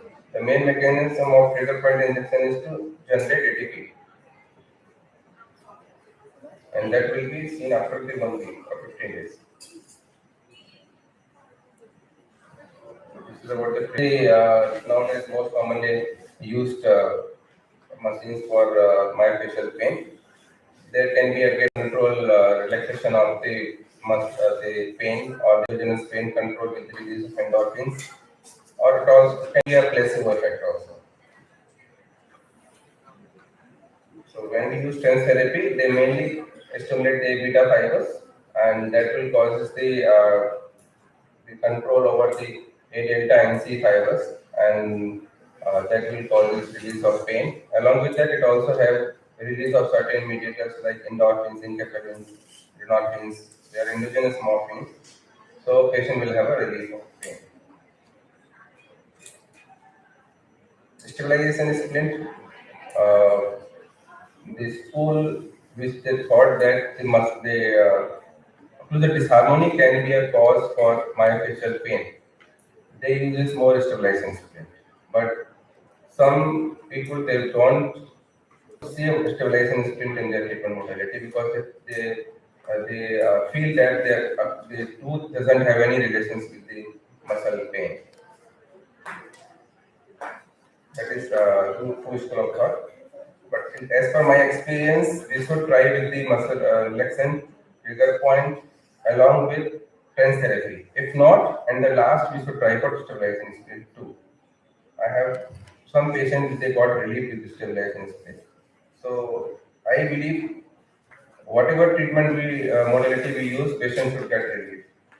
We should not have any egocentrism that no, the occlusal disharmony cannot have a role or other modalities cannot treat this. Low-level laser therapies, even low-level laser therapies nowadays is very famous for trying for the muscle relaxations. Alternative heat and cold therapies and other treatment modalities also can be used. So in conclusions, myofascial pain dysfunction syndrome is the most difficult to diagnose and difficult to treat if your practicing knowledge is not enough. If you directly jump to the temporomandibular joint pain or the odontogenic pain, you may land up doing RCTs of multiple tooth or extractions, but patient will not get relief. So proper diagnosis, proper examination, along with the proper treatment protocol is important to treat this case. Thank you.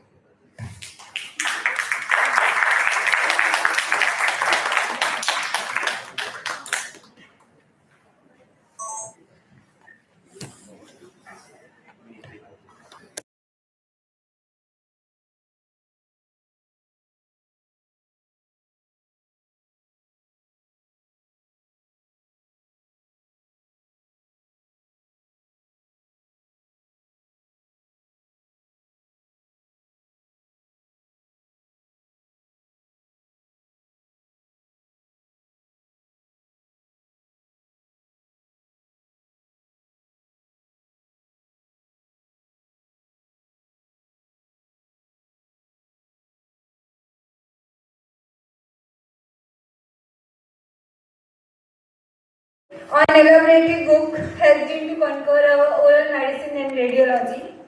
Thank you so much, sir. Speech is power. Speech is to persuade, to convert, and to compel. I invite Dr. Balasundri from Career Postgraduate Institute of Dental Science and Hospital Lucknow on the topic what the surgeon needs and what the pathologist wants at dilemma. Please welcome Dr. Balasundri.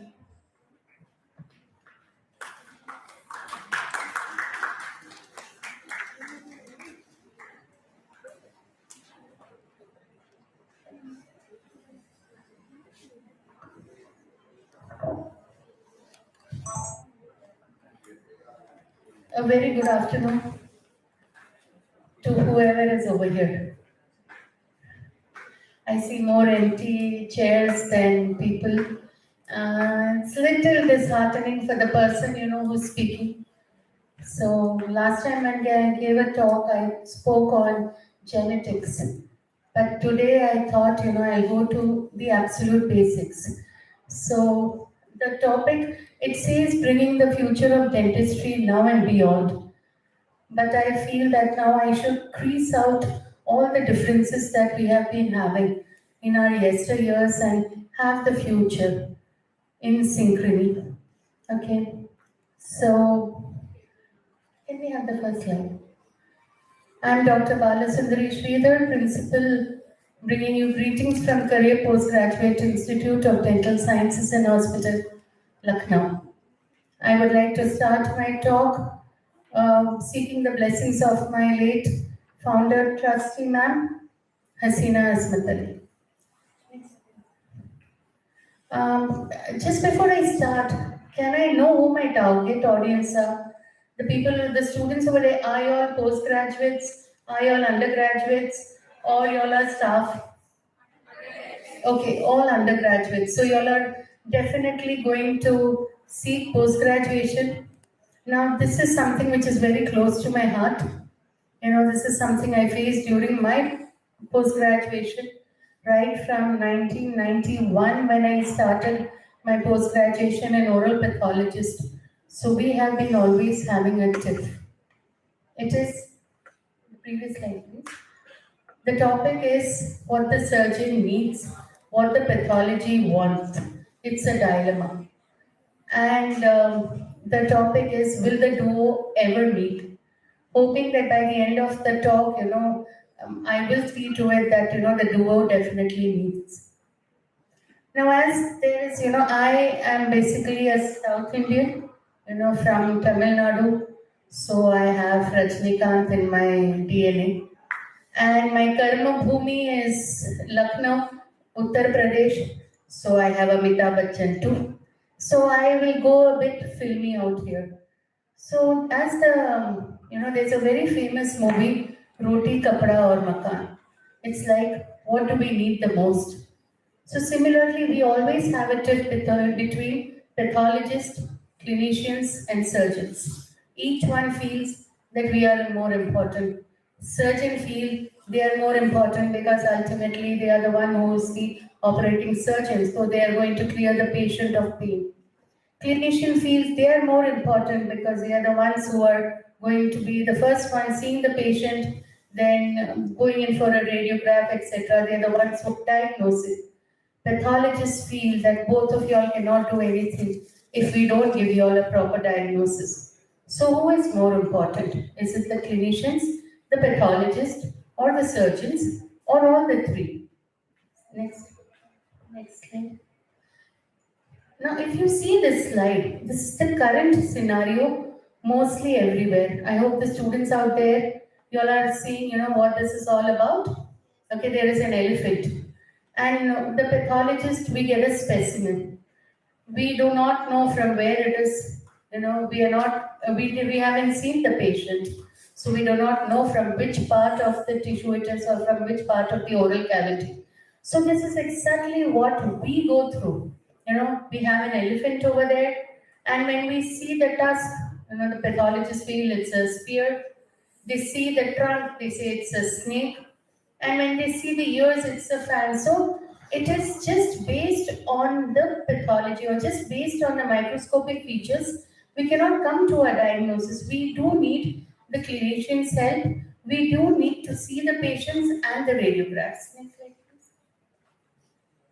So even though some sort of communication or collaboration exists between the pathologist and the clinical colleagues, it is often circumstantial and usually occasioned by clinico-pathological discrepancies recognized by the clinician. What is more sinister is the deliberate withholding of pertinent clinical information. I would just like to share a small experience with you all. There was a case which came to us, and when I saw the slide showed, now if I don't know, you all are undergraduates, the third year or the final year? Fine. So you would be knowing something called as potentially malignant disorders, right? So when we saw the slide, we said it's a leukoplakia. But then the surgeon said no, because the clinical appearance looks like a carcinoma, and you pathologists have told it as a leukoplakia. So we said, whatever is given to us in that bit of tissue, that is what we see, as we haven't seen the patient. When I asked my surgeon, "Okay, why didn't you all give the patient? Why didn't you all allow us to see the patient? Why wasn't the radiographic appearance or the radiograph shown to us?" This is something which always happens to everyone. The simple answer was, "Ki ma'am, we had shared everything with you all on a previous case, and your department went and published without acknowledging my department." So, this is a very vicious cycle. In the whole bargain, what is happening is, we are not thinking about the patient per se.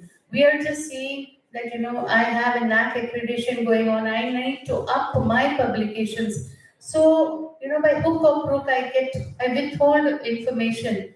But people are not realizing that we are actually causing more harm than help. So the surgeon stopped giving us any kind of details, because my department went ahead and published. But then I said, but that should not have been the reason. Suppose we would have signed the report off as leukoplakia, and the patient actually is a carcinomatous patient. So where does the line of treatment go? So don't we think we have moral responsibility? So it's not to put down any surgeon or not to pull up any pathologist, but as you students, as I see, are the undergraduates, so hopefully when you all will be taking up post-graduations, and I'm sure you would want to do clinical subjects, because I know how it is that, I don't think you all would want to go take up pathology. But God forbid, suppose you all do. So that your friends who are oral surgeons or they are clinicians, so they would know what a pathologist is going through. So what are the undergraduates, now you're in the final year, what subject do you all really want to do? Come on, or you don't want to do? OSC, I thought so. So, and who else? It's just one person who wants to do oral surgery, anyone else? Prostho. And OSC, the half of them are OS, so we are already at loggerheads. So what it is, previous slide. It is very, next slide. It is very pertinent that the pathologist requisition forms are to be filled by clinicians who is most familiar in the case. And it should be not just filled by the junior most resident, it has to be filled by the person who really knows about the subject, because a lot of information goes into your biopsy form. Otherwise, what would we say? We will just say there are some funny looking, violet cells and pink cells, but we are not able to see what it is. So what do the surgeons want? They actually want a lot from us. What do they want? They want information that helps them decide what to do next. For example, they want diagnosis, staging, effectiveness of the treatment, response, prognosis, and any special considerations.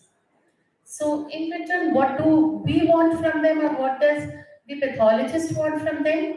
They want to know the name, age, and sex of the patient. All this you all will be knowing when you all take your case histories. The location, size, and clinical appearance. The description of the surface contour. The pertinent medical history. The detailed radiological or radiographic description, and it will be helpful if we are able to see the patient and see the radiographs. Request that the biopsy form to be written legibly, because it's not, it's not just doctors who have been ill-famed for writing very bad prescription, but it is even, some of the operating surgeons, they just write it for the heck of writing, and we understand nothing. And previous history, if any. Next. Like Sir William Osler said, as is your pathology, so is your practice. So why do we need to biopsy? The surgeon's basic question is, what do we do next? To answer this, the pathologists need information, like I've already told you.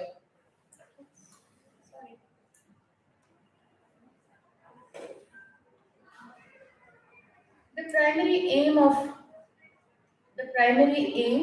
of any pathologist, one second please sir.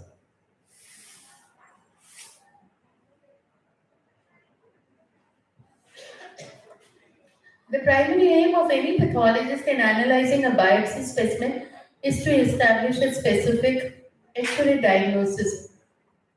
So, wherein we will be seeing the adequate microscopic structure. Next, please. The pathologist's responsibilities and rights. What does the pathologist need? I will not be going into the detail. Next slide, please. Like I have already said, we need the complete information and we need patience from the surgeon. 7 days is what we need from the surgeons to be processing our tissue.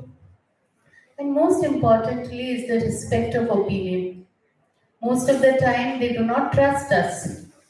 And even the pathologists need to leave aside their ego. And if we are having some problem in diagnosis, there's nothing wrong in getting a second opinion. We take the slide personally, go to a panel of pathologists and discuss the case. Because there's nothing wrong in not being able to identify. So a description carries a lot of information. Diagnosis whenever possible. Probable diagnosis whenever a definitive diagnosis is not possible. A comment about the disease process, whether it's benign or malignant. And a grading to help making the decision. Next slide, please. What are the dilemmas? The dilemmas are classification of unusual or unique pathological process, borderline lesions, poorly differentiated lesions. So it is like whether it's his fault, it's not my fault, it's their fault. If you see this picture, we will see both are the same cells. If you can see it very clearly, the first cell, the margins, they are negative. That means you do not see any tumor cells over there. So the surgeon who operates the case, gives us the tissue. It is for us just to say it's a squamous cell carcinoma is not enough. We are supposed to say how the margins are. If you will see tumor cells near the margins, then we say that, we tell it to the surgeons that the margins are positive. So the surgeon goes in again and starts, debriding that area or resecting it again. There are two kinds of report. One is a good report, one is a poor report. A good report is ideal and useful, whereas a poor report, it may actually have the diagnosis right, but it doesn't give any information to the surgeon. Now, I would not want to go in exactly because half of you all want to become surgeons, so how to do a proper report doesn't really make sense to you all. But I can just tell you all to, boost up your ego, that what we can do as a pathologist to help the surgeons is, I'll talk about what's a poor report. We have diagnosed a case and we have told you all it's a, go to the next slide please, the next. Okay, so a poor pathological report will have all the description. I will say that, it also has 8 to 10 mitotic per high power field. If you would have read in third year oral pathology, we say for a poorly differentiated squamous cell carcinoma, moderately, you should have 8 to 10 per high power field mitotic figures and all. But do you think the surgeon really cares? That's not going to help the surgeon in any way. You need to make your report very useful. They do not want to know how much is it per high power field. But if you say it's an aggressive tumor, because the mitotic figures are high, so that is going to help the surgeon in proper planning of their treatment plan. So that is where our expertise come into. So what is the problem in this? The diagnosis is accurate, but it doesn't tell you about the gradings. It doesn't talk about the margins. It doesn't talk about the size. It doesn't talk about the depth of the tumor. Like whether it is just superficially, affecting or invaded, or it has gone deeper into the connective tissue, deeper into the muscle. So it doesn't talk about that, which is not at all going to be useful for the pathologist, for the surgeon.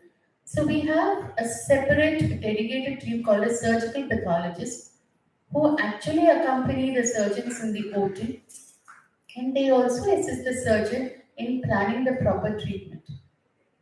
So instead of blaming each other, okay, it's because of you, it's because of you, it's the surgeons blame the pathologist, and so on and so forth. So instead of blaming others, we need to be like this. We need to help each other because what is our goal? Our goal is to help the patient. Our goal is not for publications. Our goal is not to show who is superior. Our goal is not to show off because at the end we are all clinicians, we are all doctors. We are all come over here for a common purpose of helping the patients out. So that is what we need to do. So the young budding oral surgeons whom I see, so that is what should be. You should be in tandem with your pathologist. You should share your experience. You should share the patients with them. They should be allowed to see. Because like I said, if you give a tissue which is of leukoplakia and actually it's a squamous cell carcinoma, but we haven't seen the patient.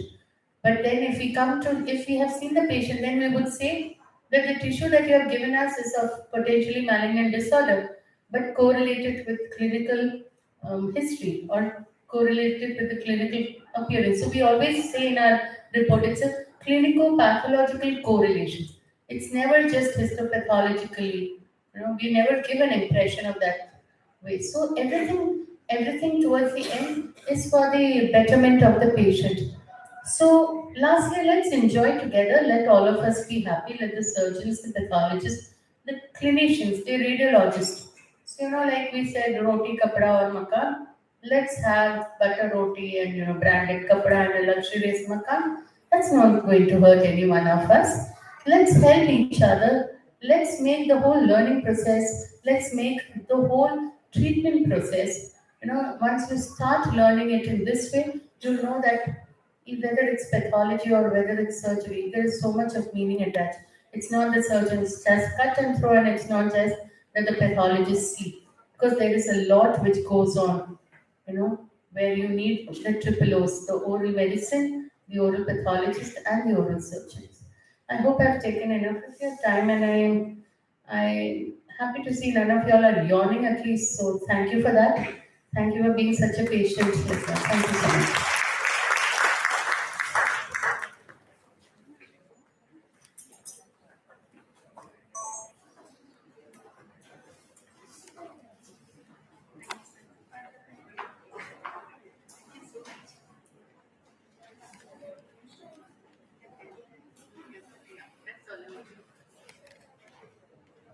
Thank you. Thank you at least for sitting and listening.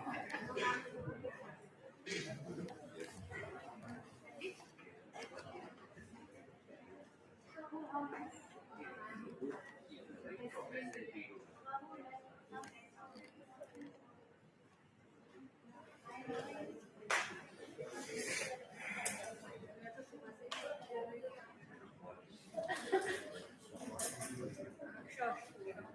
Next.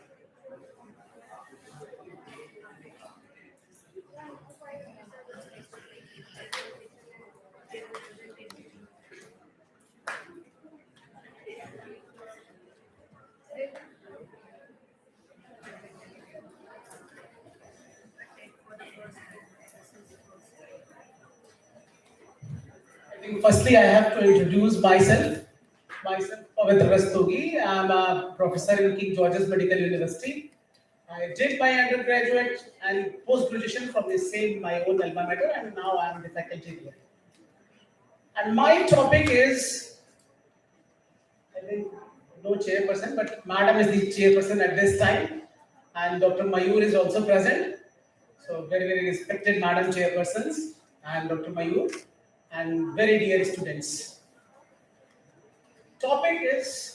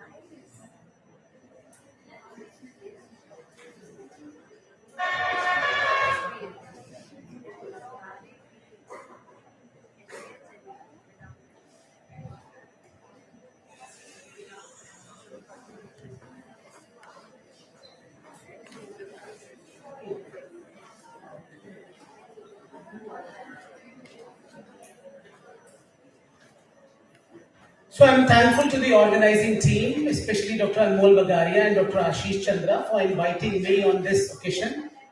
And I feel proud to be here at this moment with the topic that is Journey Towards Healthy Smile. And this topic consists of 3 words, that is journey, health, and a smile.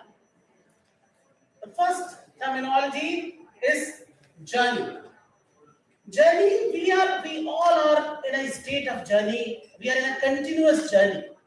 Just imagine, our body is a plane and our soul is a pilot. So we all are in a continuous state of journey, but it is not smooth every time.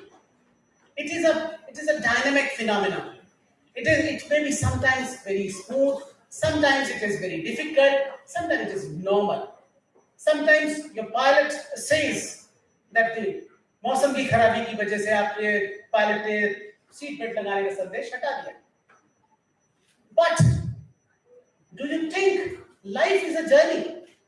But many a times the distance from head to heart, which is just 16 inches, but we need a whole life to understand between your head and heart. So it's a very long journey from your head to heart. Just like Benjamin Bloom gives Bloom's taxonomy in 1953 of goals of the knowledge. That is what? Head is your cognitive domain. That is, Bloom's taxonomy is based on 3 domains: cognitive, affective, and psychomotor. And we, as an oral health care provider, are going to become a dentist. Our primary role is to provide the best treatment to our patient. Not only under code of ethics, it's a moral duty to best provide your best. What treatment you can provide to your patients, it is your moral duty. So always try to increase your cognitive domains, such like different conferences, different lectures. So this is a type of a thing. And second is your affective domain. What is your attitude? What is your attitude towards your patients? Always be very humble to your patients. Affective domain is a very, very important part of your total life and your total clinical life. So always try be very humble to your patients, and always try to increase your third domain, which is psychomotor skill. So these 3 domains are very, very important for your complete clinical life. So if you want to become a good doctor, this is utmost important part of your life is to become a good doctor. But before becoming a good doctor, you have to become a good human being. So 4 A's are very, very important to become a good doctor. That is, A is able, your ability. So always increase your knowledge. If you are able, then you can do something. Second is your affable. You are affable. Your domain, you are effective towards your patients. So second is affection. Third is availability. Your availability to your patient is very, very important. You should be available at too many times. It's not कि नहीं साहब हम तो इस समय available ही नहीं है. अगर आप अवेलेबल नहीं है, you can't be a good doctor. And the 4th issue is affordable. You should be affordable. You should be affordable to your patient. आप इतने expensive नहीं हो जाएंगे कि आपका patient आपको afford ही नहीं कर सके. So if you want to become a good doctor, you should be able, affable, available, and affordable. Second is, what is health? We all know that health is not only a freedom from sickness. It is not health. WHO says it's a complete physical, mental, social, wealth. It is a complete state. It's a dynamic phenomenon.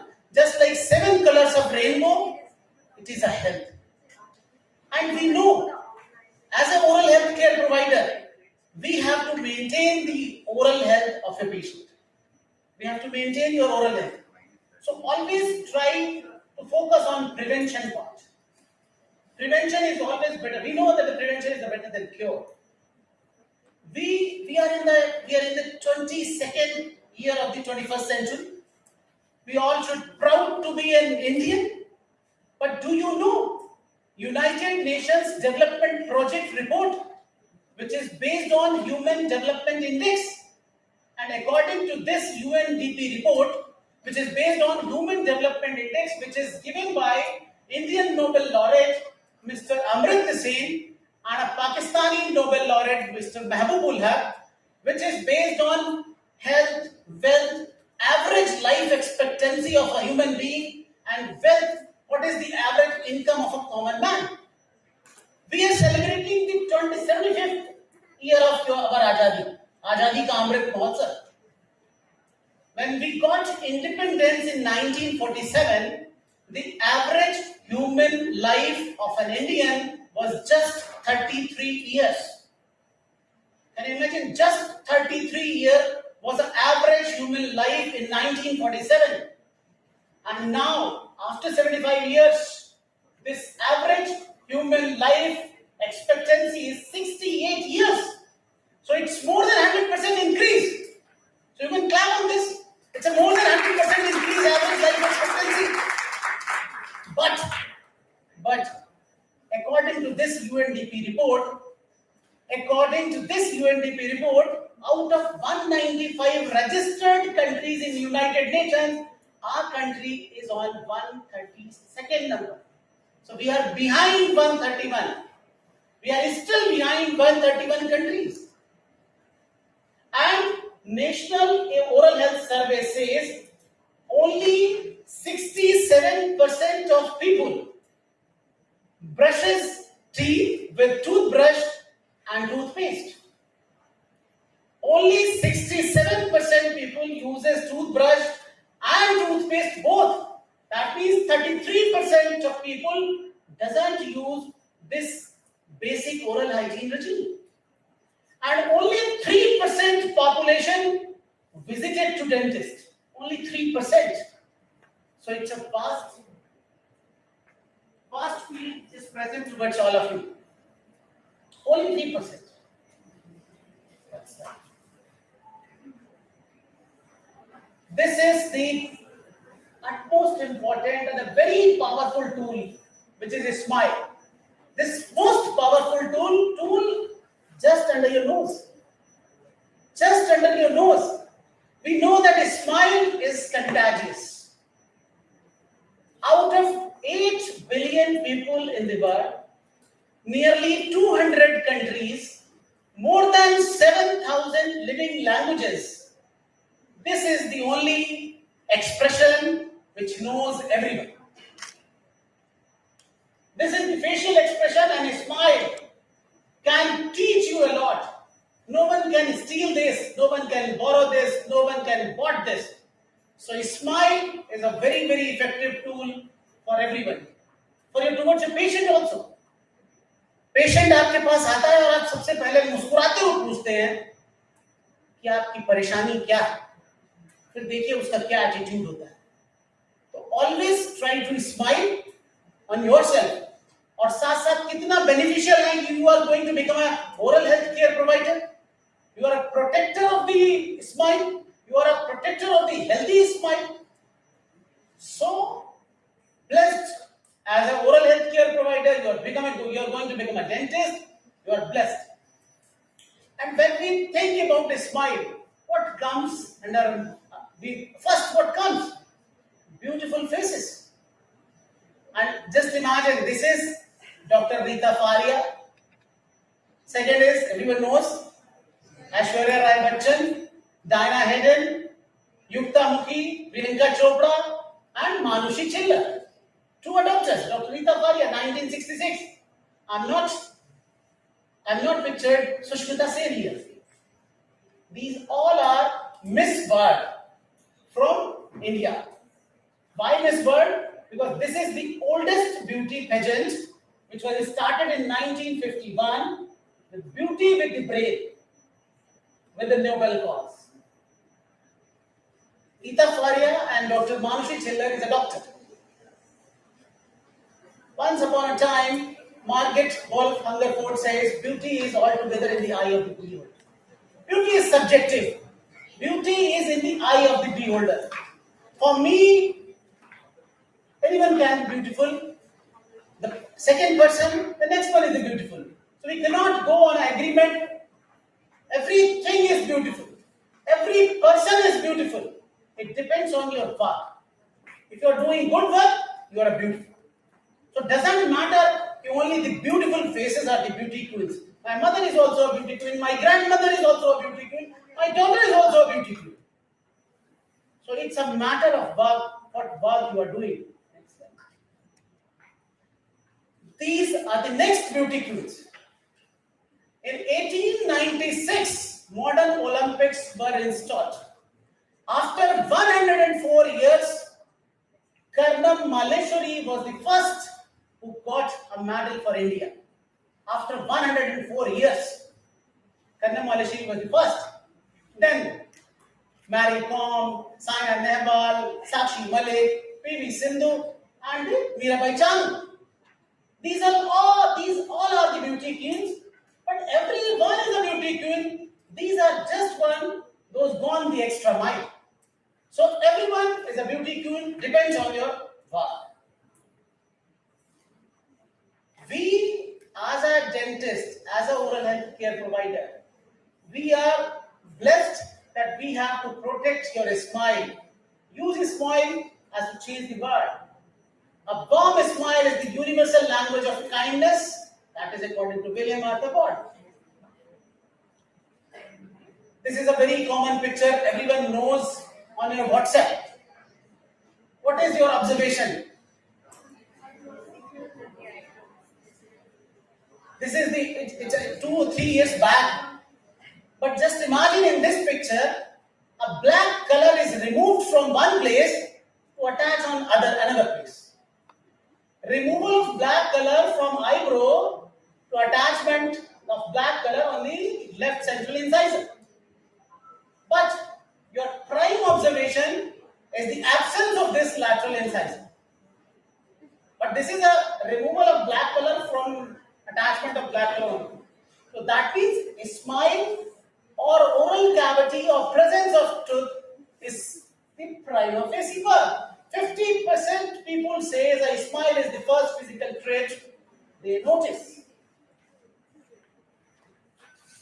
So, a beautiful smile or a beautiful dentition or all the presence of your all 32 teeth is the self-confidence motivator. So, all of you are protector of the self-confidence to all the humanity.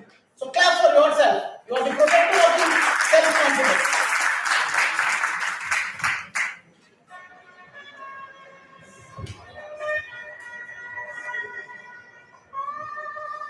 This is a very old song.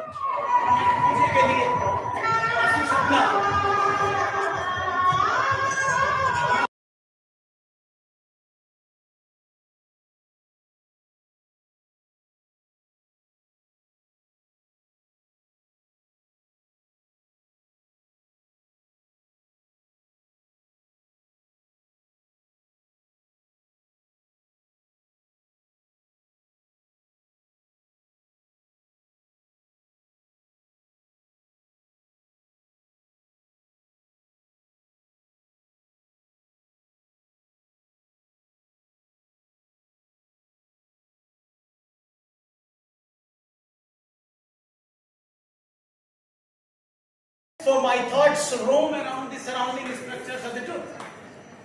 My fellow colleague Dr. Bayu is also a periodontist who is sitting in front of me. So our thoughts are surrounding structures of the teeth. So this song is Hum bane tum bane ek duje ke liye. You just think of the oral cavity. Only two structures. One is hard structure and one is soft tissue. And let's create many classification. I'm not going into the classification. This is a complete basic lecture. This is not a close. I know that my undergraduates. Just imagine in oral cavity only two. One is hard tissue and one is soft tissue. And soft tissue is the holds the tooth in a collar-like fashion, just like your tie. But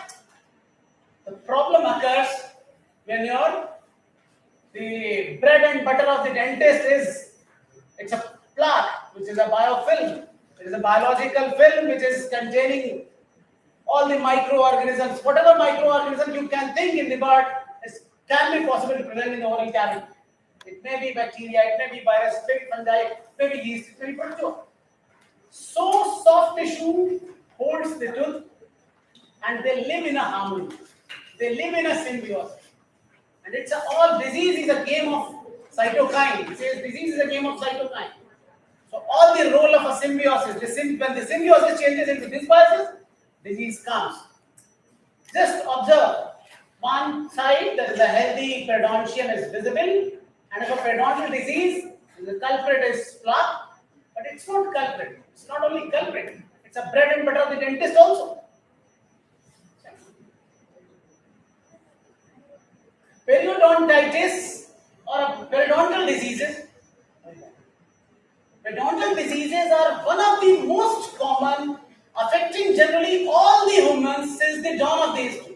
जब से दुनिया बनी है, ऐसा कोई हम में से कोई ऐसा नहीं हो सकता कि periodontal disease. It's not periodontitis. It's a gingival disease. Periodontal disease in any form.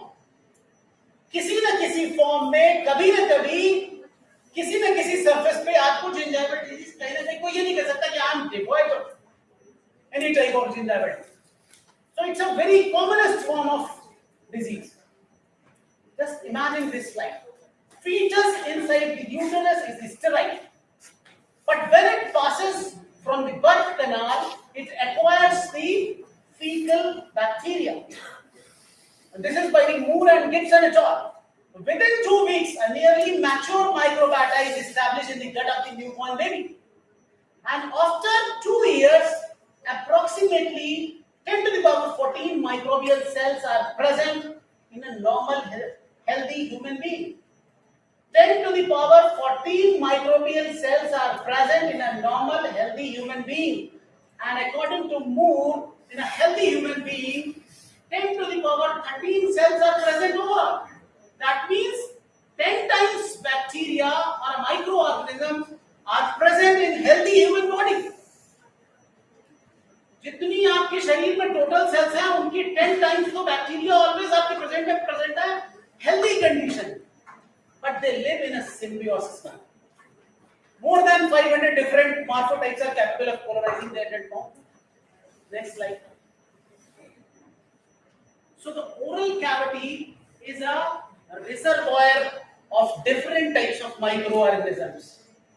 All types of microorganisms you can find in your oral cavity, but they live in a symbiosis. Just to protect that they should live in a symbiotic manner.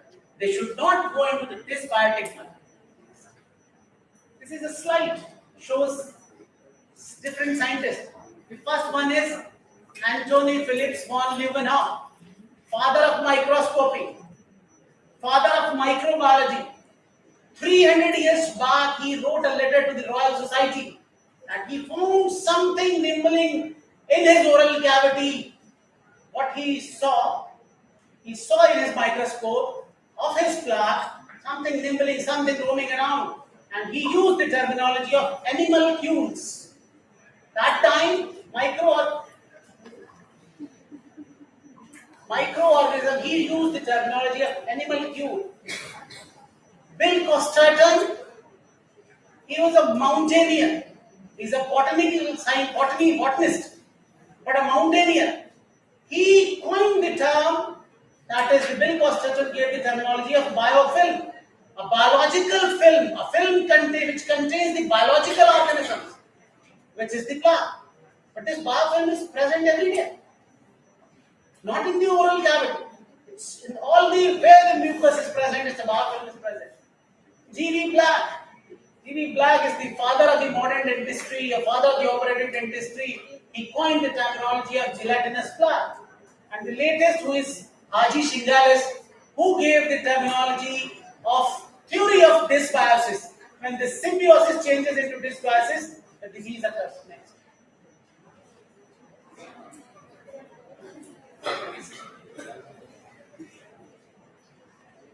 So what the oral cavity, what the microbes think in the oral cavity, how they live in the oral cavity. There is a two different form. when the microbe live in planktonic form and when they live in a biofilm form, there is a too much difference. If you are alone, then your attitude is different. If you are in a group, then your attitude is different. Just like microbe. When they live in a colony, they provide different all these things to others also. They live in a manner, a united manner. Next. There are 6 major different ecosystems are present in the oral cavity. First one is non-shedding surfaces, that is teeth, implants, restoration and prosthesis. It is a different colony. Second is a subgingival region, which is the pocket. It's a different ecosystem. Buccal epithelium, palatal epithelium and epithelium of the floor of the mouth. Dorsum of the tongue, tonsils and saliva. There are 6 mixed or different ecosystems present in the oral cavity where they live in a biofilm manner. It's a slide of a fuzzy and the Sigmund Sokransky who gave the different color coding of the primary colonizers and the secondary colonizers. That is yellow, purple, orange, red and green. And this is, I'm not going into deep, orange is the bridge of the primary colonizers and the secondary colonizers. Next.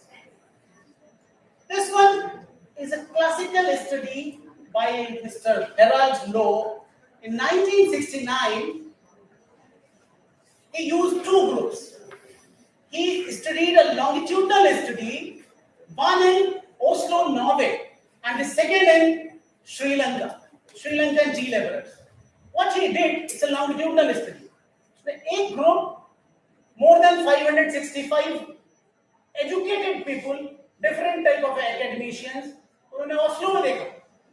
Where Oslo में 1965 से ही all dental treatments were initiated. Every year, every person is a dental visit, protection of your oral cavity, filling, सब कुछ किया था, सारी maintenance, full maintenance program is going on in Oslo from 1965. And the second group he constituted in Sri Lankan tea laborers, well-built Sri Lankan tea laborers, age of 17 to 40, but the oral hygiene regime was not proper. Oslo oral hygiene regime is very nice. Sri Lankan tea laborers, well-built, healthy, but the oral hygiene regime is not good. So what he found in the 8 years study, there is 3 times more loss of attachment in the Sri Lankan. That means the oral hygiene regime is an utmost important part of the oral cavity. Next. This is the methodology of the Lowe. In this study, he used to stop the oral hygiene. But gingivitis is you can revert off. Gingivitis can be reversible. 21 days के अंदर में उसको देखा कि कैसे कैसे करके different microorganisms increase होते हैं. आपकी oral hygiene उसने रुकवा दी. 21वें दिन तक microorganisms का difference देखा. And after 21वें दिन दोबारा अगर oral hygiene regime शुरू कर देते हैं, तो कैसे gingivitis comes to normal. This is the next. These are the different factors which influences plaque formation. What are the different patient eating more fibrous diet? We all know that the fibrous diet is more beneficial. Faster on the side where gingival inflammation जहाँ ज़्यादा है वहाँ plaque ज़्यादा deposit होगा. Next, how the roughness is important. How the roughness is present in the tooth, there is more chances of bacterial plaque. The same thing. How many of you do polishing after scaling? Please raise your hand. सबने अपनी SRP वाली कर रखी होगी, but polish करते हैं आप लोग? After scaling and root planing, polishing करते हैं? Yes. Here I am just focusing this thing. How much important is the polishing and how much important? If the surface is rough, plaque removal is difficult. Next. So this is what is the objective of this topic? Objective of this topic is how to maintain this oral hygiene. How to maintain this oral hygiene? We need 2 minutes. We have to ask the actual 2 minutes from your patients. This is the importance of 2 minutes. Just see the importance of 2 minutes. You know who is this? Is the fastest man alive. Usain Bolt. He's retired from 2017, but still his record is unbeaten. He's the fastest man alive on this earth. In 2 minutes, 1.5 kilometers. He's the man. So, importance of 2 minutes. Next. Next slide. अभी FIFA World Cup खत्म हुआ. सबने देखा Lionel Messi got the golden boot. Mbappe is also. But he is Mr. James Hatter. Fastest hat trick in the world in just 140 seconds. So this is the importance of just 2 minutes. You have to ask from your patients 2 minutes. Next. That is the golden 2 minutes. And what is golden 2 minutes? It is a brushing. Maintenance of oral cavity is toothbrushing, not a Clorox mouthwash. I always used to teach my students, there is no role of chlorhexidine mouthwash after every scaling and root pinning. सब लोग जो लिख देते हैं कि chlorhexidine is advised, doesn't matter. अगर जरूरत नहीं है तो what is the need of this chlorhexidine? Mechanical plaque control is the utmost important part of the oral cavity, and which is brushing. बच्चा तब तक ब्रश प्रॉपर नहीं कर सकता जब तक कि वो जूते का फीता नहीं बांधने लगे. Next. History of the toothbrush सबने पढ़ रखा होगा. Ancient Charak Samhita also says wrote 3 pages of maintenance of the oral cavity. And the last one is Mr. William Addies. William Addies, सबने पढ़ा है आपने कि ADA, according to American Dental Association 4, that is William Addies. William Addies is a entrepreneur. उसने toothbrush बनाया, उसका नाम दिया, किसी को पता है किस नाम से आया toothbrush? Wisdom toothbrush. Wisdom toothbrush. कैसे उसने बनाया? He was in London. उसके बाद में किसी एक छोटे से राज्य में he was jailed. उस 1780s में लंदन में भी कोल यूज होता था with the cloth to brush your teeth. लोग कपड़े से अपने दांत मांजते थे. तो he saw the broomsticks. उसे झाड़ू लगाने का उसे काम था वहां जेल के अंदर. तो उसने देखा कि उसने एक एनिमल बोन के अंदर बहुत सारे ब्रिसल्स गार्ड से किए और उसने ब्रश बनाया. Then after coming from the jail, he formed a toothbrush factory, and up to 1996, this factory was the manufacturer of the toothbrush with the name of Wisdom Toothbrush. Next. Next. This is the placement of the toothbrush. Most of the toothbrushes, how to hold these toothbrushes in the bathroom? एक cup में सब लोग अपने अपने toothbrush रख देते. कभी जाके पढ़िएगा transmission of and translocation. So that is not a proper criteria to hold toothbrushes in a cup. That is not a proper tool. Mixing of the toothbrushes is not a proper criteria.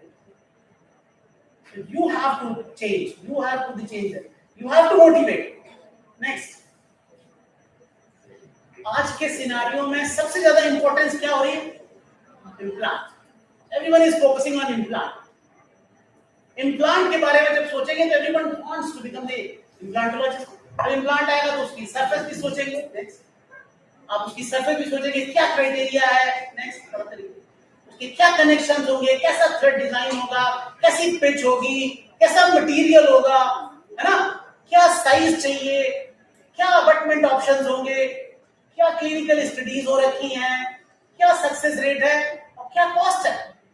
फिर आप उसको different अपने patient को ये बता देंगे कि how can you deal with this. अभी तो इस पे बहुत सारे स्कीम्स भी आ गई कि अभी ये करा लीजिए तो ऐसा हो जाएगा, अभी ये करा लीजिए तो too much focus on the implant. Too much focus. But I'm not against. I'm also an implantologist. But just imagine the person who is not able to maintain his natural teeth in his oral cavity. How you can think he will maintain his artificial implant in his oral cavity? But यहाँ एक line और जुड़ती है, सुबह का भूला अगर शाम को घर लौट आए तो उसे भूला नहीं कहते, है ना? जैसे मेंटेन करना है नेचुरल टूथ को, वैसे ही मेंटेन करना है इम्प्लांट बाय व्हाट? टूथब्रश। अब लेकिन आप टूथब्रश खरीदते समय क्या सोचते हैं? क्या सोचते हैं? कभी देखते हैं कि आपको कैसा टूथब्रश चाहिए? कोई सोचता है कि कैसा, कोई भी ले लो, चलाते हैं। कोई कलर सोचता है उसका, सैंपल सोचते हैं कि कहां से मिल जाए। कोई टूथब्रश में खरीदता है? आपके यहाँ जितने सैंपल आते हैं सब लोग वही यूज करते हैं, कोई फीचर्स नहीं देखता, स्ट्रेट है, ब्लॉकिंग इफेक्ट आ रहा है कि नहीं आ रहा है, सैंपल में ही टूथब्रश लेते हैं लोग। It is a very important issue what type of toothbrush you need or what type of toothbrush your patient needs. This is a very important issue. Next. So this is a fight between 32 versus 1 implant. So this is a fight. Brush कराना है, brush तो कराना ही है, but अगर protection आपका शुरू से हो रहा है, what there is no need to implant. Next. Here the focus is prevalence of oral health problems is too much. Next, जल्दी लगता है कि gingivitis more than 70%, sensitivity 4 to 57%, erosions 10 to 80%. हालांकि different causes हैं, fasting these can not be. Caries more than 90%, extrinsic stains 20 to 50%. Next, why do we need oral hygiene? WHO says that 60 to 90% children are suffering from dental caries, nearly 100% adults. Next, severe periodontal problems. Few patients, all of you know that the tooth loss depends on caries, maximum of caries, and the periodontal disease. Prevention is by toothbrush. Next.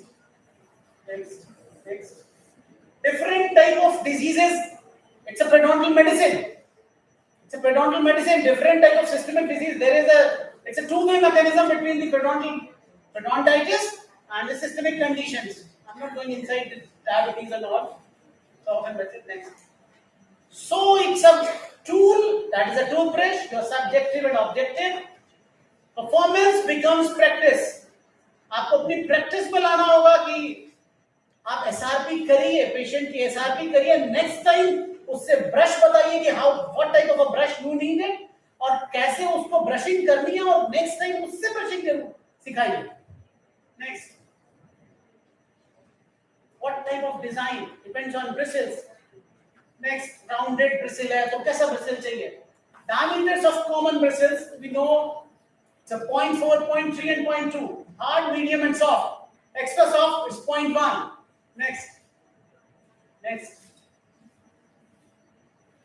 Next, this is the level. What the level of the brushes should be. Originally, toothbrushes were flat and thin, so it creates what was the major shortcoming? That is a blocking effect of tight bristle ducts, preventing individual ducts from reaching interproximal areas. आपको पता है, किसी ने दातून सुना है आप लोगों ने? दातून, तो दातून is also, लेकिन उसका डिसएडवांटेज क्या है? उससे क्या डिसएडवांटेज या क्या नुकसान है? तो क्या नहीं होता? इंटरप्रॉक्सिमल क्लीनिंग नहीं होती, so blocking effect is there. Next, multi level trim bristles and brushes. Next, toe tufts. Next,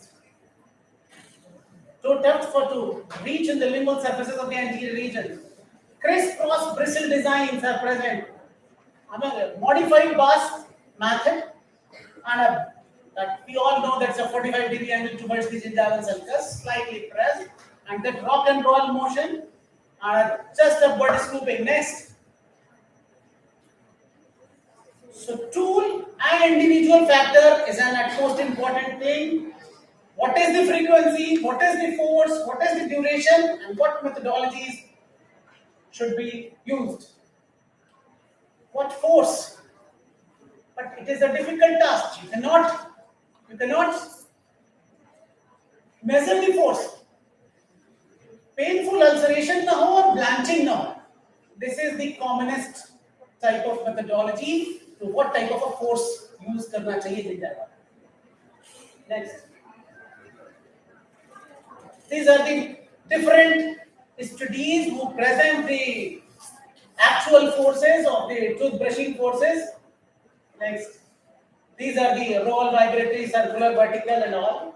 Next. These are the indications, past techniques, surface cleaning, modified past techniques. These are the Stillman methodologies, Charters methodologies, hormones. Next. Vertical Leonards. Next. And physiological methods, horizontal methods. Next. Duration of changing toothbrushes. What duration में change करना चाहिए? If a person, everybody knows the color-coded brushes are coming. If the color is changing 2 to 3 months, it's a color change हो रहा है. Next. Polishing cup filaments, types of different types of brushes. It comes with the polishing cup filaments. Next. Next. Rubber non-delicate. 1963, that first electric toothbrush. What do you think electric toothbrush is beneficial to us?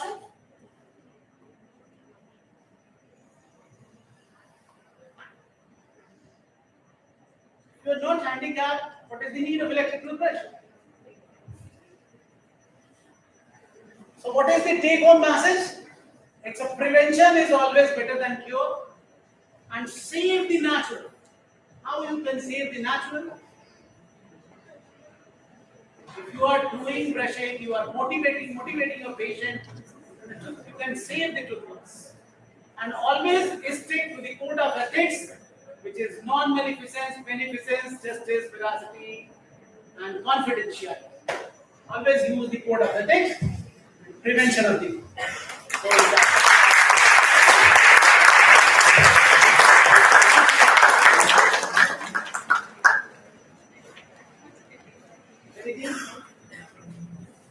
Very basic lecture.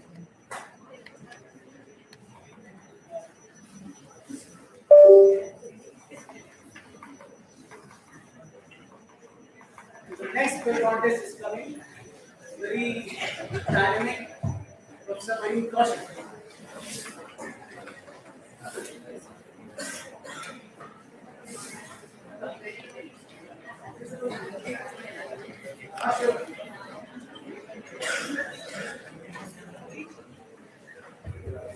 Thank you so much, sir, for your extraordinary lessons and suggestions. You have lightened up the spark within us. There are various advancements in biomaterials and methods for bone augmentation. So now, I'd like to invite Dr. Mayur Kaushik to aware us with the recent advances in bone augmentation and implantology. Huge round of applause for Dr. Kaushik.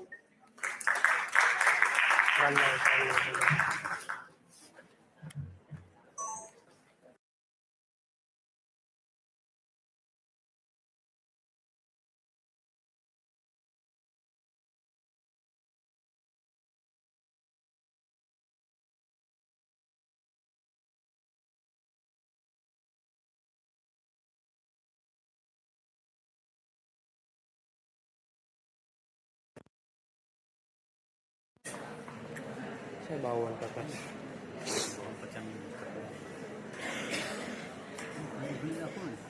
Meet to meat उतरेगा meat perfect meat उतरेगा skin film डालो ना एમાં બસ કરો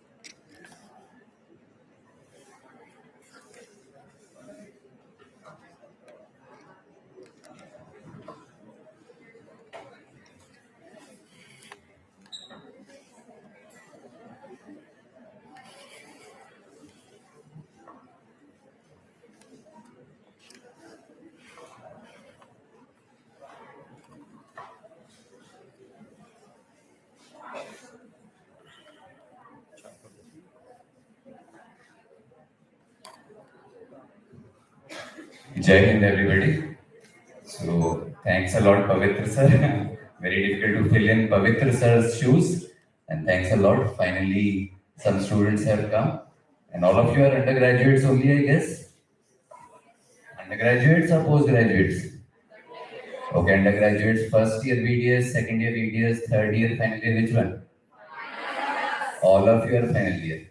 Third year, please raise your hands, third year. Okay. So what have you been promised? Extra attendance, compulsory or extra absent or something? Meaning, frankly speaking, like, why are you sitting here? It is definitely not for the lectures completely, right? So you have been registered, right? So what has been promised? Free banquet in the evening or something of that sort? Okay, it is love for education that you are sitting here, is it? Very good. So third year BDS, please raise your hands once. Third year BDS. Final year BDS? Okay. Any interns here? Okay, lot of interns also. Okay. Any postgraduate as such? So few postgraduates also. Okay. So I am Mayur. I bring to you greetings from Subharti University. Okay. This is a big university in Meerut. It comes by the name of Swami Vivekanand Subharti University. And in our university, we follow Siksha, Seva, Sanskar, and Rashtriyata. It is not just an educational institute that I am representing here. Okay, it is a huge, let's say, mini city on its own. And in this mini city, this is how we follow Rashtriyata. We say Jai Hind instead of good morning, good evening, etc. So again, huge thanks to all of you for coming here. Because till the time students are there, teachers like us are standing here. If students are not there, then teachers are not there. We are not required as such. And the chairperson thing is empty entirely. So what do you say? These poor people who have been organizing the show, they are huddled actually behind backstage. How about we make them the chairperson? Is that fine with all of you? Is it fine with all of you? So I would request all of you, instead of being huddled here, please come here, occupy these chairs. Come, one by one. 1, 2, 3, 4, 5, 6, 7, 8. Come, extra chairs are there. So let them be the chairperson. Please sit, all of you. Please sit. Yeah, you also. So now I think, yeah. You want me to pull those chairs, is it? Please sit, fast. So now we have some chairpersons. So basically the stage will look occupied. Yeah, you want me to pull that thing? So now 1, 2, and one person is still remaining. So for that person, the chair would be this one. You'll be able to carry it? Yeah. Come. So now the stage is looking full, and we have a full set of this thing. Huge round of applause. Because they are the ones who have been running the show. They are the ones who have been huddled together in that small space. So all of you, yeah, sit. Okay, chair is not there. Just 1 second. I will get it for you. No, that's it.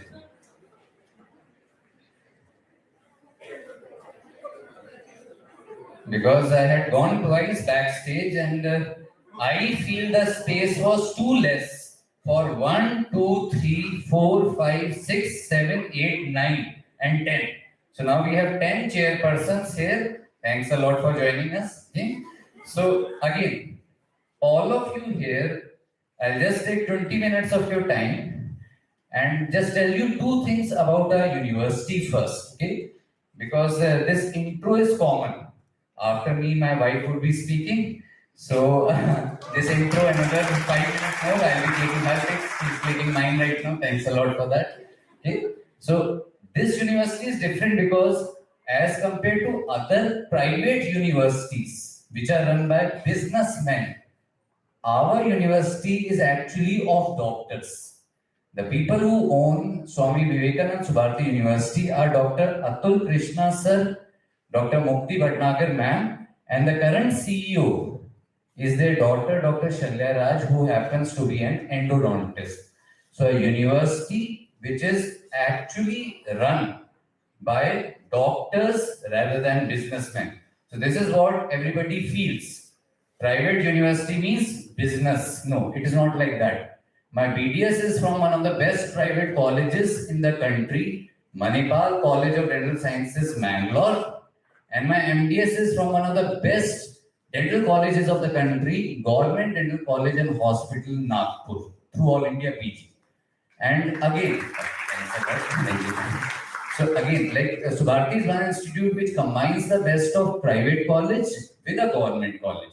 And when I say college, it is not just a standalone college. Actually, it has 19 different colleges under its wing. So it is not just a small college, 19 colleges. It is like a mini city. And this is what I have the honor of representing in front of this august gathering, sitting in front, and of course, the honorable chairpersons here. So thanks a lot. And again, this is our college. Our college was the first college of this university. It opened in the year 1996. And for the last 12 years, under the dynamic leadership of Dr. Nikhil Srivastav sir, this college has been raising to new heights as such. I've been working in this university, this Subharti, for the last almost 18 years now. I'm currently the professor and head of the Department of Odontology and Implantology in Subharti. Ever since, last 18 years means ever since I completed my post-graduation from Government Dental College and Hospital Nagpur, and whatever I am today, it is because I had a godly figure as my guide during my post-graduation, Dr. R.K. Altivar sir. So, because of the blessings of sir, we call ourselves Altivar family. Please always respect your teachers, because as a teacher, we have just 3 things to give you: our knowledge, skills, and our experience. Suppose it has been 20 years since I have been placing implants. The first implant I had placed in my first year, 2002. Always you will have something to gain from another person. It is not a competition. India has ample number of patients as such, so we don't need to worry about that thing. This is our implant academy. This is 8 years back, my management had approached me that, sir, other than the PGs of perio, oral surgery and prostho, nobody else gets to learn implants during the college life. As an intern, no exposure is there. As a practitioner, then we get learned by our sales representatives, as sir said, deals are there. So ultimately, he had come, our management, and he had asked us to start with this academy. This academy is something in which we teach everybody how to place implants ethically. Because again, let me be very frank. All of you are here. How many of you wish to do implants later on? Just raise your hands once. Okay, others are clueless. Implants or no implants. See, trust me on one thing. There was a time when everybody used to flaunt. I am an endodontist. I am an orthodontist. Now, the only term which they like to put in front of their names is I am an implantologist. Without implants, there is no dentistry. At least no bread and butter is there in private practice as such if you are not practicing implants. So in this academy, basically we follow a simple rule: learning by doing. We ensure that we teach people how to place implants. Ma'am had a lecture right now. Everybody wanted to take oral surgery. So there's a funny story about oral surgery also, actually. Majority of the students whom I have come across, after their 12th, they actually wanted MBBS, but they ended up getting BBS, right? So they are quite, let's say, in the back of their mind, my goodness, I'm a dentist, I'm not a doctor. And the only way they feel they can become a doctor or a surgeon is by taking up oral surgery. Trust me, that is absolute bullshit. Trust me on that thing. Our basic qualification will always be BDS. We'll always remain a dental surgeon throughout our life. No matter how much we try to run away from that. Surgery, like this, like that, no. Dental chair is our bread and butter. No matter which specialization we end up doing, ultimately we will all be dental surgeons first. So it is my thing that all of you please practice implantology. This is our team. Always Dr. Rohit. He is an endodontist. He is basically the director of Lokri Hospital. Along with me, I have Sumit Makkad. He is a professor in prosto. My first batch student Rajesh. He is a professor in oral surgery now. So this is a team by which we teach clinicians how to place implants ethically.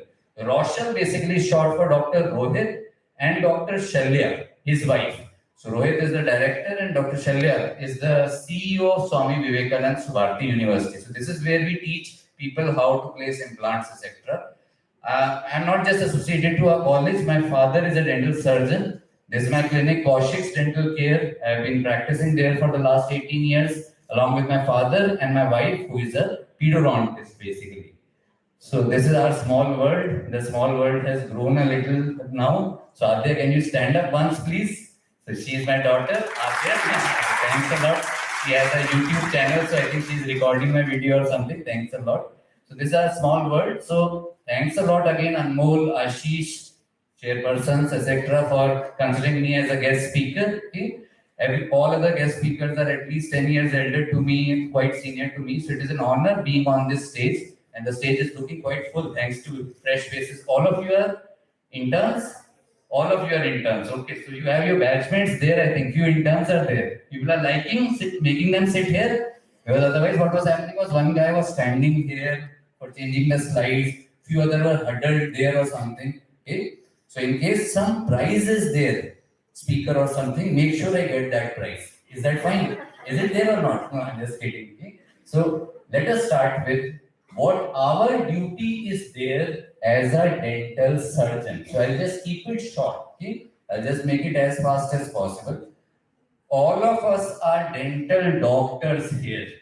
Please accept that thing. Okay? You are and you will remain a dental doctor throughout your life, irrespective of whether you end up doing MDS in whichever branch. You will always be a general dental surgeon first, specialist next. Please remember this thing. Any person who is farting that I am doing specialized practice only, you can be 101% sure that that person's primary source of income is definitely not the dental clinic.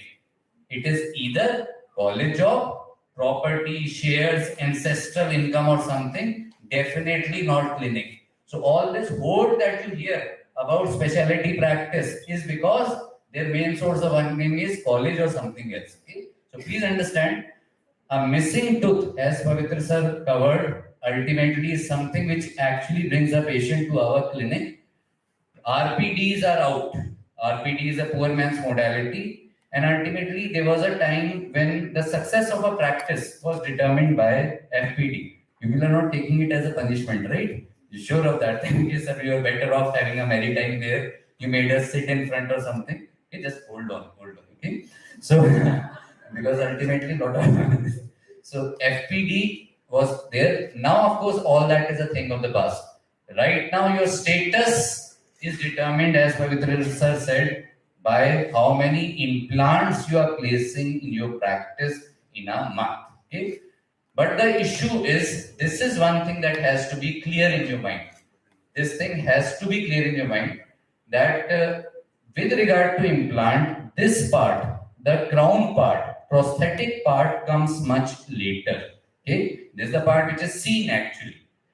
It is the implant that has to be surgically placed inside bone and soft tissue. It is always surgery first. If this part, if this base is weak, your superstructure is bound to fail. So please understand this thing. No matter what anybody is trying to misguide you, we are saying guided implantology, CBCT guided implantology, all that is crap. That is not a replacement of your chair side surgical skills. Please take pride. Dental surgeons are unique. Even general surgeons don't have to operate on live patients. So the worldwide accepted definition of implantology is, it is prosthetic driven surgical treatment modality.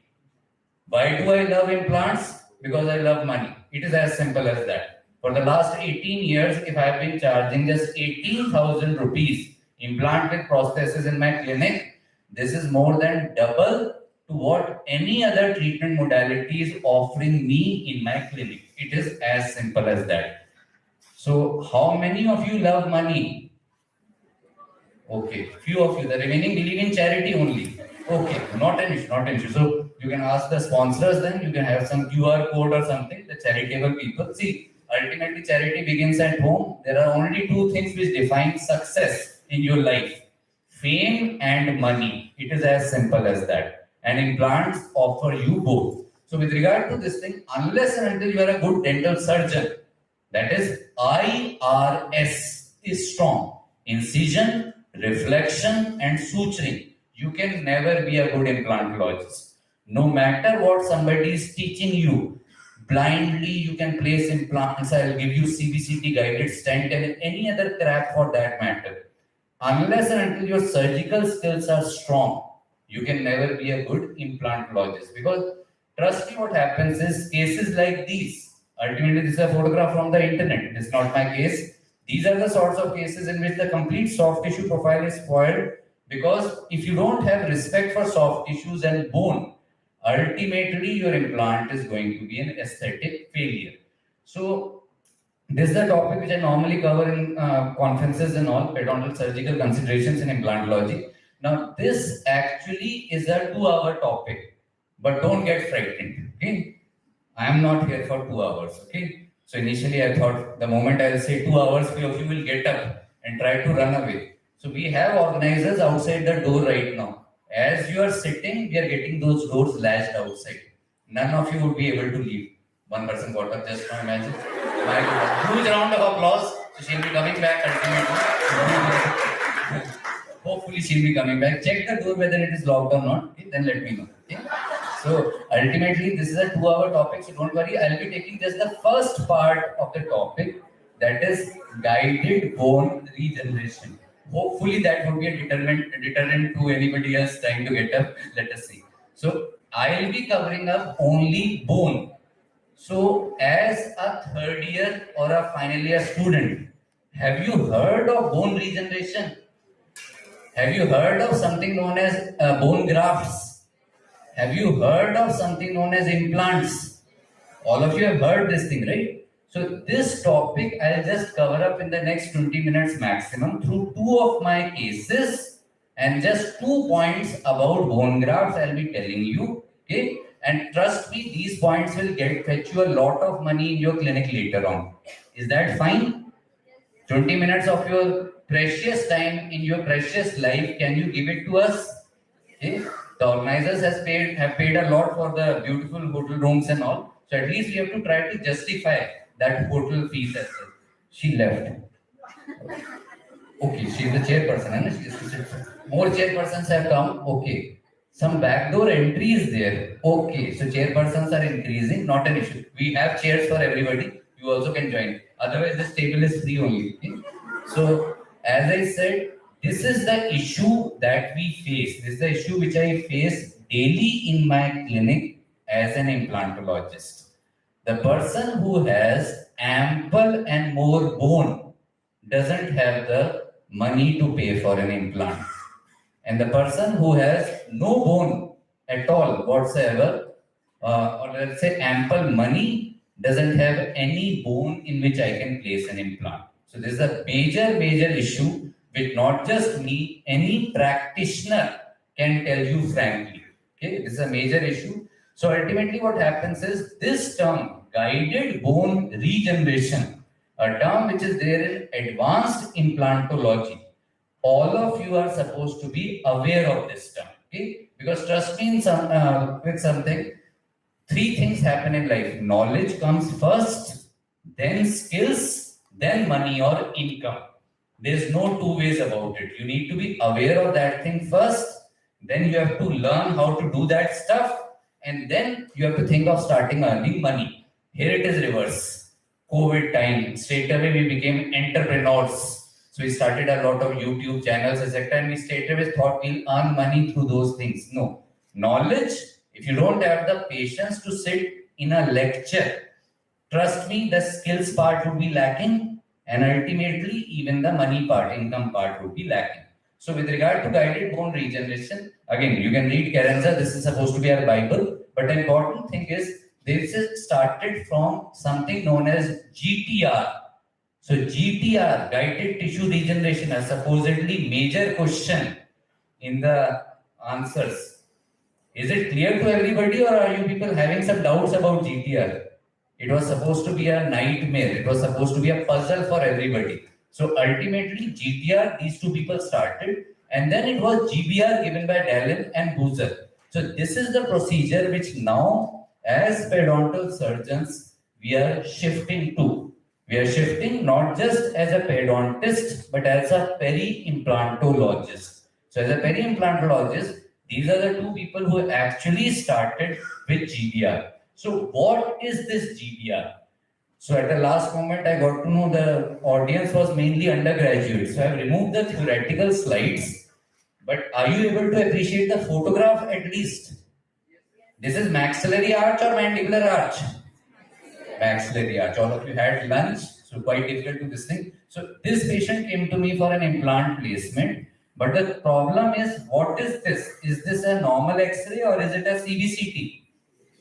This is a CBCT, right? So in CBCT, in the central portion, the bone was too thin. So straight away, I could not place an implant. Please let me know the undergraduates wherever you are not able to follow. This much part is clear?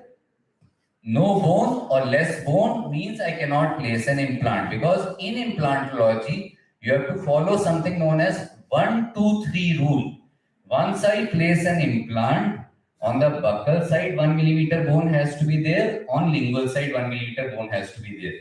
2 millimeter has to be there from the adjacent tooth, and 3 millimeter has to be there between two implants, IUD implant. So ultimately, this thing I could not follow. So what I did was, in this case, I started giving an incision. Is that a scalpel or a sword?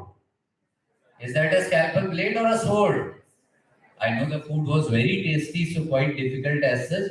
Now I have raised the flap. Can you see bone is reflected? Are you able to appreciate bone?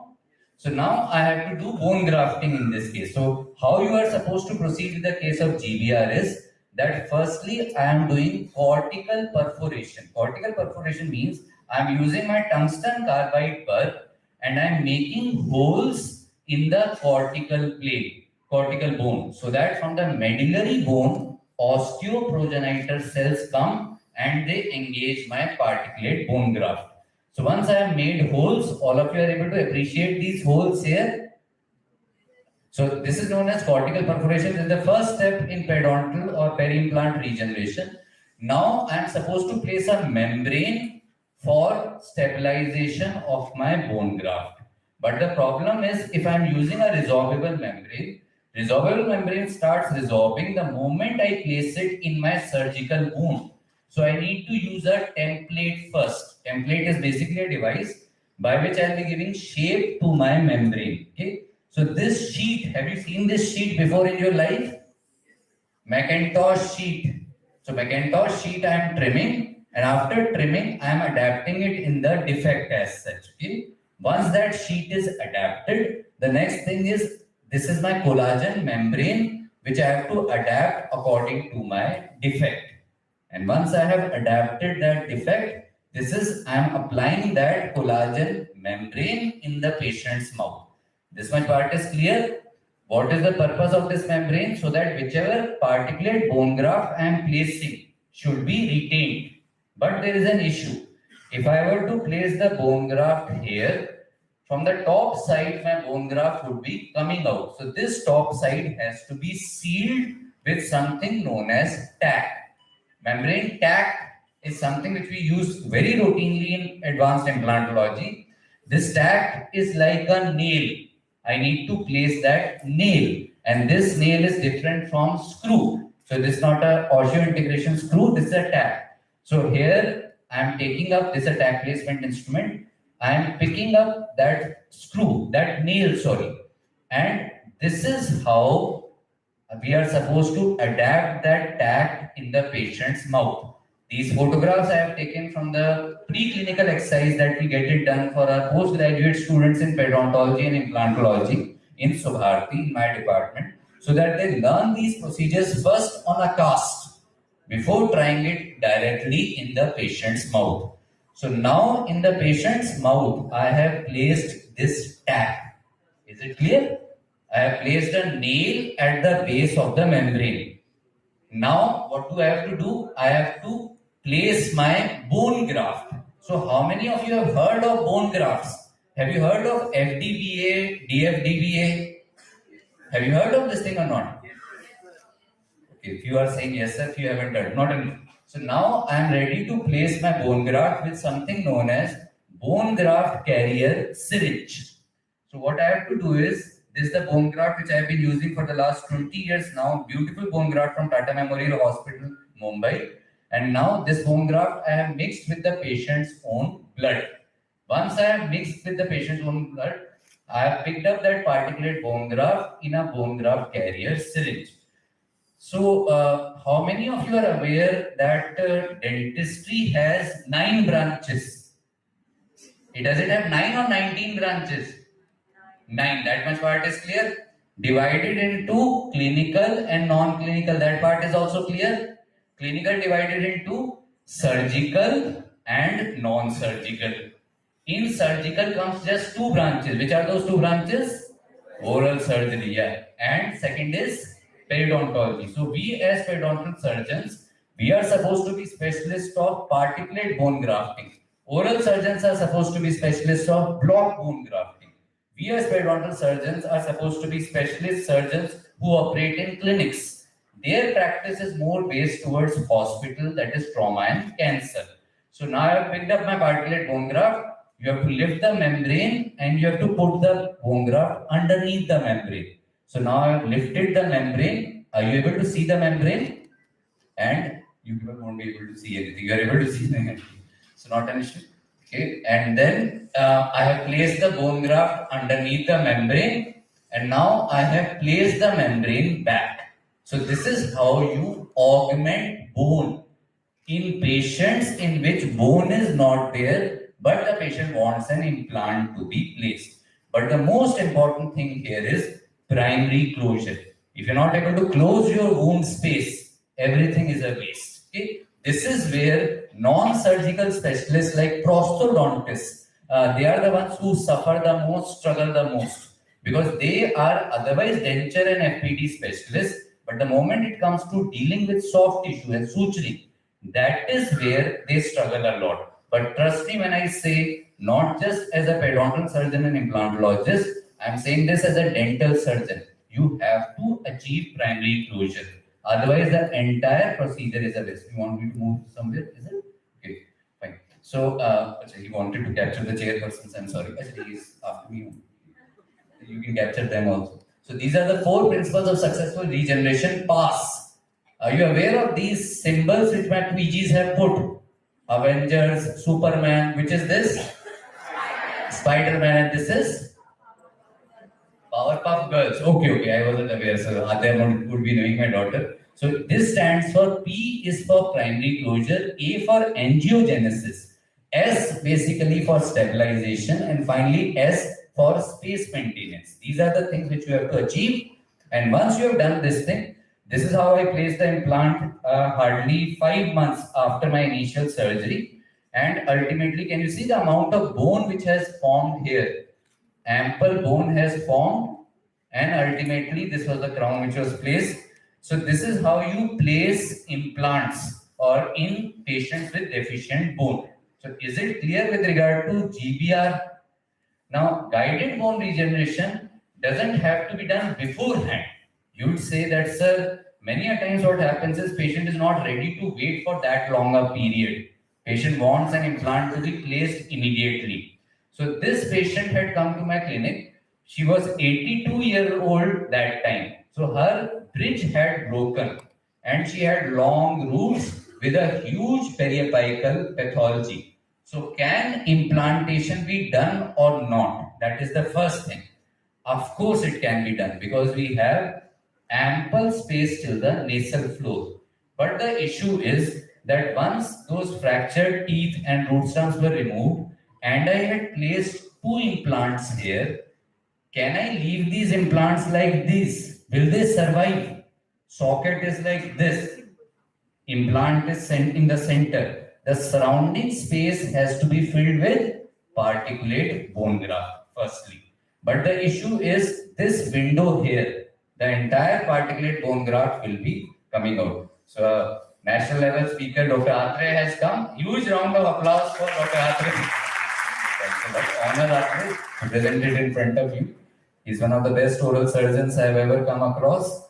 Very young. There is young, dynamic, Then there is young Dynamite. He is in the Dynamite category. Huge round of applause again. So he does a lot of plastic surgical work. So ultimately, now I know why so many people are there. Okay, you knew Athlete's lecture was there after me. Okay. So initially I was getting very happy that all of you are sitting for this lecture, but not an issue. Now I'll wind it up first. So, so 2 implants I have placed, but unless and until I do bone grafting around these implants, everything is a waste. But the issue is this socket is self-retentive, but this window is not. My bone graft will be flowing out of the window as such. So ultimately I need to place a membrane. What is a membrane? Cloth-like material to stabilize or retain a bone graft. So I have placed a membrane here. Okay? Everything is a waste if you are not able to achieve primary closure. What did I say? Non-surgical specialists struggle in? They struggle in I, R, and especially S, the suturing part. So ultimately, suturing is a must because unless until you are able to close, no regeneration would be occurring around your implant. So this is the second and the last case which I am presenting today. Can you do something known as immediate loading? Have you heard of immediate loading? How many of you have heard of that quackery? That 3 days implants would be given and within 3 days teeth will be given. How many of you have heard that thing? Okay, few of you have heard. Okay. How many of you, again and again I say, in India, as a practitioner, ample patients are there, but patience among doctors is not there. Whatever patient comes, we try to extract as much possible today only. So how many of you have heard of some famous orthopedic surgeon who says that if a hand is fractured, I am a big orthopedic surgeon, I have joined that hand and now you can go home and lift a bucket or do dumbbell or something of that sort. Have you come across such quackery in the medical field? No. This quackery exists only and only in dentistry. So please understand, peri-implant regeneration and immediate loading don't go hand in hand.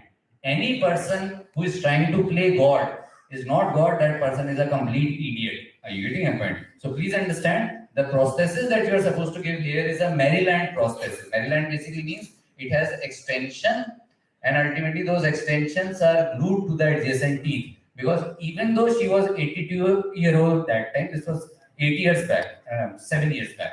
Her main concern was, Doc, how will I be able to attend my kitty parties? This was her main concern. So ultimately I had to give her a Maryland. And then what happened was, this was just 4.5 months. Hardly 4 months if I remember right, this much amount of bone regeneration was obtained. So the chairperson must be worrying, that's why we were better off there. I am not allowing you to get up. Are you getting up? That space was looking too empty. After my this thing, you can get up. And that is this thing. So now you will be waiting for the presentation to get over as a. Where did she go? She or he? He. Give a call. So the point is, ultimately, this was at the time of second stage surgery. So again, it is my request, follow our Instagram channel as such. It goes by the name of Mayur Kaushik only. This is another thing which I emphasize upon. At the time of implant second stage surgery, please do not take shortcuts. In implantology, there is no shortcut to IRS, incision, reflection and suturing. So ultimately, you don't have to sacrifice any tissue. You just have to give an incision. Third years. How many were third years again? So third years, you know incision at least. Right? You have been posted in the clinics. After incision comes what? Reflection. So after reflection, this is a beautiful result for any implantologist. Can you see? One implant is partially visible, the implant is almost completely invisible. So we started from a case in which no bone was there, and ultimately I had to pick up an eroder to expose the implants. These are the kind of results which we get if we follow proper principles. So the principles are simple. I'll just take 5 more minutes. Just 2 things with regard to particulate bone graft you are supposed to remember in implantology. The first is, what particle size should you be using of the bone graft? So bone graft comes in large particulate size, they come in small particulate size. Okay? So the particle size is written right over the packet. Here it is less than 500 microns. Here it is 500 to 1040 microns. So it is not just some powder.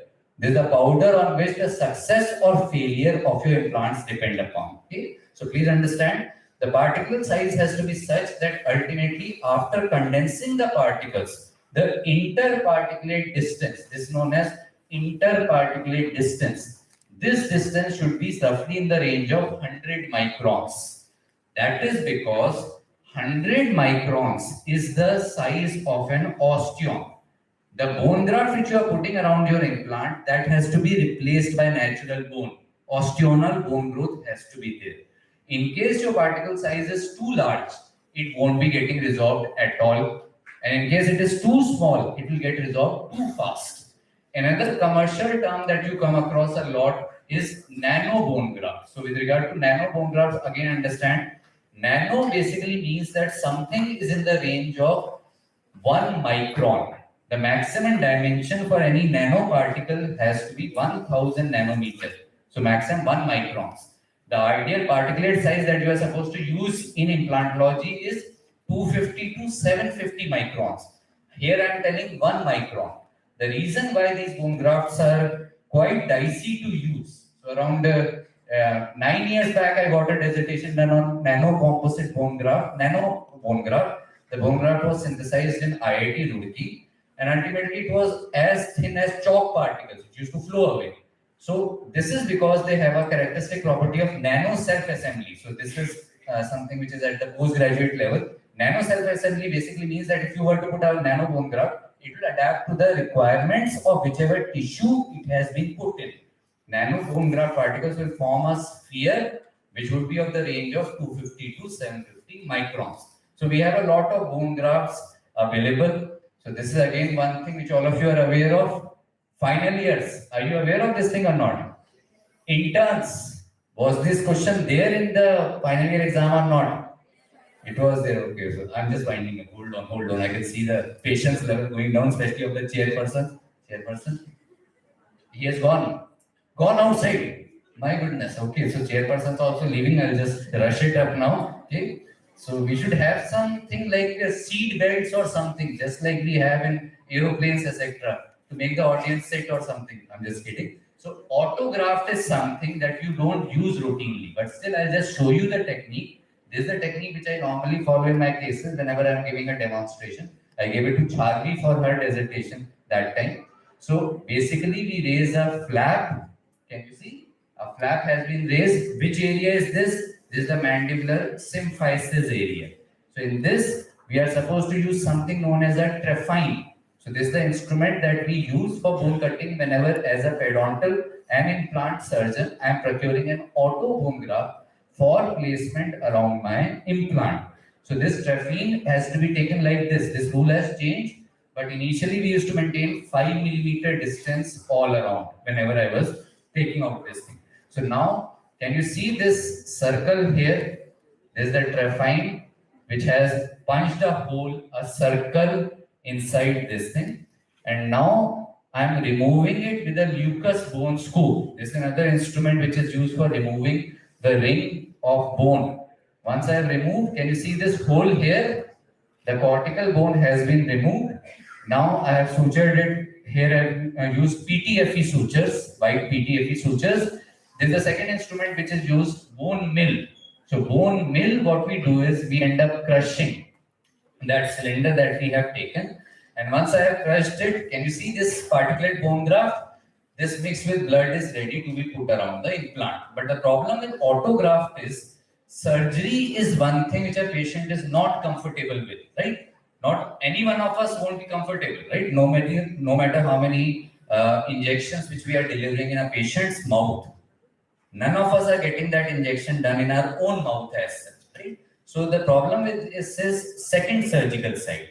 And this is where allografts come into the picture. So allograft basically means that ultimately FDBA and DFDBA, these are from dead human donors. So these are my favorite variety of bone grafts. I've been using them for 20 years now, right from my first year of post-graduation. This you can use around your implants. Xenograft again, especially bio-os is quite popular, but the problem with bio-os is it is derived from ox bone. It doesn't resolve that fast. So be very careful when you are using xenograft, and especially avoid using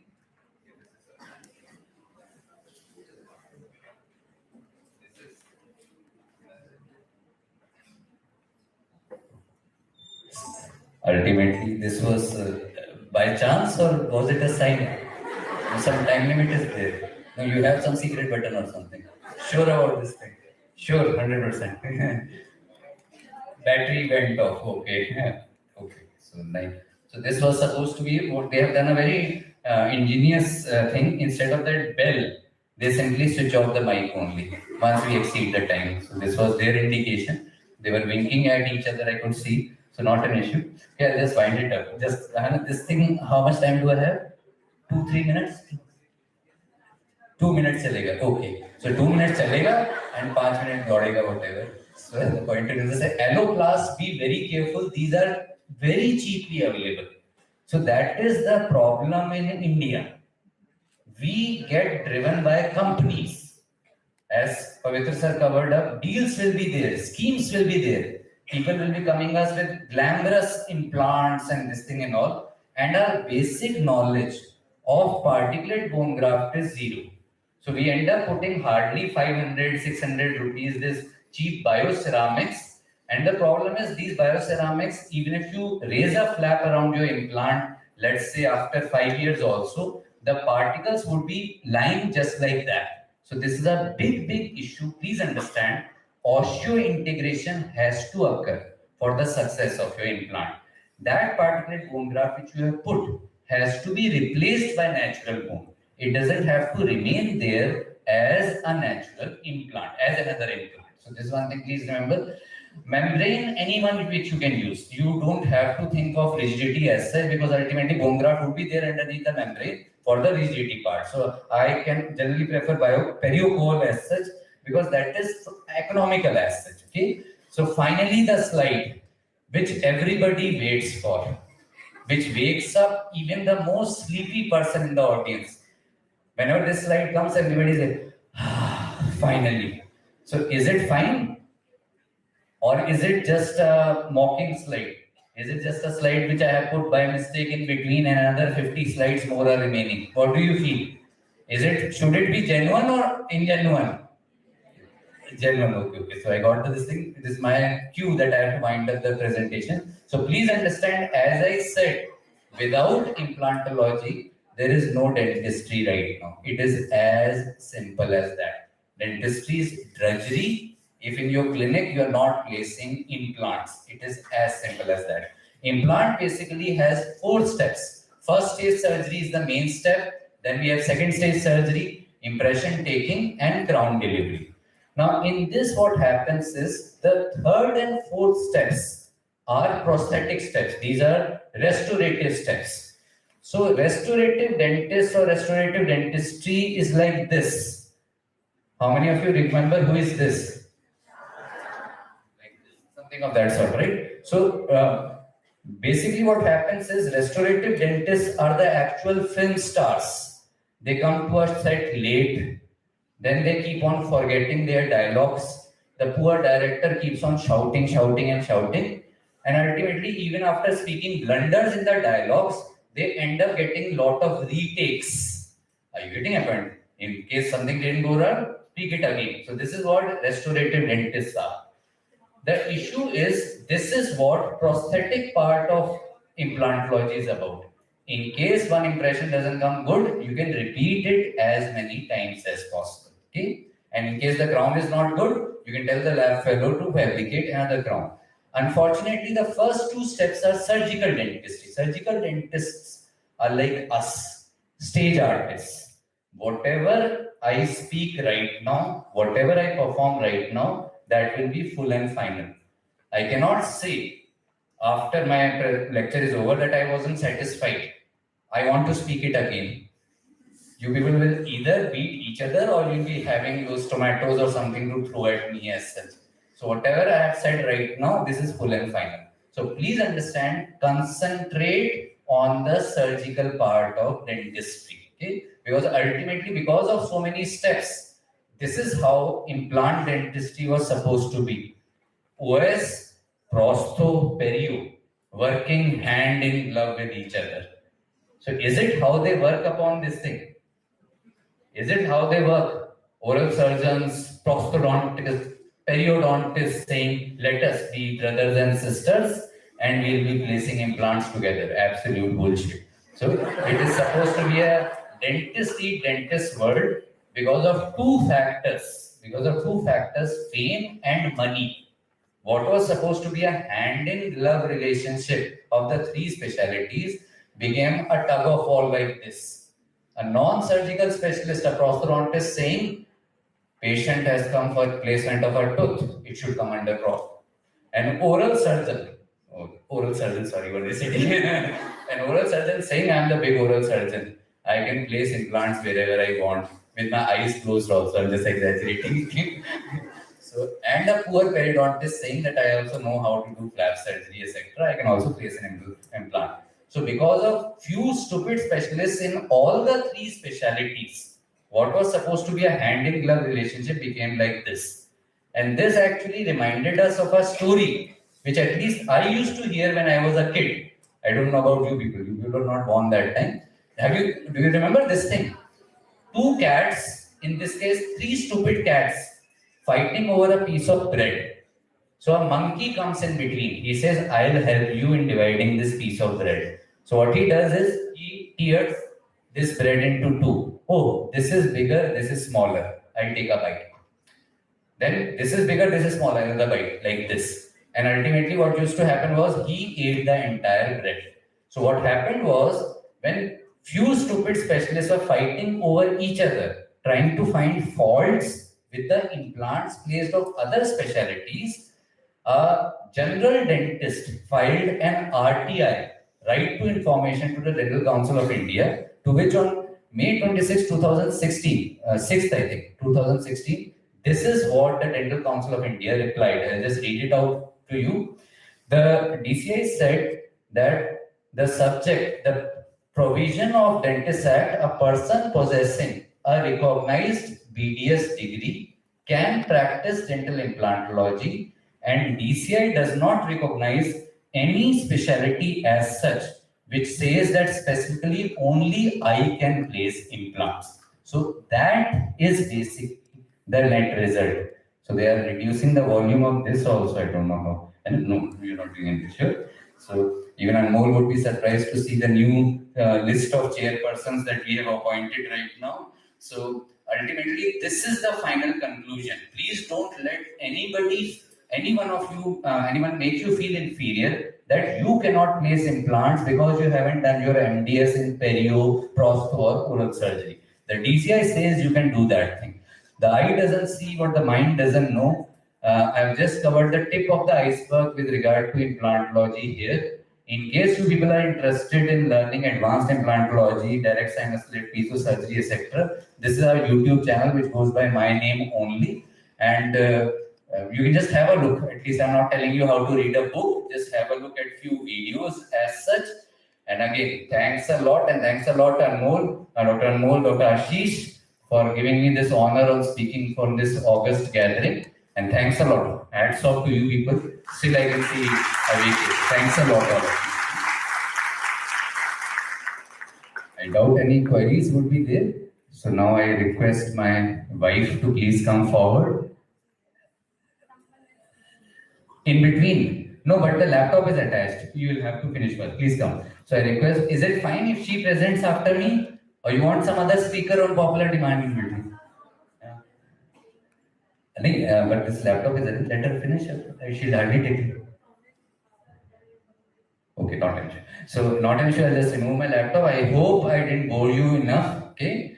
Thanks a lot for such a patient listening. Thanks a lot, all of you. Thank you.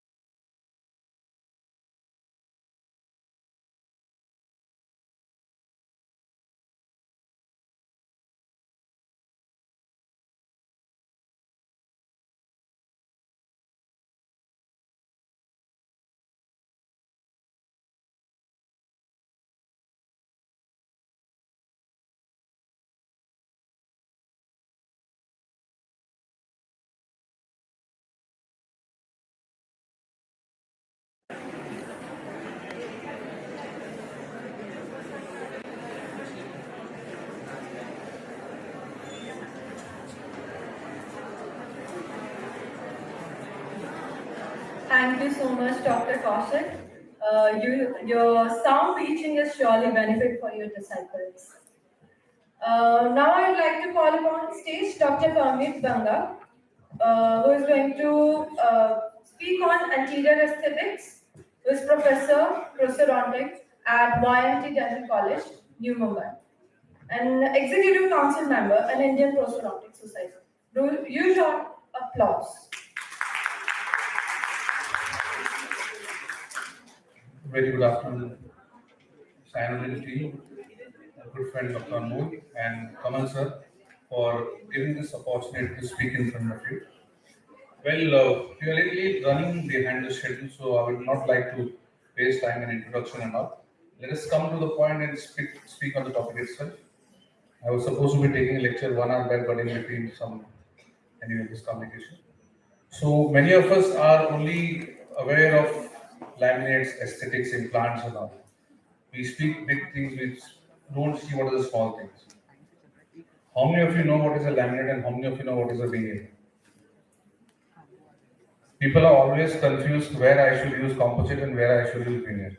What is a short thing? What is a long term? What is a less clinical chair set time? What is a bigger clinical chair set time? What are the patient demands? What are the chair set demands?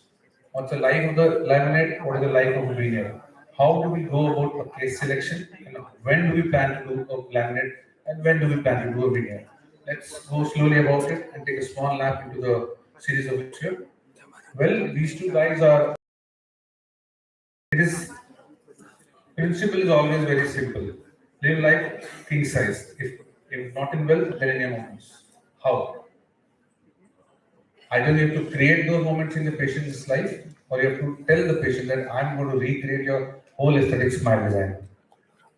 What is the advantage of composites? Many of you are undergraduate students, as I could gather information in the previous lecture that mostly we have undergraduates here. We don't have any postgraduates sitting here. So let us keep it very simple.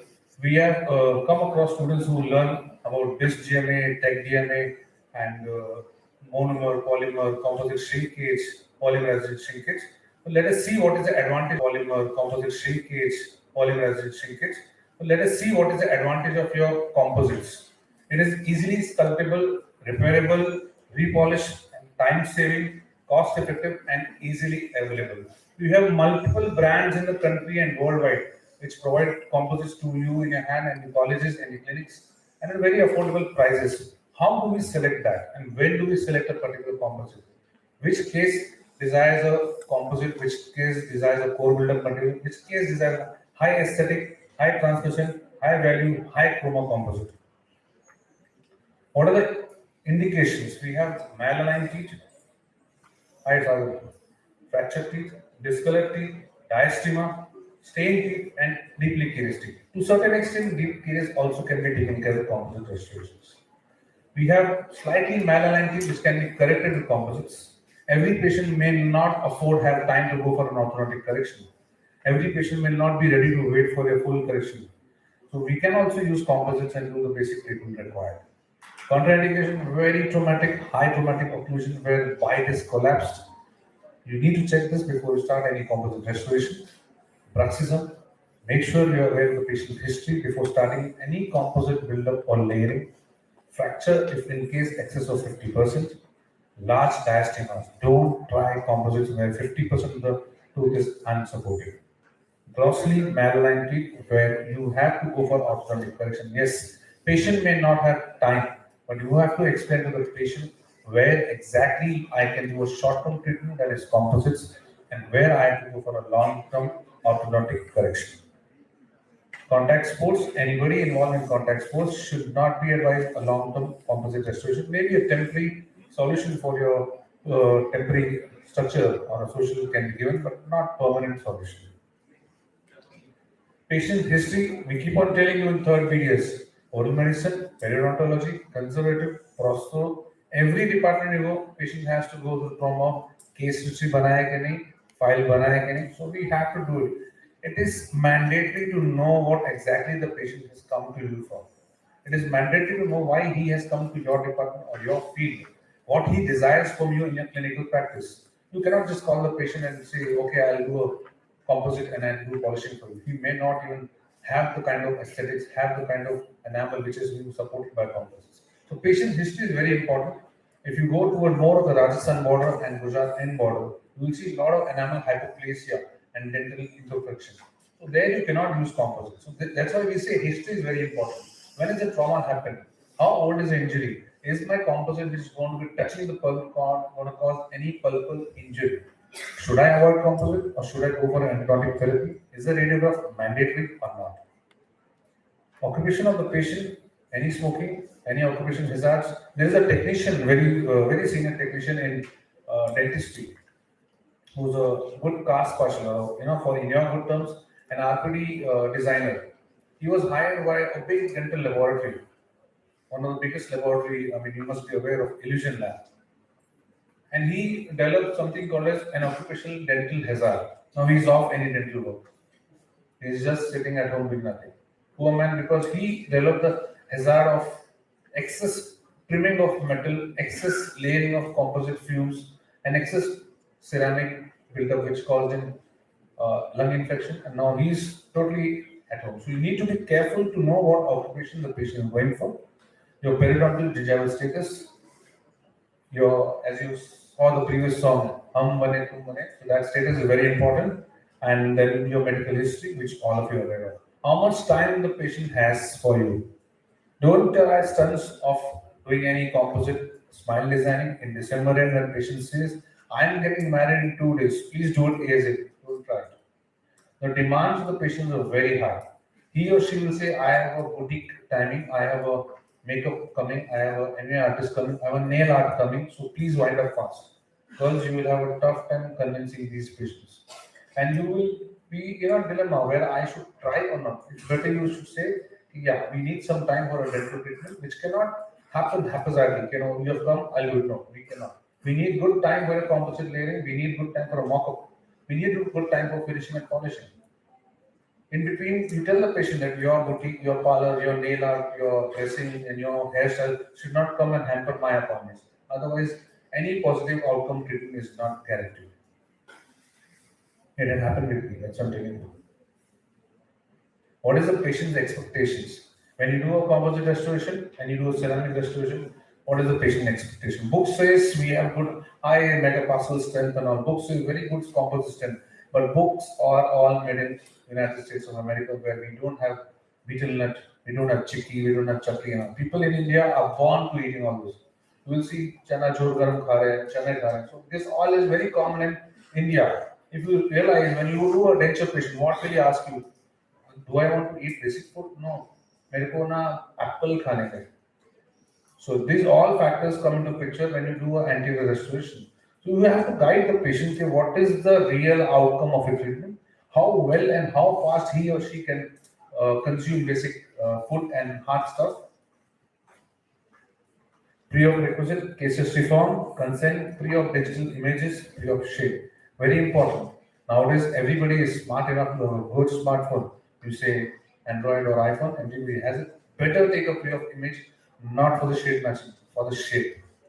Everybody thinks that my photo is not good, the shade will not come, but take it for the shape. So that you can convince the patient, sir, madam, this was a pre-op, I have created this for you, and this is the most satisfactory result I can obtain and give it to you.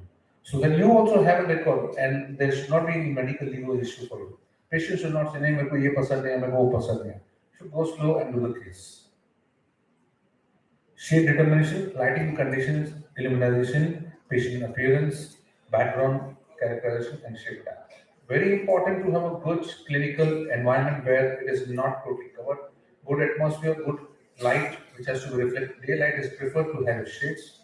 A patient, male patient coming to you should have a proper shaved beard. Of course, seats and all can be avoided, but make sure the hair is not shabby so that it doesn't affect your shade selection for your proper restoration. And your characterization of the patient means he or should not have a smoking history. In case it is there, the smoking, scaling, and polishing has to be pre-done. Then only you should wait for 2-3 days. Let the subgingival bleeding stop and try for any anterior restoration. Now, what are the criteria for selection of your composite restoration? How many of you are aware what kind of composite material I am supposed to use? Many of us just take A1, A2, B1, B2. Why I need to select A1? Why I need to select A2? What is the meaning of using a Dentistry shade? What is the meaning of using a curve composite? What is the meaning of using a Therafil, which is only just 3,000 rupees for 4 shade tabs and a bonding agent and an etching agent? Many of us think, yes, sustainable, dental card similar, let's buy it. Yes, absolutely correct. Buy it, use it for posterior composites, where you have to do post-RC restoration. You will say, क्या फर्क पड़ता है? बिल्कुल कुछ फर्क नहीं पड़ता. Shade is not important, doesn't make a difference. कल को बाहर जाएगा, कलकत्ता सारा पान खाएगा, वापस आएगा, it's okay. But if the patient is high in demands, you need to know what kind of restoration, what kind of composite filler particles is important for my polishing and finishing. What is the aesthetic performance of the patient? You saw so many in this world in the previous presentation. What about the height of smile line? What about gingival contour? What is zenith? What about orientation of occlusal plane? Where exactly the smile line? Where exactly central lateral are missing and matching? Some few armamentarium basic required for your actual composite preparation or your laminate preparation. We have depth orientation grooves. These are burrs which will create grooves to you. I'll show you the slides. These are again depth orientation burrs, carbide burrs. Not too deep to use. Half cut has to be maintained. Again, your composite instrument. These are Ronald Jordan instruments. This is a compo roller only for your anterior lateral surface where you automatically take the shape of your central lateral incisor. These are composite brushes where you apply a tip of a bonding agent and apply on the lateral surface so that it merges with the natural and artificial. Again, composite brushes. Various sizes are obtained, various shapes are obtained, flatness, thin, longer, and taper. Again, applicator brushes. You cannot use a bigger brush in a small restoration. No harm in having 3 variants of your applicator tips. I'm giving you a very practical implication. You doing a post-RC restoration, any type of brush is okay. But when you do an anterior restoration, you make sure that you have a proper shape of a tip, so that it stays onto the tooth surface and you have a proper coating over it. It should not happen that I'm again dipping and dipping and again dipping and doing more amount of bonding agent and it doesn't have a proper reflection there. Different bends of your applicator tips. It is very important. Sometimes you're not able to access the label or maybe the lingual or the proximal cavity. So you need to have a proper applicator brush to see that the whole composite restoration is in place. Again, we have these are called as retraction cords. Sometimes we have a restoration in composite and in your indirect ceramics, restorations in subgingival. So we need to go for your so-called subgingival retraction with this. Again, surgical reduction liquids and cautery and lasers. Your matrix, your scalpel, your self tape, which is used to protect the adjacent teeth so that you don't have an excess of composite onto the unprepared tooth surface. Again, you have these kind of wax digital mop-up. You can also do a digital mop-up with your scanner. You can do with your intraoral camera images also. So you tell the patient how exactly pick the shape I'm going to create onto the tooth surface. Your full arch upper anterior. This is a smile designing where it's a very different scenario altogether, but I'm showing you the different aspects of it so that you are aware, okay, how much I am supposed to contour, what is going to be my shape of central, lateral, and canal. It reduces 60%, 60%, 60%. It is a golden proportion which we follow, and it again becomes a repeated proportion so that you have a proper outcome when you see the patient's face. Yes, he or she appreciates the amount of facial visibility seen on a perpendicular plane onto your camera aspect. Preparations can be various types. There are supragingival, equigingival, lesser chances of gingival tissue injury, lesser chances of dentin at the margin, easy to finish. Likelihood the margin is enamel, so better bonding. Always enamel bonding is better because dental people which are liquid, which may hamper the bonding, and also you may get pulpal sensitivity. Proper isolation and moisture control is possible in supragingival margins. Type of preparation, you may not require a composite veneer for a full tooth surface. It may be only limited to your enamel hypoplasia or white patch area. That's a type preparation, type 1. Second is for your full label surface, not overpassing the palatal aspect, preparation type 2. Third is your overlap or a window preparation where you overlap the anterior as well as the palatal surface or the lingual surface of the label and the palatal both. So these are called as 3 types of composite preparations. May be also incorporated into your ceramic veneers. Depends on the thickness of ceramic you're trying to use, depend on the shape of material you're trying to use. Seeing for the cross section, we have only the label aspect which is covered, the label fully which is covered, the labial as well as the palatal which is covered. Okay. These are various putty index which you're supposed to ideally make with the patient. Once you have the impression of the patient, make a model, make a wax up, then do a putty index, so which helps you to layering of composite and curing of composite. So the work on chair side reduces and you have an easy finish and shape of the patient.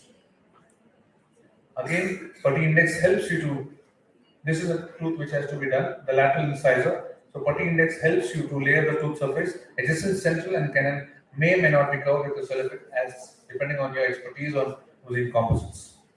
Material which can be used for putty index, mostly people are just aware A silicone kaise dikhta hai and C silicone kaise dikhta hai. So A silicone is an adhesion silicone impression material. C silicone is a condension silicone. A normally comes with your 2 paste system or 2 putty body system, that is base and catalyst. Again, your putty index also can be used for your denture aesthetics, where your anterior composite or a ceramic or a composite veneer can be used with dentures. These are different materials. Your tooth preparations. You can appreciate the burrs which are actually touching the label surface on the incisal aspect as well as the label aspect. The 2 planar preparation for your central incisor. Your depth orientation route, the burr fully may not go and fully should not go also. Half cut of the burr is enough for your strength of your composite and for your removing of the decayed or discolored tooth surface. This is a height of depth cutters, the amount of glue which is left out. Again, the depth has been removed. Color the unprepared tooth surface with the lead pencil and then you shape it out. Once that is done, you can remove the remaining unprepared tooth surface with a normal taper fish burr or flattening taper burr or SF11 or SF12 or TF11 or TF12 burrs.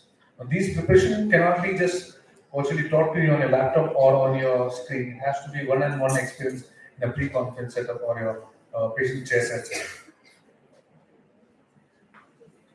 Now, etching and bonding. Many of us must be seen undergraduate books, Phillips, NU7, Sugar, all and all. We have first generation, second, third, fourth, sixth, seventh, eighth, ninth. Many of us are confused. What generation to use, what bonding agent to use, what etching to use. We are always confused. Etching is 37% phosphoric acid. Wait for 40 seconds, wash dry, see a white patch, and yes, it is good to put the bonding and cure it. Why so much of dilemma? Why so much of confusion? Why can't we just have a clean surface or to dip the bonding agent and then just cure it? That's where the product comes into picture. You buy some small side things and it doesn't happen. So have a good product. Suppose for example, I'm just speaking about this priming bond which comes with Dentsply, or we have again single bond which comes with 3 ESP, or again we have Tetrix ceramic flow. When you dip just one bonding agent onto the tooth surface, apply for 40 seconds, dry it, and again wait for 40 seconds, wash it out. Your etching and bonding happens on the spot itself. So the question and the miscommunication of bonding, etching, saliva is eliminated. What is the advantage here? It becomes a self-etch, selective etch, and total etch. It also is for composite and amalgam repair. You have a whole restoration where amalgam or glass and filling is present. You may not require, you don't want to remove the old restoration. You can still repair the composite with the help of these bonding agent, high-end bonding agent products. Modern bonding agents will establish a proper hybrid layer independent from cavity condition. Small amount of contamination should not be there, but in case you just happen to have come across, these good amount of structure will help you to take care of it. Now, what is a layering technique? Very commonly, we come across layering. Now, this layering technique is mostly what we see in Janmashtami, Goenka, where we have a layer of people standing in front, mostly in Maharashtra and Mumbai. So, well, we see how layering happens in composite as well. We have different areas of composites. Many of you must have aware that A1 composite layer, central metal, A2 layer, lateral metal, nothing as such. You have 4 or 5 shades of composite which you can do. You have cervical composite, you have incisal composite, you have body composite, you have mammalian composite, you have translucent composite. How many of you must have seen it? How many of you must have aware of it? Make sure you have a kit which has these kind of composite syringe in your kitty, so that you know exactly where I put a stain, where I put a layer, where I put a body. These are shade tabs. You can even, if you're not sure whether which product you have in your lab or a clinic, small shade tab, put on the tooth surface, cure it and see, well, it is going to take care of my central incisor or not. If not, again you can change it. This part of investment you have to do it.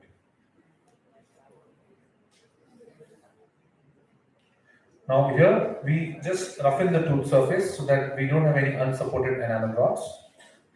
The build-up of the palatal aspect, which was done by putty, so that you don't have any excess intra-palatal or incisal edge which don't touch the upper aspect.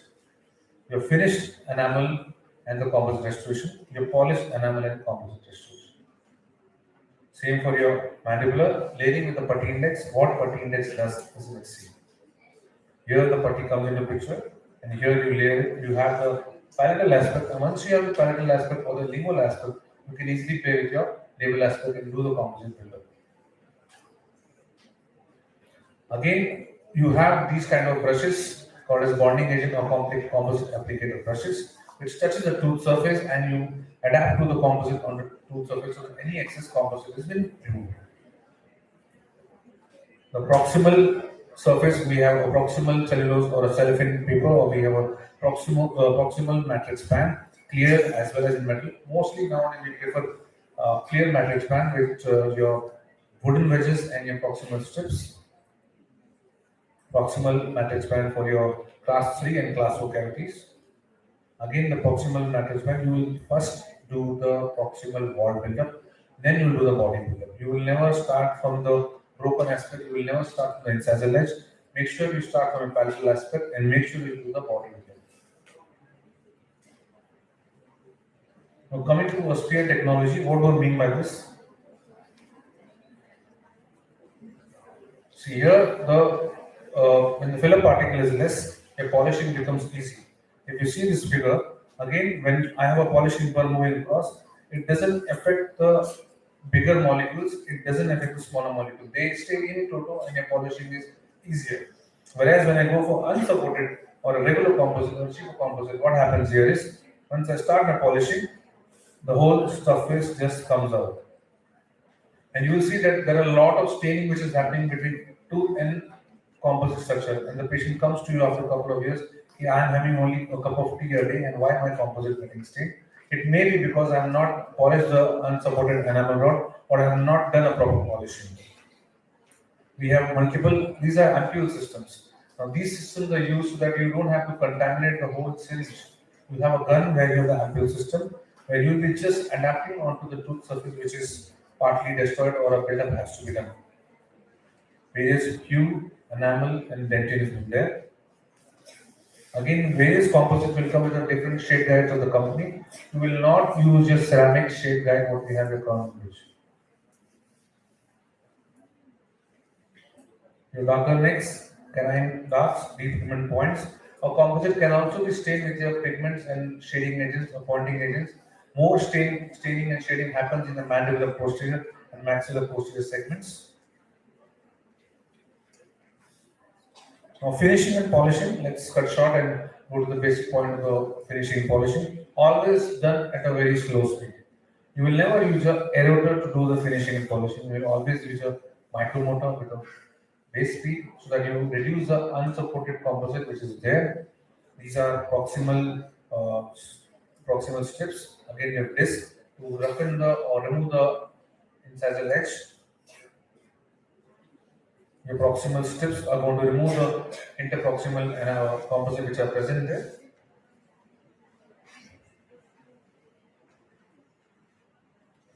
This is the figure where you have the lingual build-up. Again, the wall is built up. Again, the roughened surface, and again, layering on the composite. Few polishing brushes, polishing strips. Now, this will remove the excess composite. Contouring will shape the composite. Finishing, the disc has got various coarse, fine, and smooth edge, which will finish the composite, and your polishing of high-class composite features. Certain figures of your class 2 and class 3, class 4 images. Class 4, again class 3 and class 4. Now let's come to the second part of it, an indirect veneers, that is the laminates. The label aspect which is prepared here. Why we do laminates and why we do composites? Again, the chair set time, the patient time, the longevity of the restoration. Laminates are more stronger in strength and more time consuming also for clinical chair set. You need more expertise. But again, the longevity is good, the shade matching is good because it happens in the lab side. You don't have your chair, your light, your timing matching here. And then a putty index. See the thickness of your laminate or a composite veneer, a ceramic veneer, sorry. So it is less than around 0.5 to 0.4, 0.3, 0.5, 0.4. So this much is the layer of your composite also. But you have uniform thickness which has been made in the laboratory. You can also have a good elastomeric impression. Also have a scanned impression which will be seen as a digital setup and you give it to the patient.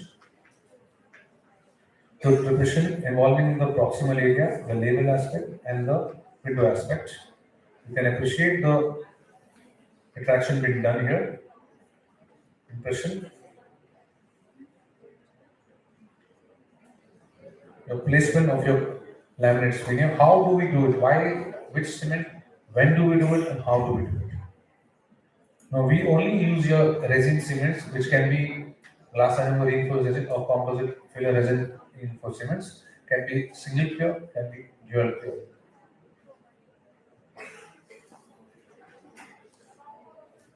The final cementation should prevent crown failure. Overall clinical challenge is to restore failure due to compromised marginal integrity.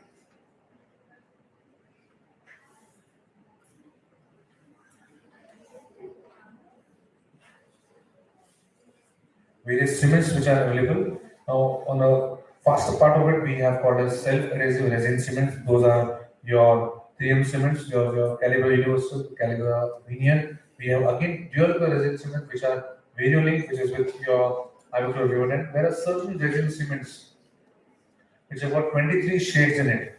In case you are not able to have an approximate or a proper shade for your laminate veneer because of your overlying shadow of your unprepared tooth surface, you have various shade tabs in your cement also.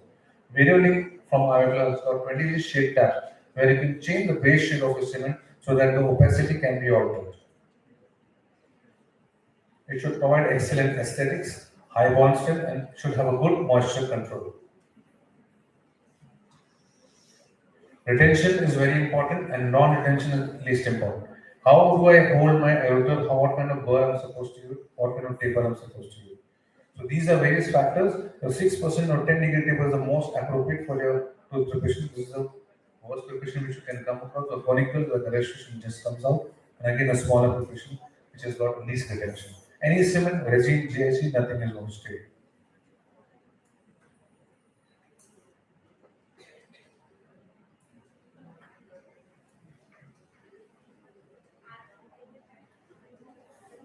Again, we have one-step curing, one-step bonding, one-step etching. So we can avoid the amount of armamentarium on the chair set time by using a proper setup of one single-step bonding agent, which is also your etching and curing, and a single-step curing with 1 second light curing. So you do not depend upon 25 seconds and 35 seconds to cure a tooth surface. The amount of heat generation which has been done by a local light cure also may affect the pulpal integrity of the tooth.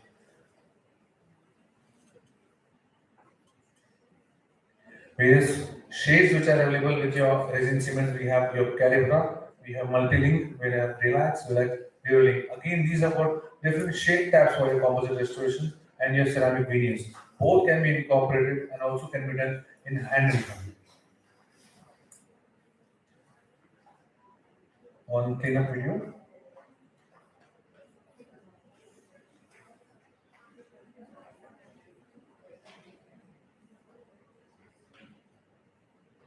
It shows the effectiveness of your cement, which has to be seen onto the tooth surface, how well I'm going to cure it, how much cement is going to be remaining there, and how I'm going to have an interproximal clearance around.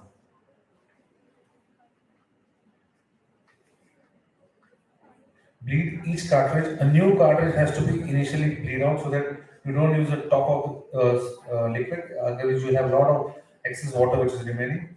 Now this is a fresh liquid which is comes out mixed with the pre-mixed syringe.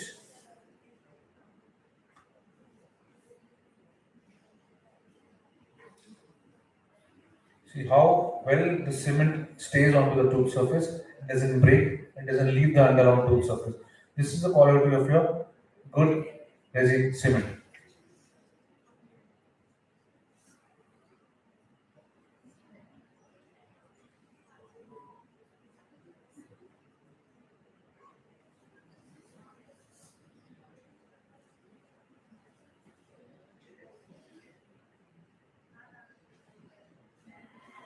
Whereas we have multiple amount of cements available, we have your universal, we have your veneer, we have a crown, we have a glass enamel, we have a resin modified cement. Now the choice is yours. Which instrument, which material I want to go for, which handicraft I'm supposed to use, which instrument I'm supposed to use. I'm not going to go all the way to buy a cheaper stuff where I have 6 composite resins in one cartridge and just save it by accumulating it. A sample pillar, a O sample pillar. Let's see one A1, A2, A3 and put on this enamel. Let's see A1, A2 and A3 put on this dentin. It doesn't happen like this. You need to have a proper library of your composites. You need to have a proper library of your cements. You need to have proper chair set time when you give to the patient. You cannot just take a error, cut the tooth, put composite. Arey haan, kal match ho jayega, subah theek ho jayega. Nothing happens. It happens there and there itself. So your cement is important, your resin is important, your light curing is important, and your composite is important. Thank you very much for your patient hearing. I hope I've not taken much of your time. My next speaker is already ready here. Thank you. Regards. And this was the first auditorium where we had started our postgraduate when Dr. J.R. Patel had done the national conference. We had the pre-conference here. So this brings a great memory to us. Thank you, Anmol, for this podium. Thank you, Kamal sir, for this opportunity.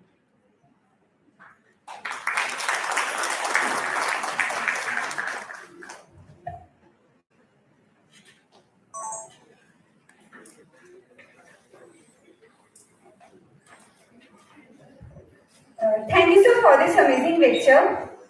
I take this opportunity to welcome and thank our honorable invited speakers of this conference. I would like to begin the felicitation ceremony. I would like to invite Dr. Anmol Bagaria, Dr. Ashish Chandra and Dr. Kamal Gupta to felicitate Dr. Pavin.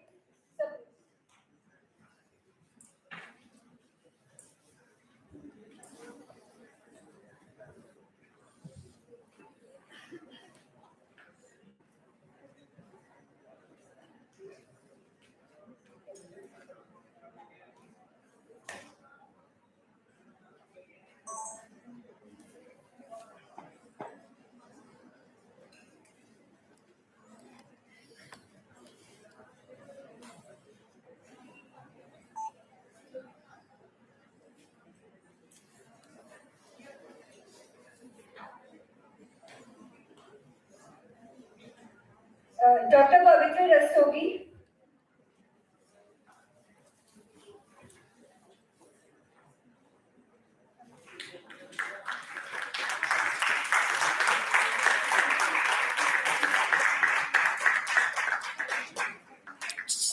Villa.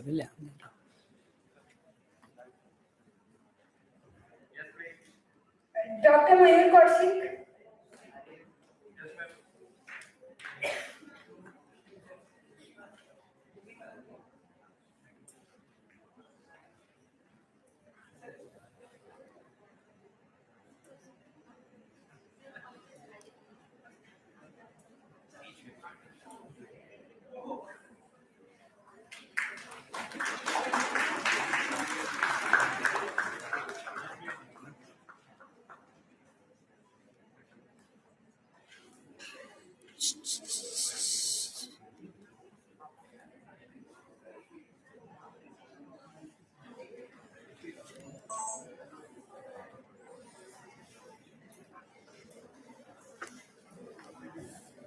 Dr. Mayur Kaushik.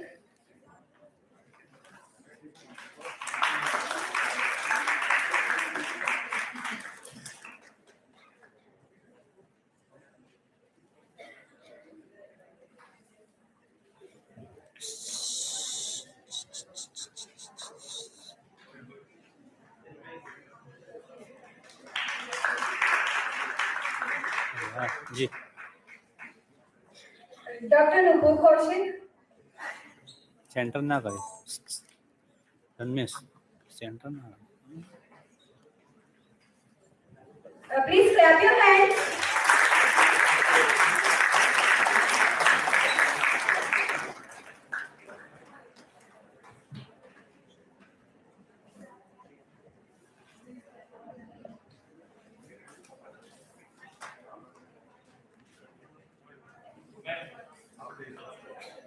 Dr. Ajay Rajgopal.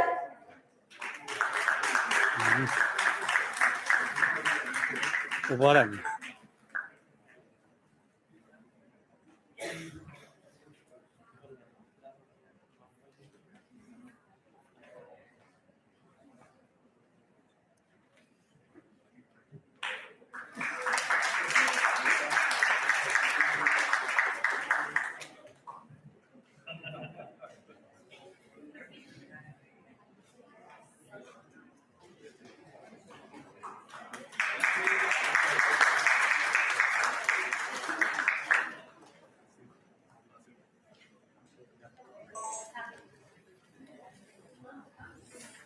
Dr. Vinayak.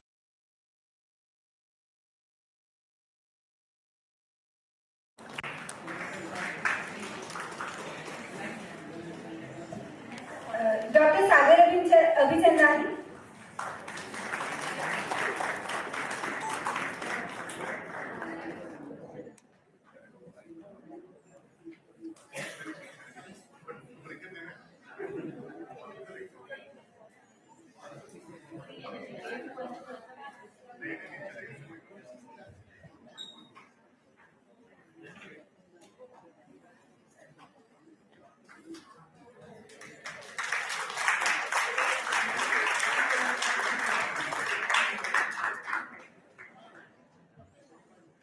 Dr. Shannon Forrester.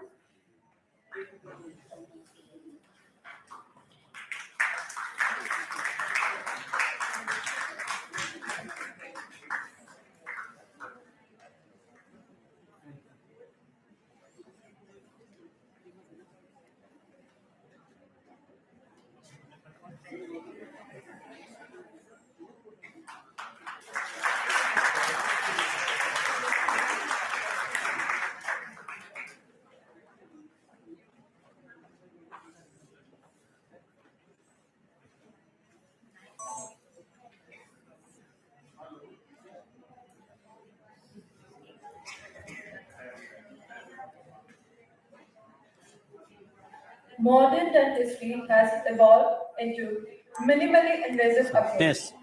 The application Yes. of minimally invasive dentistry in periodontics can be justified with the fact that restorative material cannot adequately replace the natural tooth structure.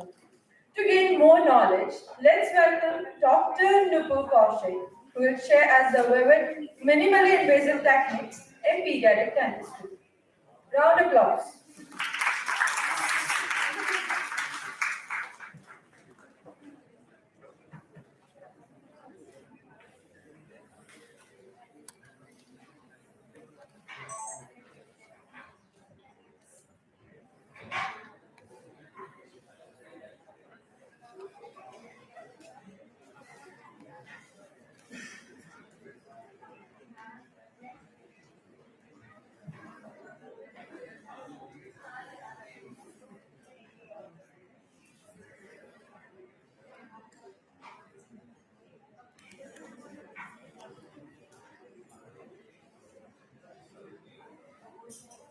Hello, hello.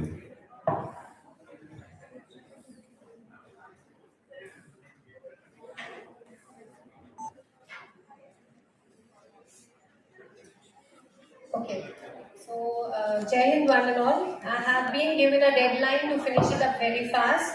So I'm going to do a full justice to that. I rushed through my presentation. So moving on, I belong to Swami Vivekanand Subhati University. This is a big university. I know. I think everybody knows about it. And my college is Subhati Dental College.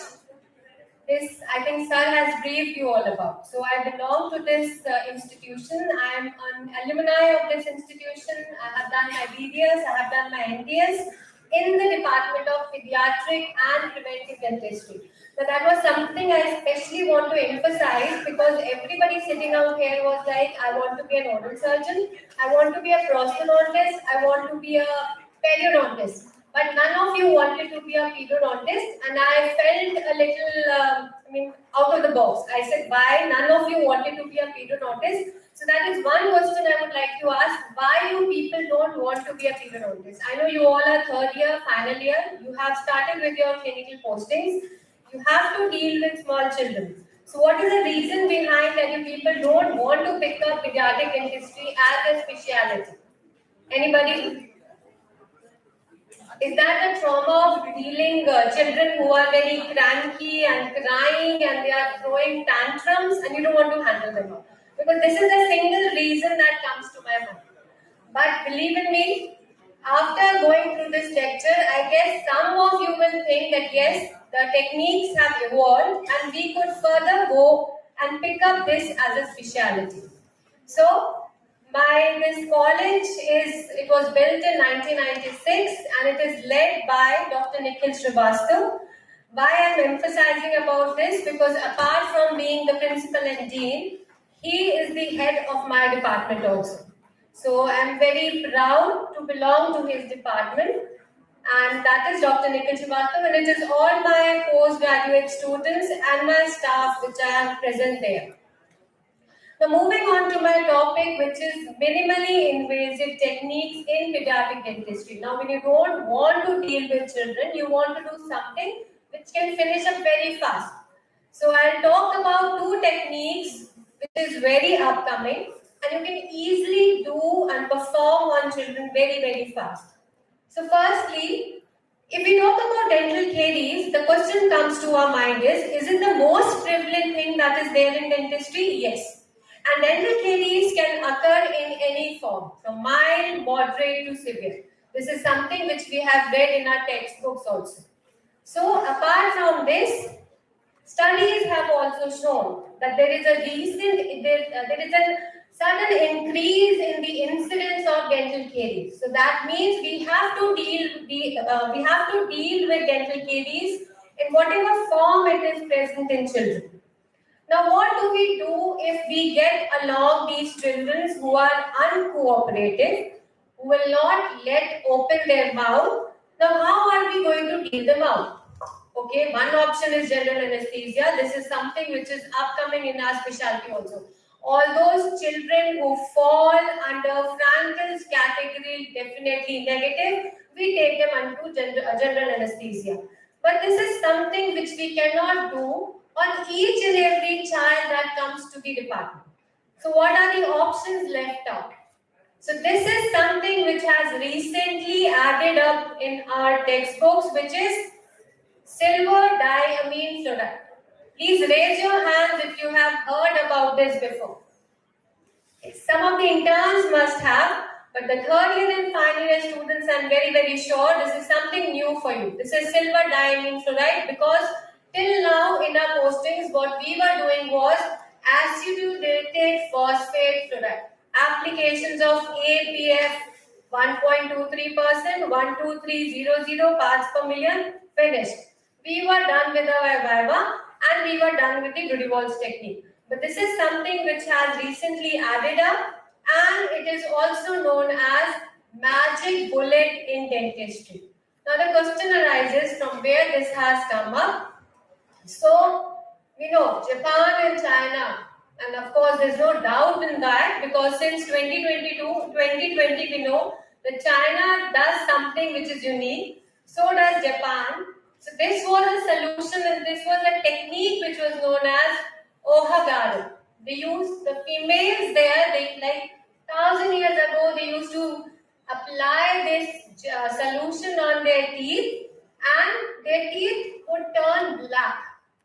They were very happy with that. We cannot imagine putting this solution in our teeth and teeth should turn black.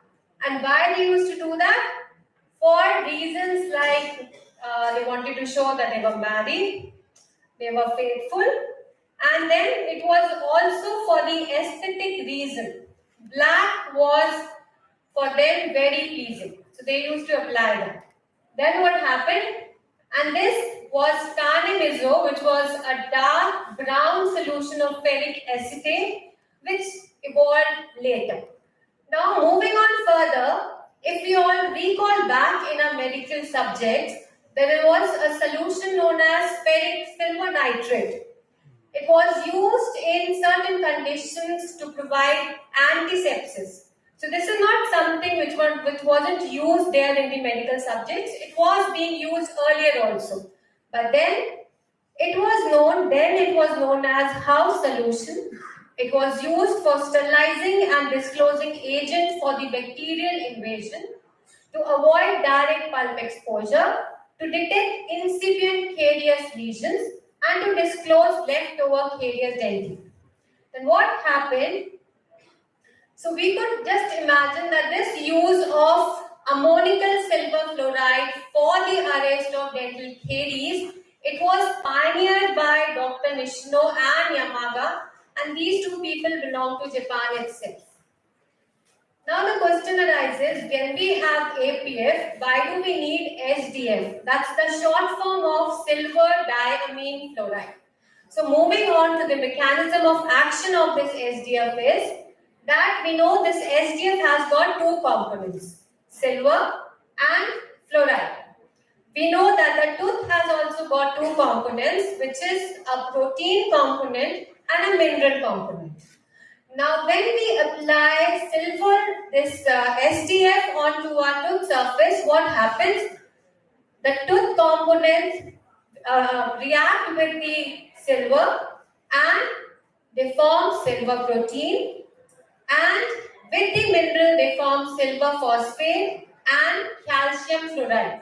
This calcium fluoride we have already read in our APF, sodium fluoride, stannous fluoride, whatever we are reading. So what happens when all these products were formed? They help us out with the bactericidal action, control of plaque, occlusion of the dentinal tubules because the protein aggregate was formed.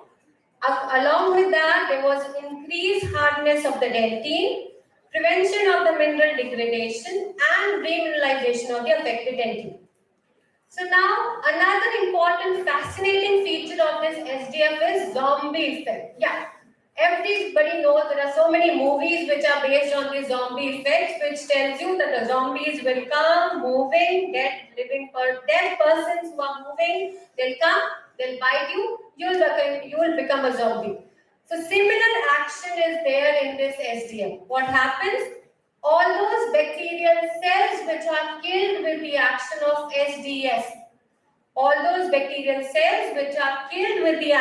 SDF, If they come and encounter another living bacteria, they will kill that bacteria. So it passes on. And that is why this is known as a zombie effect. This is a very important, fascinating feature of this SDF. Now, along with that, again, just to recap, what happens, the silver which is there in the SDF, it helps in the prevention of cellular respiration, inhibition of the cell division, and disruption of the cell metabolism. So that means the microbes will not survive if you apply SDF onto the children. Now, this question I asked you earlier, why SDF when we have so many different modalities? Now, on the top, you can see that the SDF provides how many parts per million? It is 44,800 parts per million. If we talk about APF, it is hardly 12300. If you talk about your fluoride varnishes, it is 22400. So you can just simply see how much amount of fluoride we are getting with this single application of SDF. So now what are the indications? Why in pediatric dentistry do we need this? We need this to deal with any carious lesions, be it a deep carious lesion or a superficial. You can use it in cases of dentinal hypersensitivity. You can use it in geriatric patients who have root caries. You can use it in ECC. Incipient lesions of ECC, you can simply use this. You can use it in special healthcare needs, children who need special healthcare. We don't use the term disabled anymore. So children who need special healthcare, and then you can use it apart in cases of root canal treatment to sterilize the RCTs. So these are the different indications of SDF that we have. Now, whenever we have indications, we are bound to have certain contraindications. So moving on further, you cannot use it patients who have silver allergy, patients who have pulpal necrosis, and in cases where you find pulpitis is there. So that means no direct contamination of this SDF should be with your pulp. This is one thing that we have to keep in mind. Now, when we are using silver diamine fluoride, just to recap, what happens, what effect is there on the enamel? It strengthens your enamel. In dentine, it decreases the lesion depth, and the antimicrobial action that it has, it inhibits the cellular division. So that is what the advantage of using SDF. The certain disadvantage, it is the best material that we have for children till date, especially in children who are uncooperative.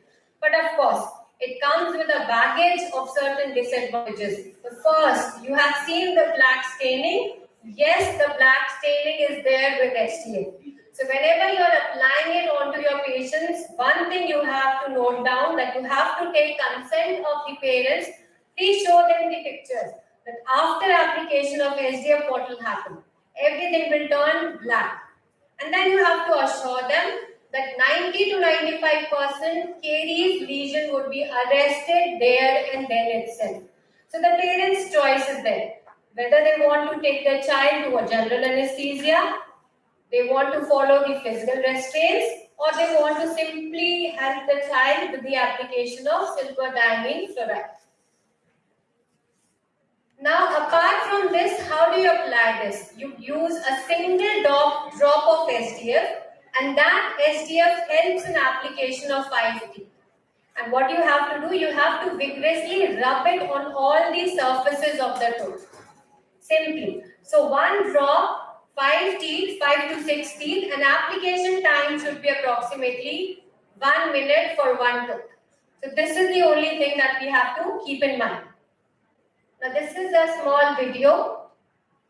Now, before application of SDF, make sure you apply Vaseline petroleum jelly onto the lips and onto the buccal mucosa, because staining of the mucosa, your clothes can easily take place. So, once you have done this, isolate the tooth with the help of the suction air pressure that you have. or the spray that you have gently. If possible, the child will allow you, please put it onto the mucosa inside. And then with a single drop, what you have to do, you have to vigorously and continuously rub it onto the tooth surface. Continuously for 30 to 60 seconds at least. So this is a very simple technique that you can follow, that you can perform onto the children who are uncooperative, who are throwing a little bit of temper tantrums. Hold them tightly, help them out with this. And once you are done this, call the child for about 3 to 6 months follow-up, and you can see that the caries lesion has stopped there and then itself. No post-operative instructions are basically needed. The child can eat after that whatever he or she wants. And apart from this, the patients are advised to brush with the fluoridated toothpaste that we generally recommend them after every operative instruction that we do. Now, application frequency, I've told you 47 to 90% success rate has been there. And higher rates of arrest is there in the anterior teeth as compared to that of the posterior teeth. It's a biannual application. Adverse reactions as such there are not, but what you have to keep in mind that you shouldn't place SDF on the exposed pulp. Teeth with deep carious lesions in which you are doubting that the pulp might be exposed. It has got a metallic bitter taste because of the silver ions which are present. Temporary staining to the skin and to mucosa might occur. So you have to watch that you don't drop it onto your clothes and the otherwise surrounding gingival tissues. Now, of course, aesthetics is compromised. You will see visible staining. Remember, the staining doesn't immediately turn up. It takes 24 hours for that staining to come up. So when the patient leaves your clinic, they're very happy saying, "Doctor, there was no staining. We are very happy with this material." Please remember, 24 hours later, the staining will come up. So you have to just put it inside the mind of the parents that yes, staining is bound to occur whatever you do. Now safety, 1 drop of this SDF, it contains 9.5 milligrams. So this is very, very safe. Even if you apply on the whole dentition, nothing will happen to the child.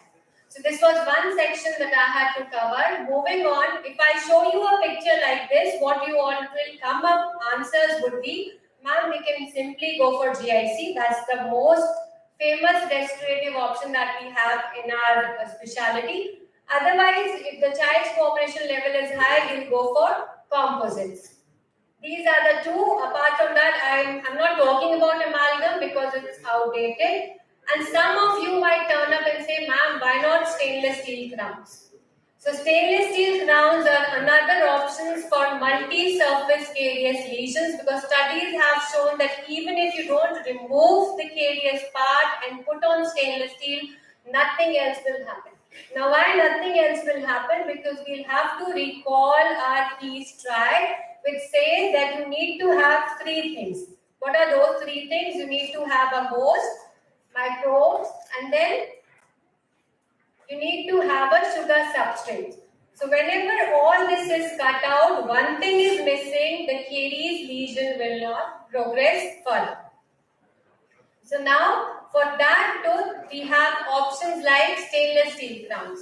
So you can ask me, ma'am, stainless steel crowns, if we put on to a patient, we need cutting and we need to do cutting. That means we need to do cutting. The patient has to be cooperative. But with this technique, which is known as Hall's technique, the things are very simplified.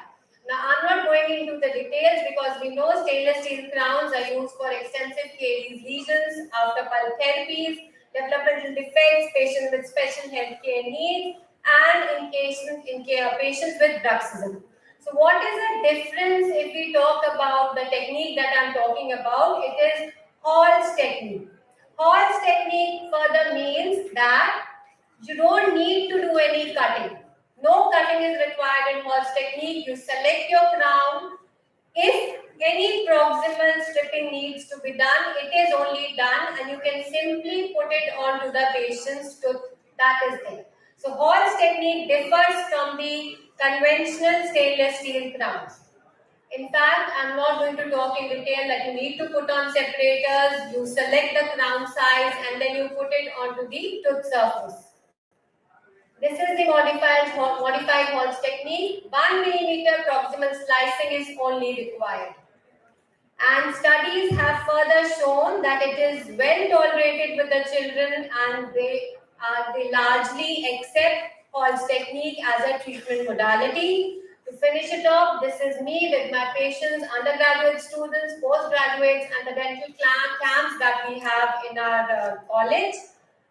Thank you, CynoDent, for inviting me as a speaker. As I promised, I rushed through my presentation. And Happy New Year to you all once again. And thank you all for your patience listening.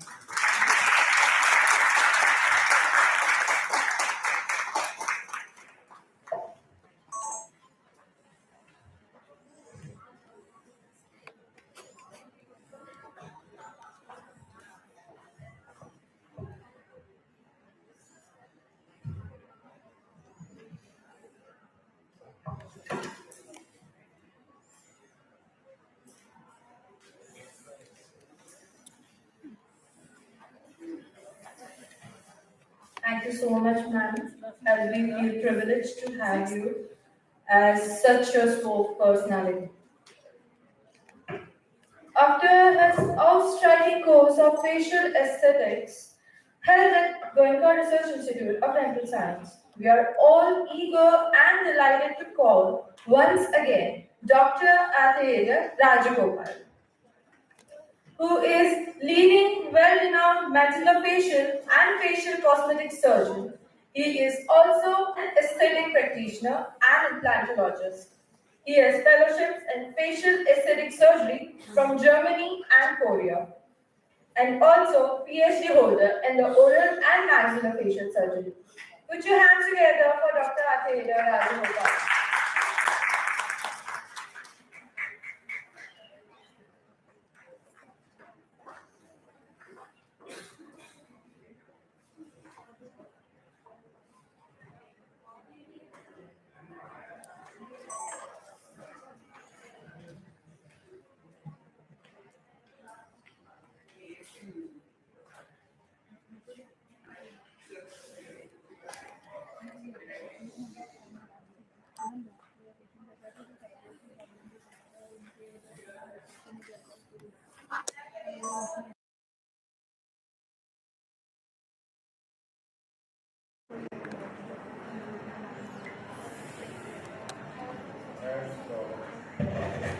Slight technical glitch here.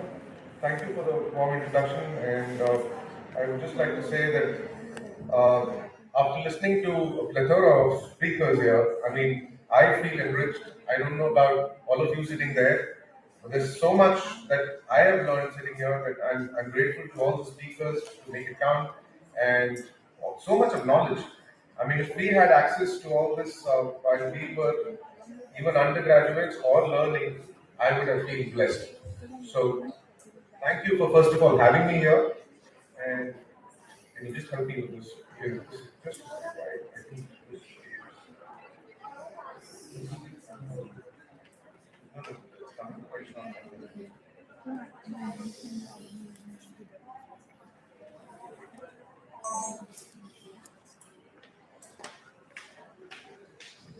Yeah, perfect. Well done.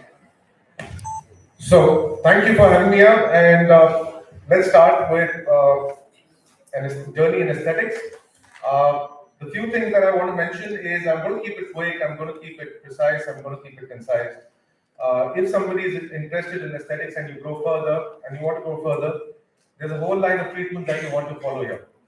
So what are the kind of treatment options that we have in aesthetics? It's a huge, broad spectrum term. So being a surgeon, we like to practice more of surgical aesthetics as well. But I'm sure if any of you is intrigued by the specialty, there's a lot of minimally invasive aesthetics available, and these options can actually help you out in your routine practice as well. So face is very unique, and we address the face and neck is one unit. So we actually want to follow the golden proportions and want to keep it in that manner and build it up so that the signs of aging is something that we can correct. Do we know who this lady is? Yes, absolutely. So look at her. This is a 25-year-old, before and after. And this is how she looks now. She looks pretty even now, right? Actually, she looks better even now than what she was. So did she know she was going to age? Or there was something, God had a kind of soft corner for her. I think everyone had a soft corner for her. But to actually make it precise, we are all aging by the minute, by the hour, as we speak. And to make it count, we can actually go into anti-aging. And the world is moving towards anti-aging. We have techniques which can actually correct and reconstruct in a way that we can make you look your own age for years and years. It's true, we can make it happen.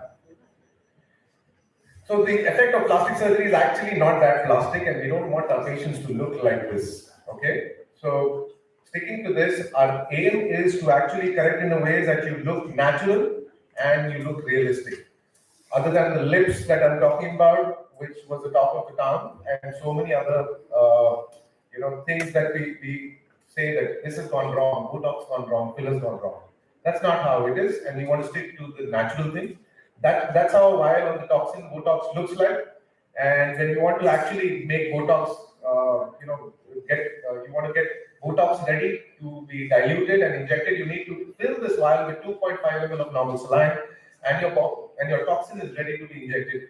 Once you can inject your toxin, so you can actually see the results in 12 days' time. The peak activity of this toxin comes in 12 days' time. And what are the options available in aesthetics? So there are surgical options as well. I'm going to show you some of that as well. But the non-surgical, you need to have knowledge about all these. Botox, fillers, peels, lasers, threads, blood derivatives, microneedling. There's a whole range of procedures that you actually need to have knowledge about. So moving forward, I'm not going to get into the mechanism of action. I'm just going to show you some before and afters because it's too short a time to actually put across so much. We were able to do a workshop yesterday, so we were able to explain how this toxin works. But that's how all the dynamic wrinkles is what you can actually resolve by the use of toxin. Can you see the forehead? And we can use it for multiple areas, face, neck, body. We use Botox for a lot of other reasons as well. So before and after, in 12 days' time, you see the fine lines and dynamic wrinkles starting to disappear. That's the effect of Botox. Again, a similar case, but only thing I've injected a little bit of filler here because any wrinkle will become static that does not move with function. You need to inject fillers there. Dimple chin, an indication with hyperactive mentalis, and I'm sure we've all seen cases of dummy smiles, right? Dummy smile means excessive gingival show. So in surgical terms, we are actually going to explain it as vertical maxillary excess. It's an indication for orthodontic surgery. The other reason, which is dental, which can cause this, is altered passive eruption. So these two reasons, if you can rule out, and what do you do if the patient is not willing for any surgical procedure, even mucogingival, what do you do? So just a simple shot of Botox is what we need to give bilaterally to the Yoncey's point to correct the excessive gingival show. Like this lady came in 21 days before her wedding, so she wasn't willing for any surgical procedure. The first thing I don't understand is why do they always wake up just 2 weeks before the big day? It always happens. So the only thing you can do is a shot of Botox, and you can reduce the tummy smile by almost 4 to 5 millimeters. And with full dynamic smile, this is how it looks like. So we have the largest case series of this, of the toxin study in the world. Studied for the largest duration. This is our publication. If you want, you can go through it. And so it describes how the Botox actually works as a neuromodulator, and repeated doses can help sustain and keep that smile like that.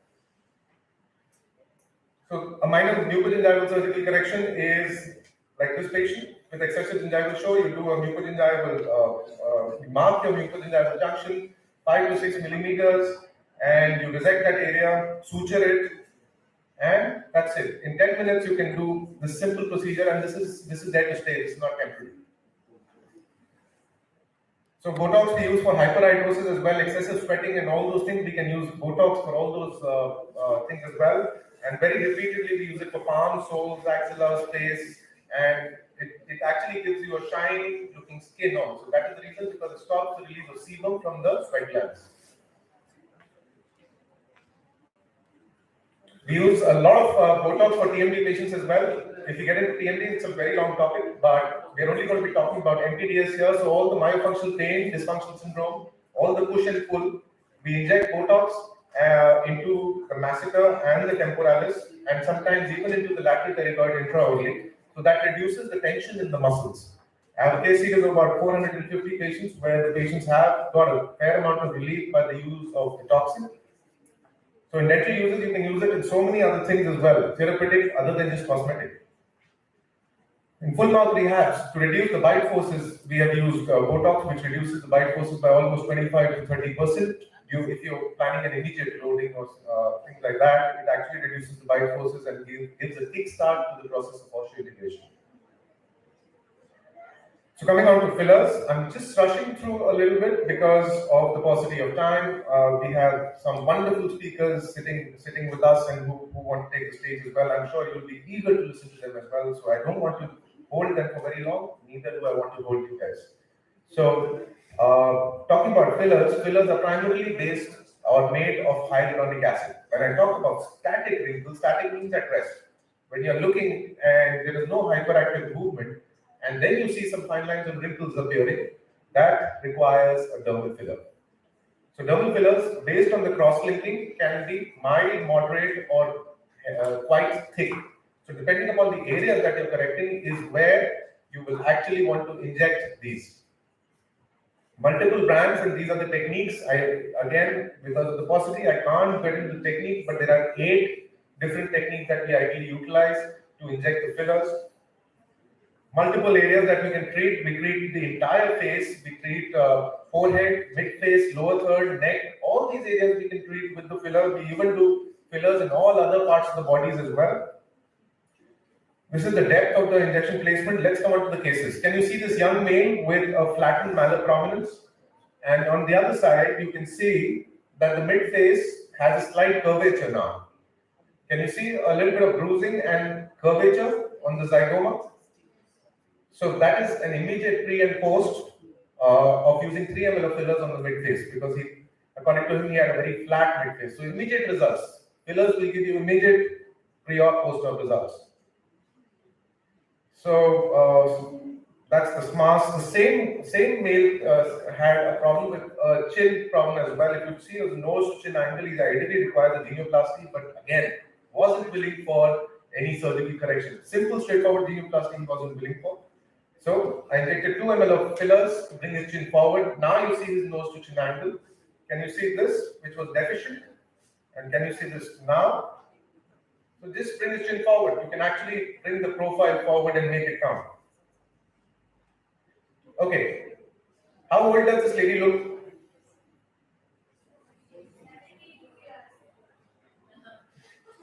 You're still not getting my workshop. Okay. So yeah, 72. So I basically want to, that's cheating. You can't do that. So anyway, she's 72. Does she look like 72? She doesn't look like 72. So frankly speaking, what we do is we give back volume. When you give back volume, you can actually correct the occlusal planes, and the corner of the lip, if you see, is now parallel to the mandibular plane. So everything is not green and beautiful. While you're on your way, the filler can actually enter the vessel, and that's how it looks like. It's known as the vascular occlusion. Okay. So vascular occlusion is when the filler clogs the lumen of a vessel. It can be an artery or a vein or even a capillary. Okay. So you need to do a capillary fill test to check for blood supply coming back, which was negative, and this, if not treated immediately, can lead to necrosis. This entire tissue will fall off. Okay.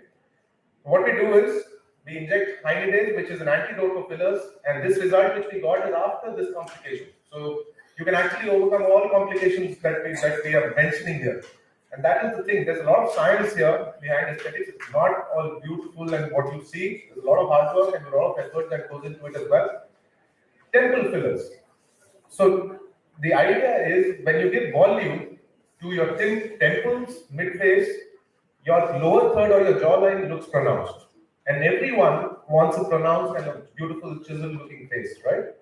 So imagine the patient, this patient comes in and tells me that she wants a temple filler, which is unique because patients don't understand that getting a filler in the temple is actually going to chisel down their face. So I put in 2 ml of fillers here, safeguarding the superficial temporal branch with the cervical trunk, because that is the vessel that traverses from this area, and it is a major vessel. So when you want to actually do a filler in this area, you need to be a little careful. This is one of my own techniques where I put multiple threads on the face and lift the face up. It's known as a cog lift, and you can actually tighten the face from every angle that you want. We use it for the face, for the temples, for the neck, and there are 3 different vectors: a suprazygomatic, subzygomatic, and a mandibular vector that I use. How's it done? Let me show you quickly. So this is the jawline vector that I'm using. I've given a small entry point from the retromandibular region, and I'm inserting something which is barbed, just like the Christmas tree, and it grows through these planes. I'm basically crossing the facial artery, going right to the marionette line, which is the angle of the muscle depressor anguli oris. Why am I doing this? I'm going to tighten the jawline. Once I engage this, these are 100 mm threads, and these are barbed and quite aggressive. So once I put them in, I can actually engage my tissue and pull it to whatever vector I want to pull it. Now when I'm pulling, can you see the tissue is getting pulled with it? So now I'm going to tuck it in much tighter, lateralize. Basically, we're going to lateralize the face, make the face look younger, youthful, and tighter. So this is the mask which I'm actually going to address. The same lady, I'm doing some threads in the neck to tighten her submental folds and her jawline. And I want you to see how her jawline looks just with threads. Can you see her face? Does it look better? And this is what we routinely do almost every day. And that's how we change faces. Or neck, or we do a lot of surgical corrections as well. We can actually change a lot of things. So coming on to scars, you can actually use perio threads and subcisions and a lot of things and lasers to actually reduce this area. Multiple threads to reduce the scar tissue. There are other areas as well. This is known as a brow lift, which we can lift the eyebrow. A lot of hooding of the eyebrows makes anyone look old. So we're going to lift up the eyebrows. We can do it surgically, but here I'm doing it minimally invasively, bypassing minor vessels that are there and actually lifting up the brow.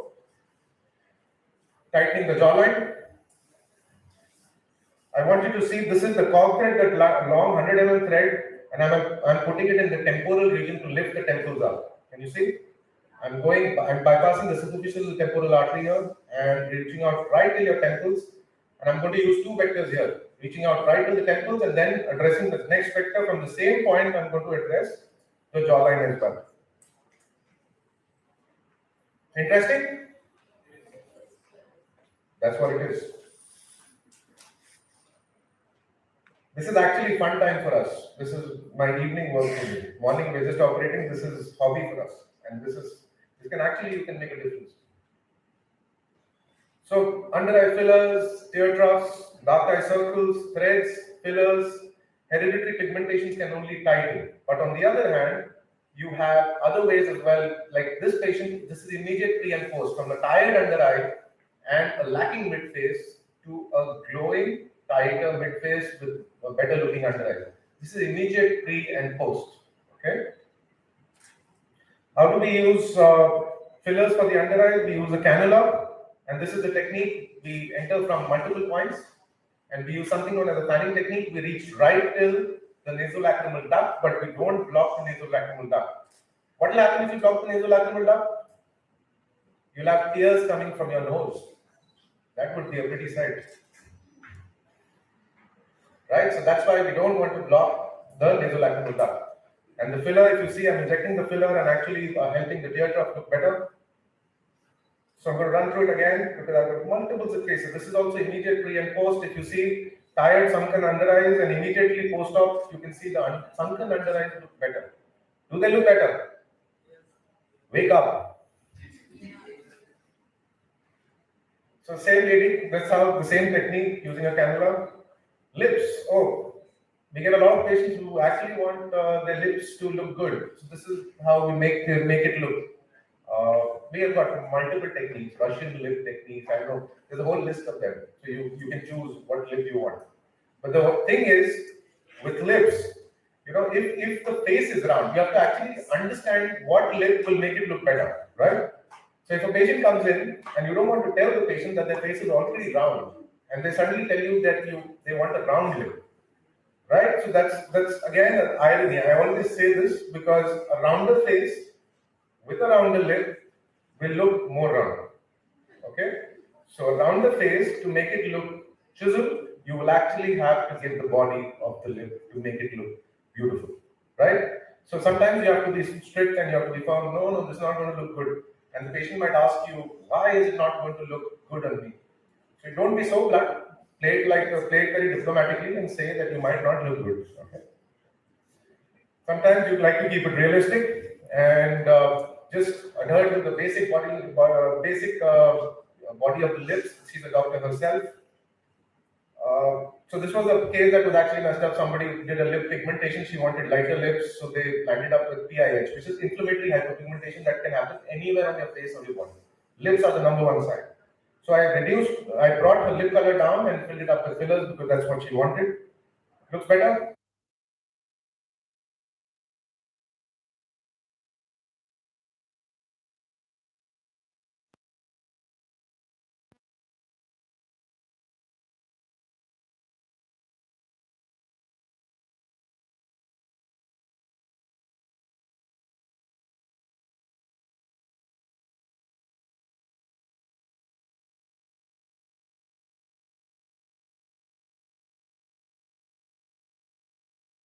Like this, and she can't live her life with this social stigma.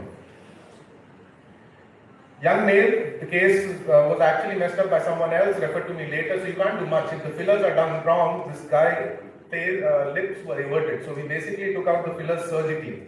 If you see, these are lumps, so I've done a lip reduction for them. A lot of males come in with hefty lips. When they come in with hefty lips, what you need to do is basically dissect through the tissue planes and actually let go of more of mucosal margins rather than lip tissue, because there's no other tissue in your entire body that can actually resemble lip tissue. So simple straightforward dissection through the tissue planes and you resect more of the lip margins, and this is immediate post-op that you get. We get a lot of patients with a hefty looking face as well. So this is another very simple procedure. It's a chair-side 15-minute procedure where we take out the buccal fat and just a small incision into the vestibule, safeguarding the Stenson's duct. And you can harvest your buccal fat from there. Be sure that you do not take out your entire buccal fat from there. We try to take out 3/4 of the buccal fat. Why do we take out only 3/4? Why not the entire fat? Fat is coming out, let's take it out completely. Because this patient is young. If she has a round face, right, if I take out the complete fat from there, there will be a subzygomatic hollowing there. It won't look good 5 years later. Initially, it would look good. So simple buccal fat removal is an ideal procedure to actually chisel down the face. And that's how she looks. That's her main complaint, that she had a very round looking face and not chiseled. Does she look better now? That's how it's a simple procedure. In 15 days, she was good to fly back after the buccal fat removal and a few more procedures. So the one vessel that you actually have to remember on the face is the facial artery, and that's how most of my fellows who train with me actually train like this. So we actually make them dissect and understand where every vessel is, and that's how you need to learn. Because till the time your anatomy isn't good, this looks good because you've actually worked hard to give these results. There's no shortcut to this. Okay, so you have to work hard, and there's a lot of science here. So you can do something like a non-surgical rhinoplasty as well, because this patient wasn't looking for a conventional rhinoplasty, which is ideal and the best thing to do. So what you can actually do is, if you can see, she has a bulbous nose, which is thick. So we put in cork threads through the nose, right into the radix, lift up our nose, put in some fillers, give some Botox to the ala, and I want you to see the after in 4 months' time. And again, minimally invasive. You can actually correct this and give some contour to the nose. The best kind of fat that I actually like to use is the patient's own fat. So we do a lot of fat grafting as well. How do we do fat grafting? I want you to see this. So you take a cannula and a small incision below the bench line, and we use something known as a cannulas, and we harvest the visceral fat from there. Once you harvest the visceral fat, you can actually take out all the fat that you want and utilize it as a filler. So this is a minor surgical procedure. It's known as fat grafting. And if you can see me, I'm trying to harvest as much fat as I can. I ideally require about 50 ml to correct the entire face. So I'll harvest about, depending upon the facial structure, I'll harvest that much fat from the patient. A very simple procedure, very straightforward, simple procedure. So how does it look like once the fat settles down? That's how it's going to look. The yellow thing is the fat. The rest is all oil.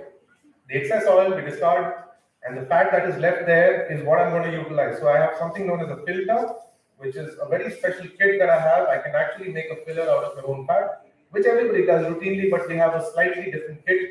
So we can actually filter it, make it into nano and micro fat to utilize it wherever and whenever we want, usually for the face or the neck, temples, whatever areas we want to inject. That's how you can see I'm injecting. I'm not going to play the video, it's going to take time.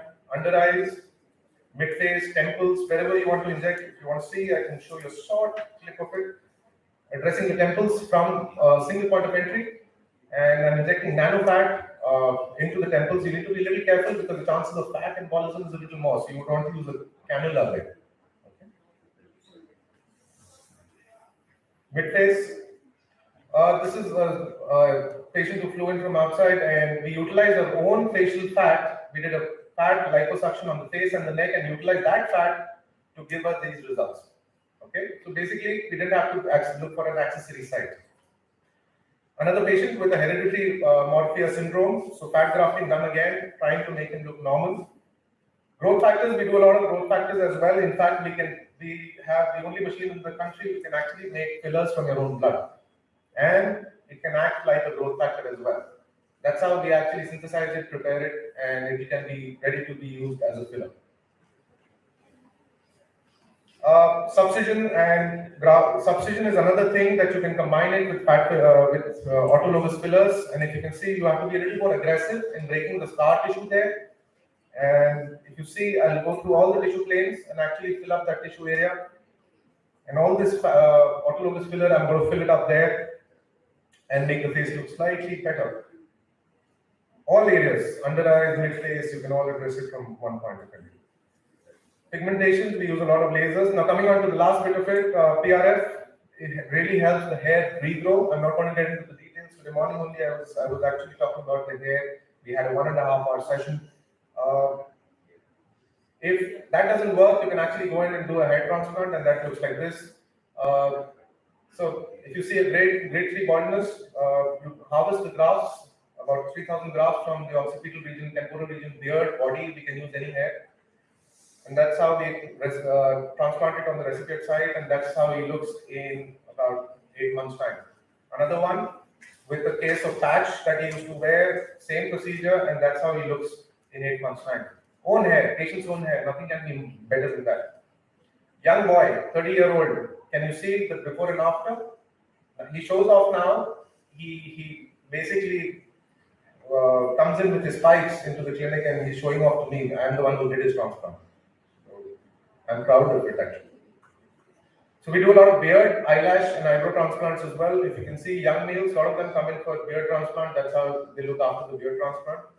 Back end of it, I just want to end it up with saying that that's how you can actually make a change on anyone's face. This is a 63-year-old lady who came in and said, I just want to look a little better than what I am. Just make sure that my husband recognizes me when I reach home. So I said, don't worry, he'll never be able to forget you. Another one, the before and after. So a lot of things done here. Many face lifts, clearing the tissue, making it look tighter, making it look clearer, reducing the scars, making it look, again, before and after, and again rushing through it, not much of time, just giving a high cheekbone and a sharper jawline. Oh, this one was a tough one. And again I say, I don't have to probably ask why was it a tough one, right?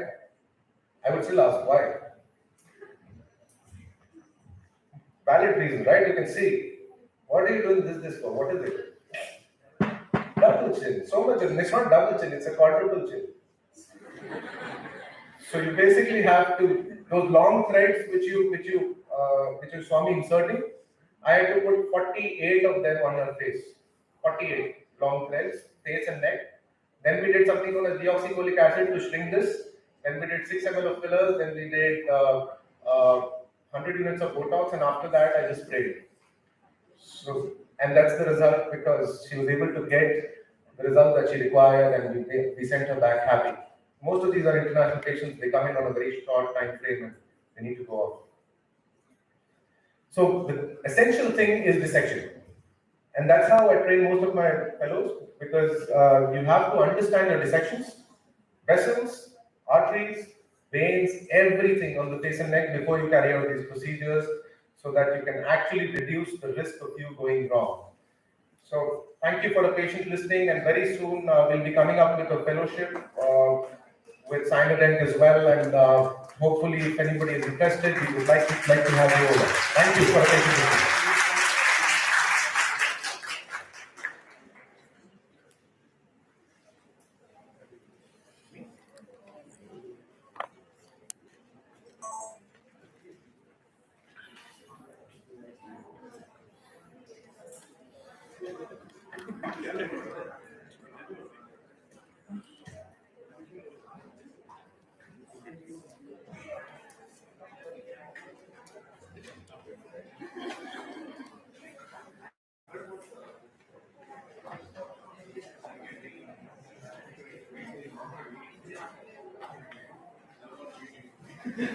Battery બદલી જોઈ આવો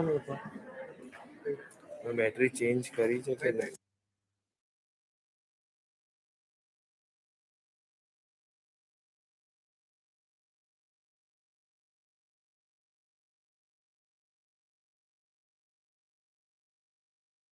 Regarding the field. Now, let's welcome Dr. Vinayaka M. Sir, who is a legendary periodontist and going to make us aware about the lasers. He has fellowship ICOI and WLCI and assistant professor at perio department in PNMM Dental College in Bagarkot. Also, an expert at oral and maxillofacial implants. He is skilled in genetics and periodontology and has experience with tissue engineering. Over to you, sir.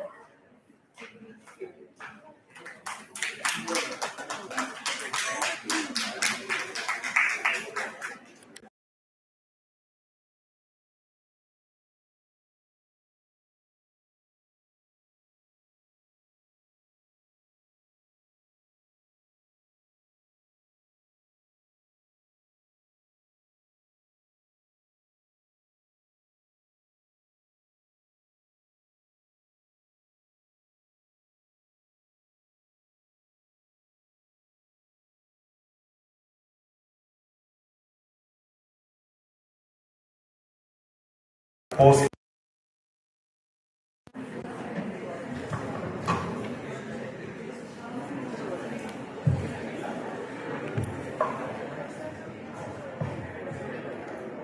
Am I audible? How's the Josh? Is it really?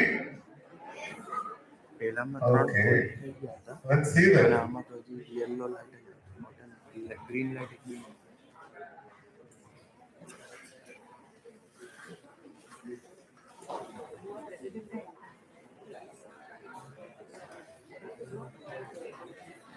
Okay.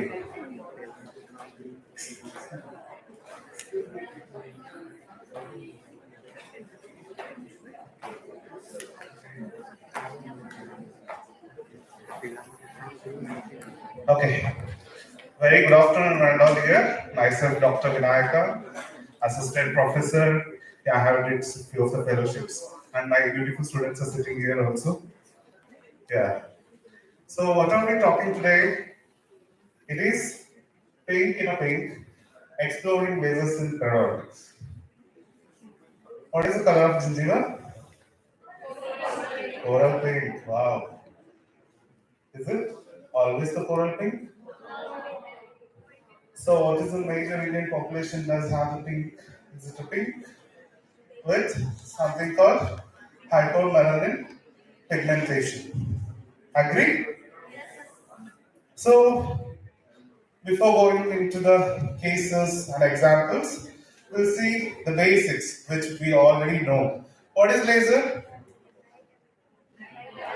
light amplification by stimulated emission of radiation, acronym with an advantage. So in dentistry, when does this laser change? So when does it come? In the early 90s, it started from the Albert Einstein, then it ended up with the Theodore H. Lerner in 1960s. So these are the lasers, the different generations what we had since 1993, and it is still under discovery. So many modifications has been still going on. It is the never-ending story. Before going into the main topic, you can see there are three important things on the slide: laser physics, design of the laser medium, and tissue laser interaction. We being a doctors, laser tissue interaction for all the therapies is very much intended. So you can see there are four different effects. One is absorption, transmission, repeat, it's already on the slide, reflection and scattering. In the picture also you will be seeing there are the different zones of absorption, scattering and transmission and reflection.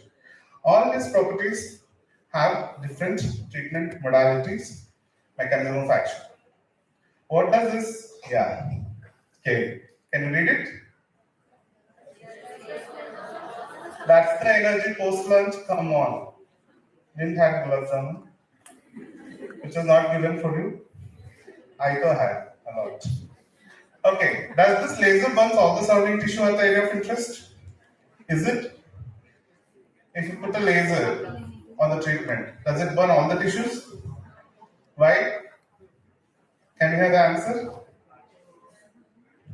The thing called selective photothermolysis.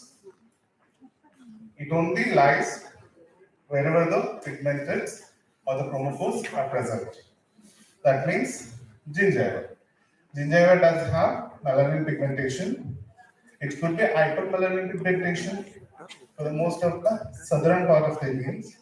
It will be coral pink with milder melanin pigmentation in terms of the northern part.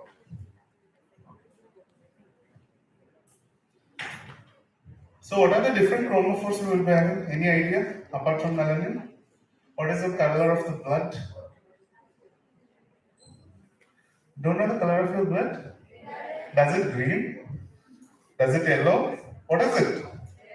Bright red. Why? Because hemoglobin. It is also one of the chromophore. Change. Change this slide. Okay. Sorry. So, with the different of temperatures, we do have a different kinds of reactions from the tissues. Starting from the 75 degrees Celsius to the 100 degrees Celsius, with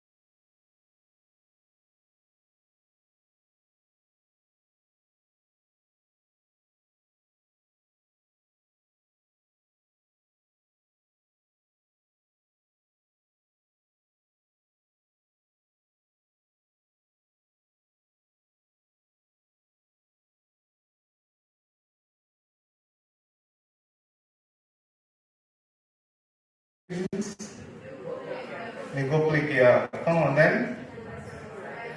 Erythroplakia.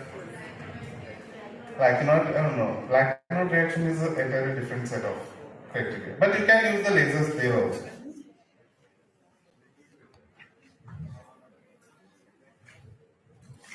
So, you people just go through the video. Post video we'll discuss what is it about.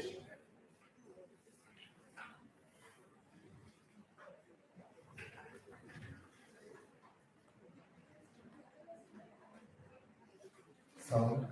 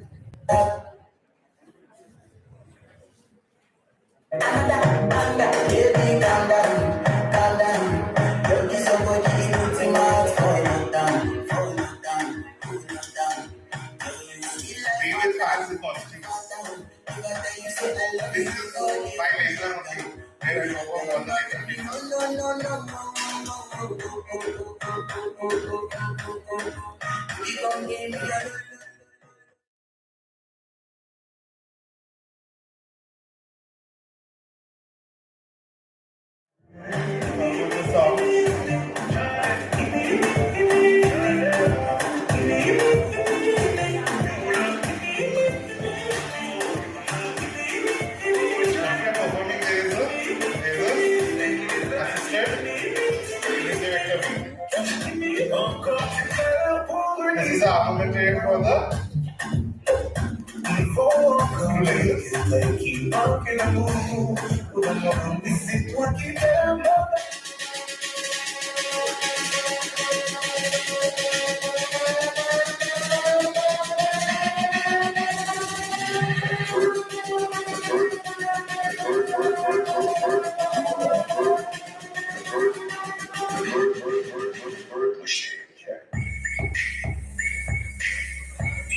I think everybody is enjoying the music.